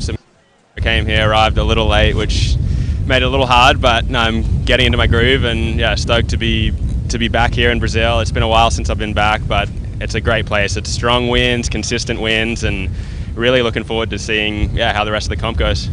Well, congratulations again, and yeah, we can definitely see you're going to be one of the contenders out there. See you soon. Thank you. Thank you. Nice mojo for the mate. Thank you, Joe. Terrific interview, man. The Aussie guys are on the map here. Yeah, for sure. I mean, Kiahi, as we mentioned at the beginning of the stream, is just an all-round waterman. I mean, he's competed on stand-up paddle world tours, he surfs pipeline. Oh my God! Rides a foil surfboard to an incredible level, and one of the first guys in that sport. I mean, A waterman. Some of the viral videos that he's done when he experiments in a slightly new niche of a water sport, he picks it up so quick, and the internet catches onto it, and he does really, really well. But he's a multiple wave world champion as well, and as we mentioned before, in Australia has competed in freestyle as well. Amazing. So the man is a big competitor. Multiple athlete. And he's one of these guys that just loves to compete as well. So back in on 2016, the last event that we had in Morocco was The first year of the tour? was kind of tied between Ayrton and Mathieu. Kiahi knocked Mathieu out. Mathieu was winning, winning the tour, and he knocked Mathieu out and ended up in the final against Ayrton. And if Ayrton had won that round, he would have been world champion. Kiahi managed to take the win. So Mathieu won the world Mathieu title? ended up being the world champion as At well. least. But it was out of his hands. It was in Kiahi's hands, and Kiahi said that Nervous breakdown, man. in the end, he was glad that he didn't have too much of an input into the direction that the World Championship went in. But he's a dangerous competitor. You know, he's won in Mauritius, he's won world tours. He really enjoys competing, and he just can turn it on. Multiple disciplines. Yeah, like he said, he's fresh off the plane off a really, really long flight. He probably has no idea what time zone he's in. He didn't feel this time zone already. And it's so cool to have an Aussie guy with a Hawaiian name. Like, Yeah. you can tell he have a heritage of a surf rider. Yeah. He's nephew, I believe, of Pete Cabrina. So Okay. Pete Cabrina, again, another incredible icon of the sport and a pioneer of the sport. We're gonna call a commercial break, but guys, we'll be back.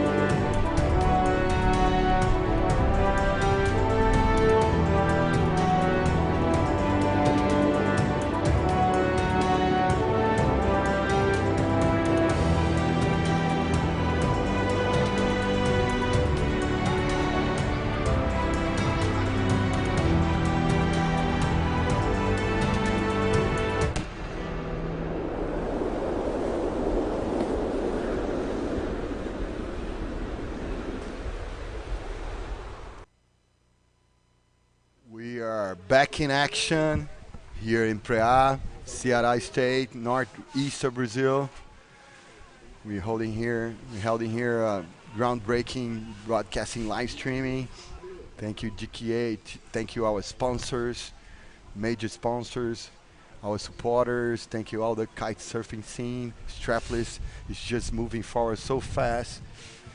It's amazing to be a part of this game right now. Groundbreaking sport here in this little Hawaiian paradise of Brazil. Such a consistent scenario for our competition. Everybody's so positive vibration right now, and the level is so high. You can see Mathieu Lopez right now, always raising the bar. Amazing tricks, amazing style. Such a legend of the sport.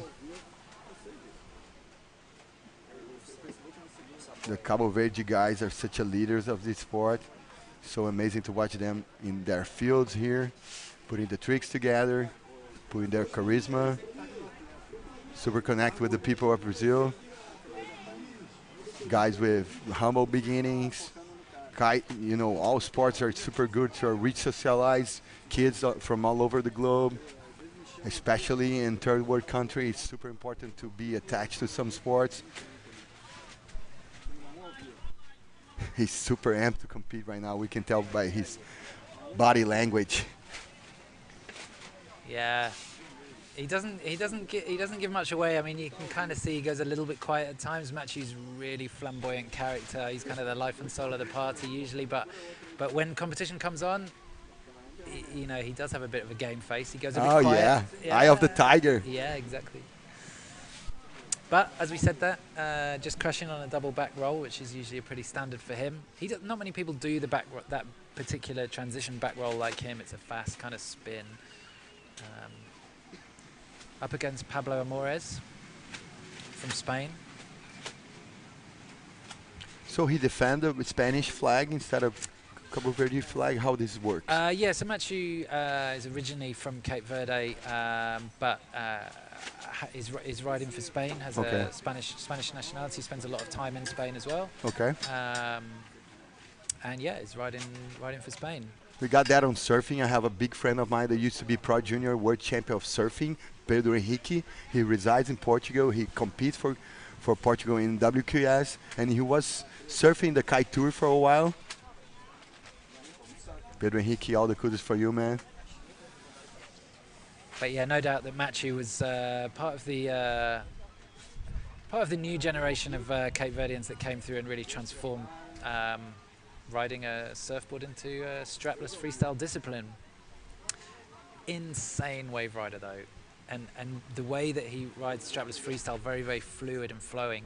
If you could translate that into wave riding, that's how he wave rides. Oh my God, he's so casual. The linking of turns and the power he manages to get from a bottom turn into a top turn, just from the flow is... His power and smooth at the same time? Yeah, exactly. So Pablo's got a lot of work up against him. Pablo's done several competitions over the last 2 years on the GKA Kite-Surf World Tour. One of the Tarifa crew. Has good moves in his locker. Okay. He'll be looking to finish top 10 at this event, and he'll be looking to upset Machu Lopez's flow if anybody can. Yeah, let's see. Look at the style of the guy. Whoa, he stalled the board so easy. Yeah, he does a nice shifty element on his air reverse. Yeah, because he throw in the angle and then twist the angle. Yeah. So technical. Just a difference in style that he brings. You'll see other riders might just go in one direction all the way around. He manages 2 rotation at the same trick. Yeah. This is amazing. I can tell he got the crowd, you know, on his back also. Such a charismatic guy. Yeah, yeah. Really feeds off the crowd as well. As a lot of these riders do. But landed the first triple front roll in competition this year. So as we mentioned, Machu Lopez and Ayrton Cozzolino, 2 of the heroes of the tour. They've both won one world championship each. And but anyway, I'll finish that story in just a minute because we've got an interview with Joe, I believe, coming up. Okay, Joe, all with you, man.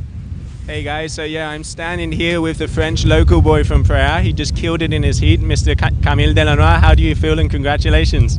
Yeah, I'm feeling good. I won my 2 first. So, I don't know, I'm just having so much fun competing, and like all my friends, my buddies, I'm staying on the beach and screaming and stuff. I mean, it's feeling really good. I'm feeling really good right now. Yeah, you have a serious following here. As soon as they hear that you're here, everybody is on the shore shouting, screaming. It's obviously they're behind you and push the pressure on the other riders. And how's that positive for you? Yeah, I think I had quite some pressure for the last few weeks because I was training and everybody was like, yeah, we're going to come on the beach and look at you and like scream for you and stuff. But yeah, I think I'm dealing with the pressure like quite alright. And I'm just doing my thing. And yeah, I have like a, how can I say, yeah, positive pressure.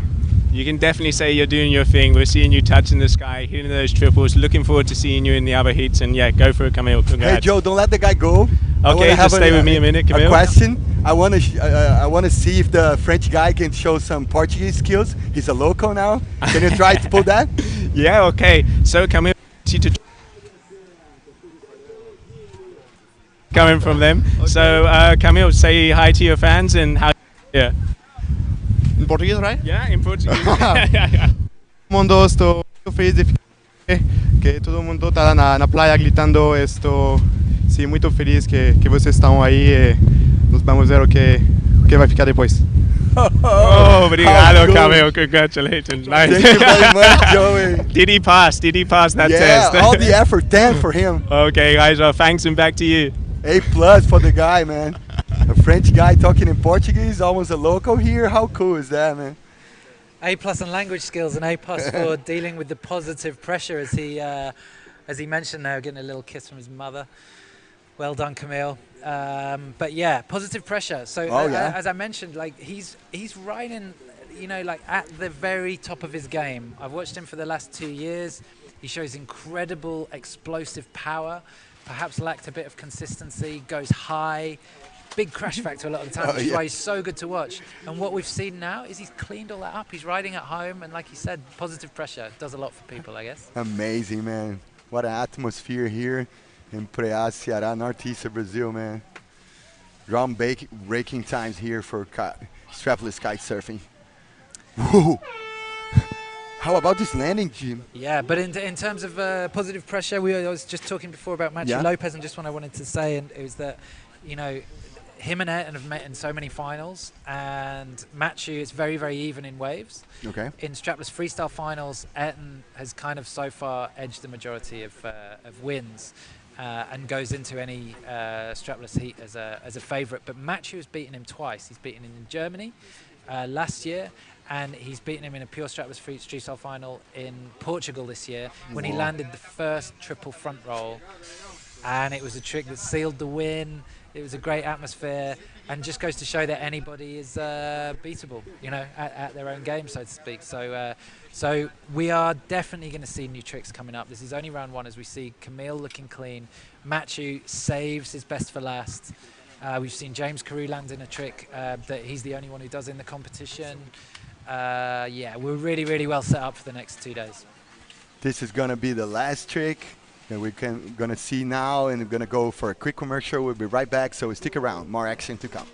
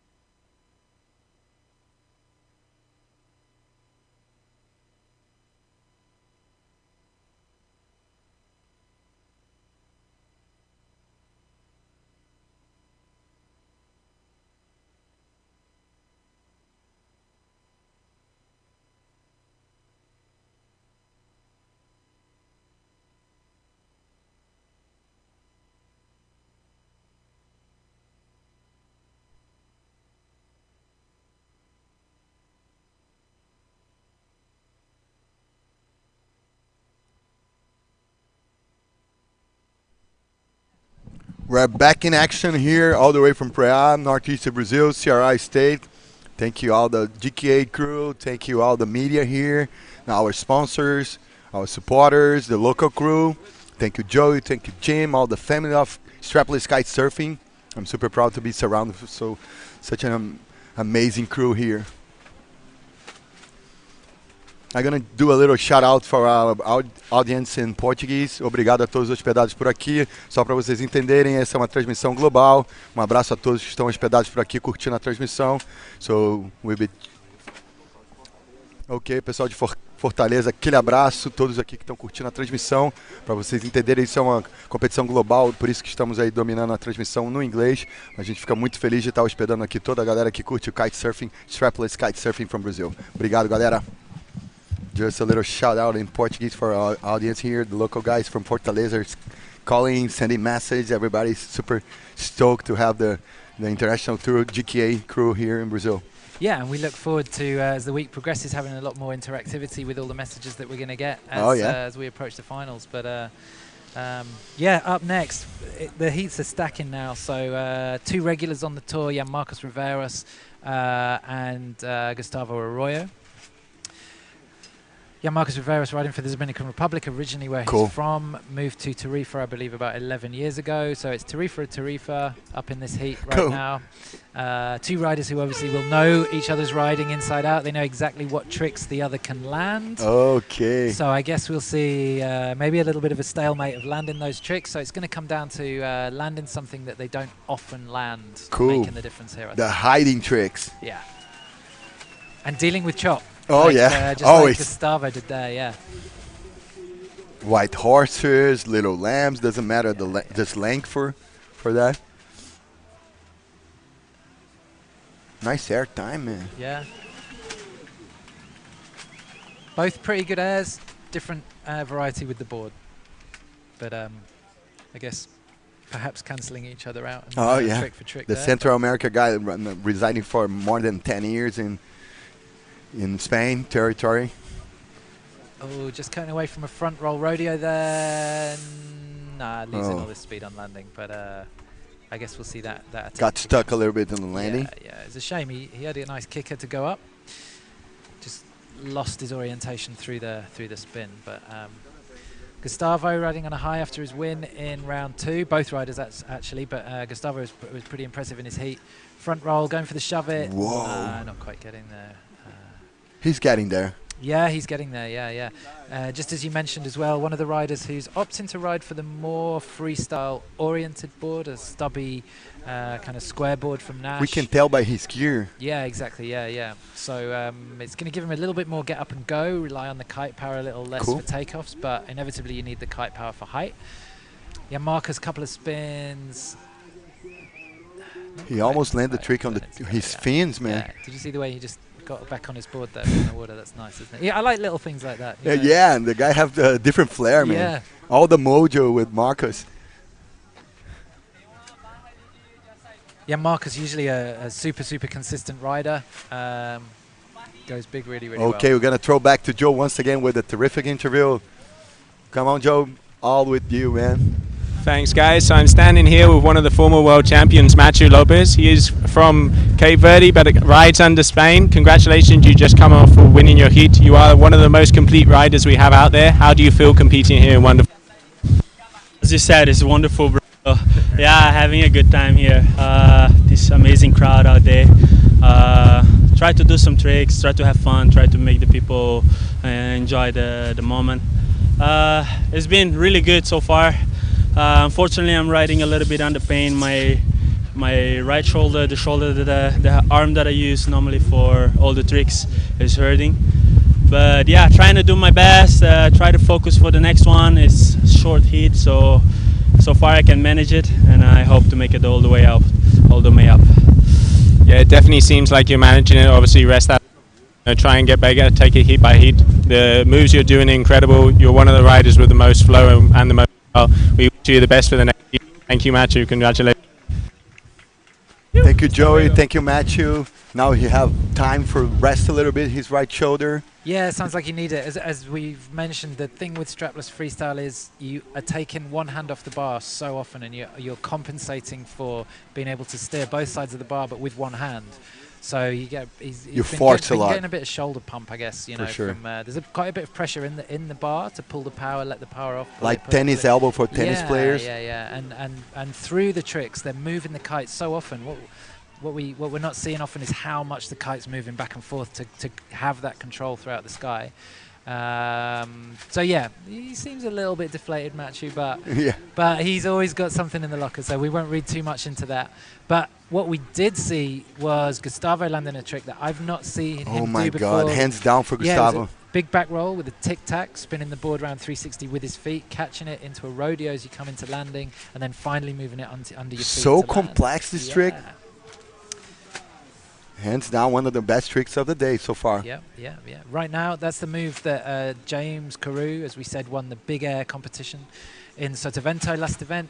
The Big Air is a kind of it was a flair competition for the crowd. It doesn't count towards the World Championship. It's an extra one, but the riders really love to be on. It's the an top amazing of that podium. exhibition. Yeah, they love to be on the top of that podium because they're all riding free, you know, unhindered by pressures of competition and just going huge. So it's a jam. It's usually in the strongest wind as well. And James was doing this. It's kind of a really big back roll. So you get to the peak of the back roll, and then a lot of riders will grab the board and spin with their hands, and he was spinning it with his feet, like 20 feet up. Like a flip of skateboarding? Yeah, but a shove it, like in the shove air. it. Oh my God. Coming down, landing from height, like really high. Missed the first couple and then started landing them, and we were like, whoa, what's this? And then obviously a few riders have seen it since that last event, and that's where we're at in this competition. So sometimes it looks a bit raw and a bit rough, but in the middle of it, there's some diamond tricks, you know. And oh, I and love the expression diamond tricks, man. And as we move forward and as the tour grows with each event and with each year, it's just becoming smoother and better. And with the wind that we've got, this is exactly what we want, to mix height with some technicality. That's the combination, the strong combination. And the sport is progressing so fast, it's so new, so every step of the tour you guys have new tricks to come. Nice. Look at these one, can you tell us? Nice rotation, man. Just a nice tweak, pushing his back foot forward into wind. So whippy. Yeah. I can tell a little freestyle motocross influence, man. Yeah, Travis Pastrana, maybe. We take influence from everywhere. Oh, cool.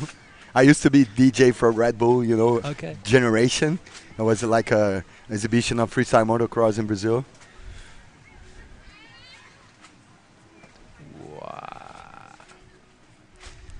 Tic-tac with a kite loop there from Jan Marcus. Jan Marcus is always keen to pull a kite loop. He pulls it nicely, and he doesn't spin his kite either. He lets it go around a nice wide trajectory, so he gets a lot of pull forward, making the landing more risky. So if he lands it, more technical. Yeah, if he lands it, he'll get more. And you can tell he have a lot of tic-tac variations. Yeah.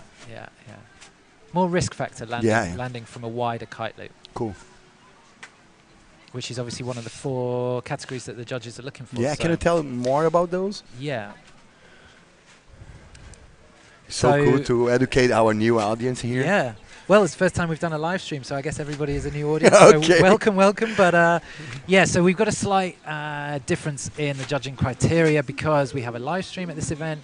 Usually the riders are completely free to do as many tricks as they want. The crowd love it because tricks are going off left, right, and center.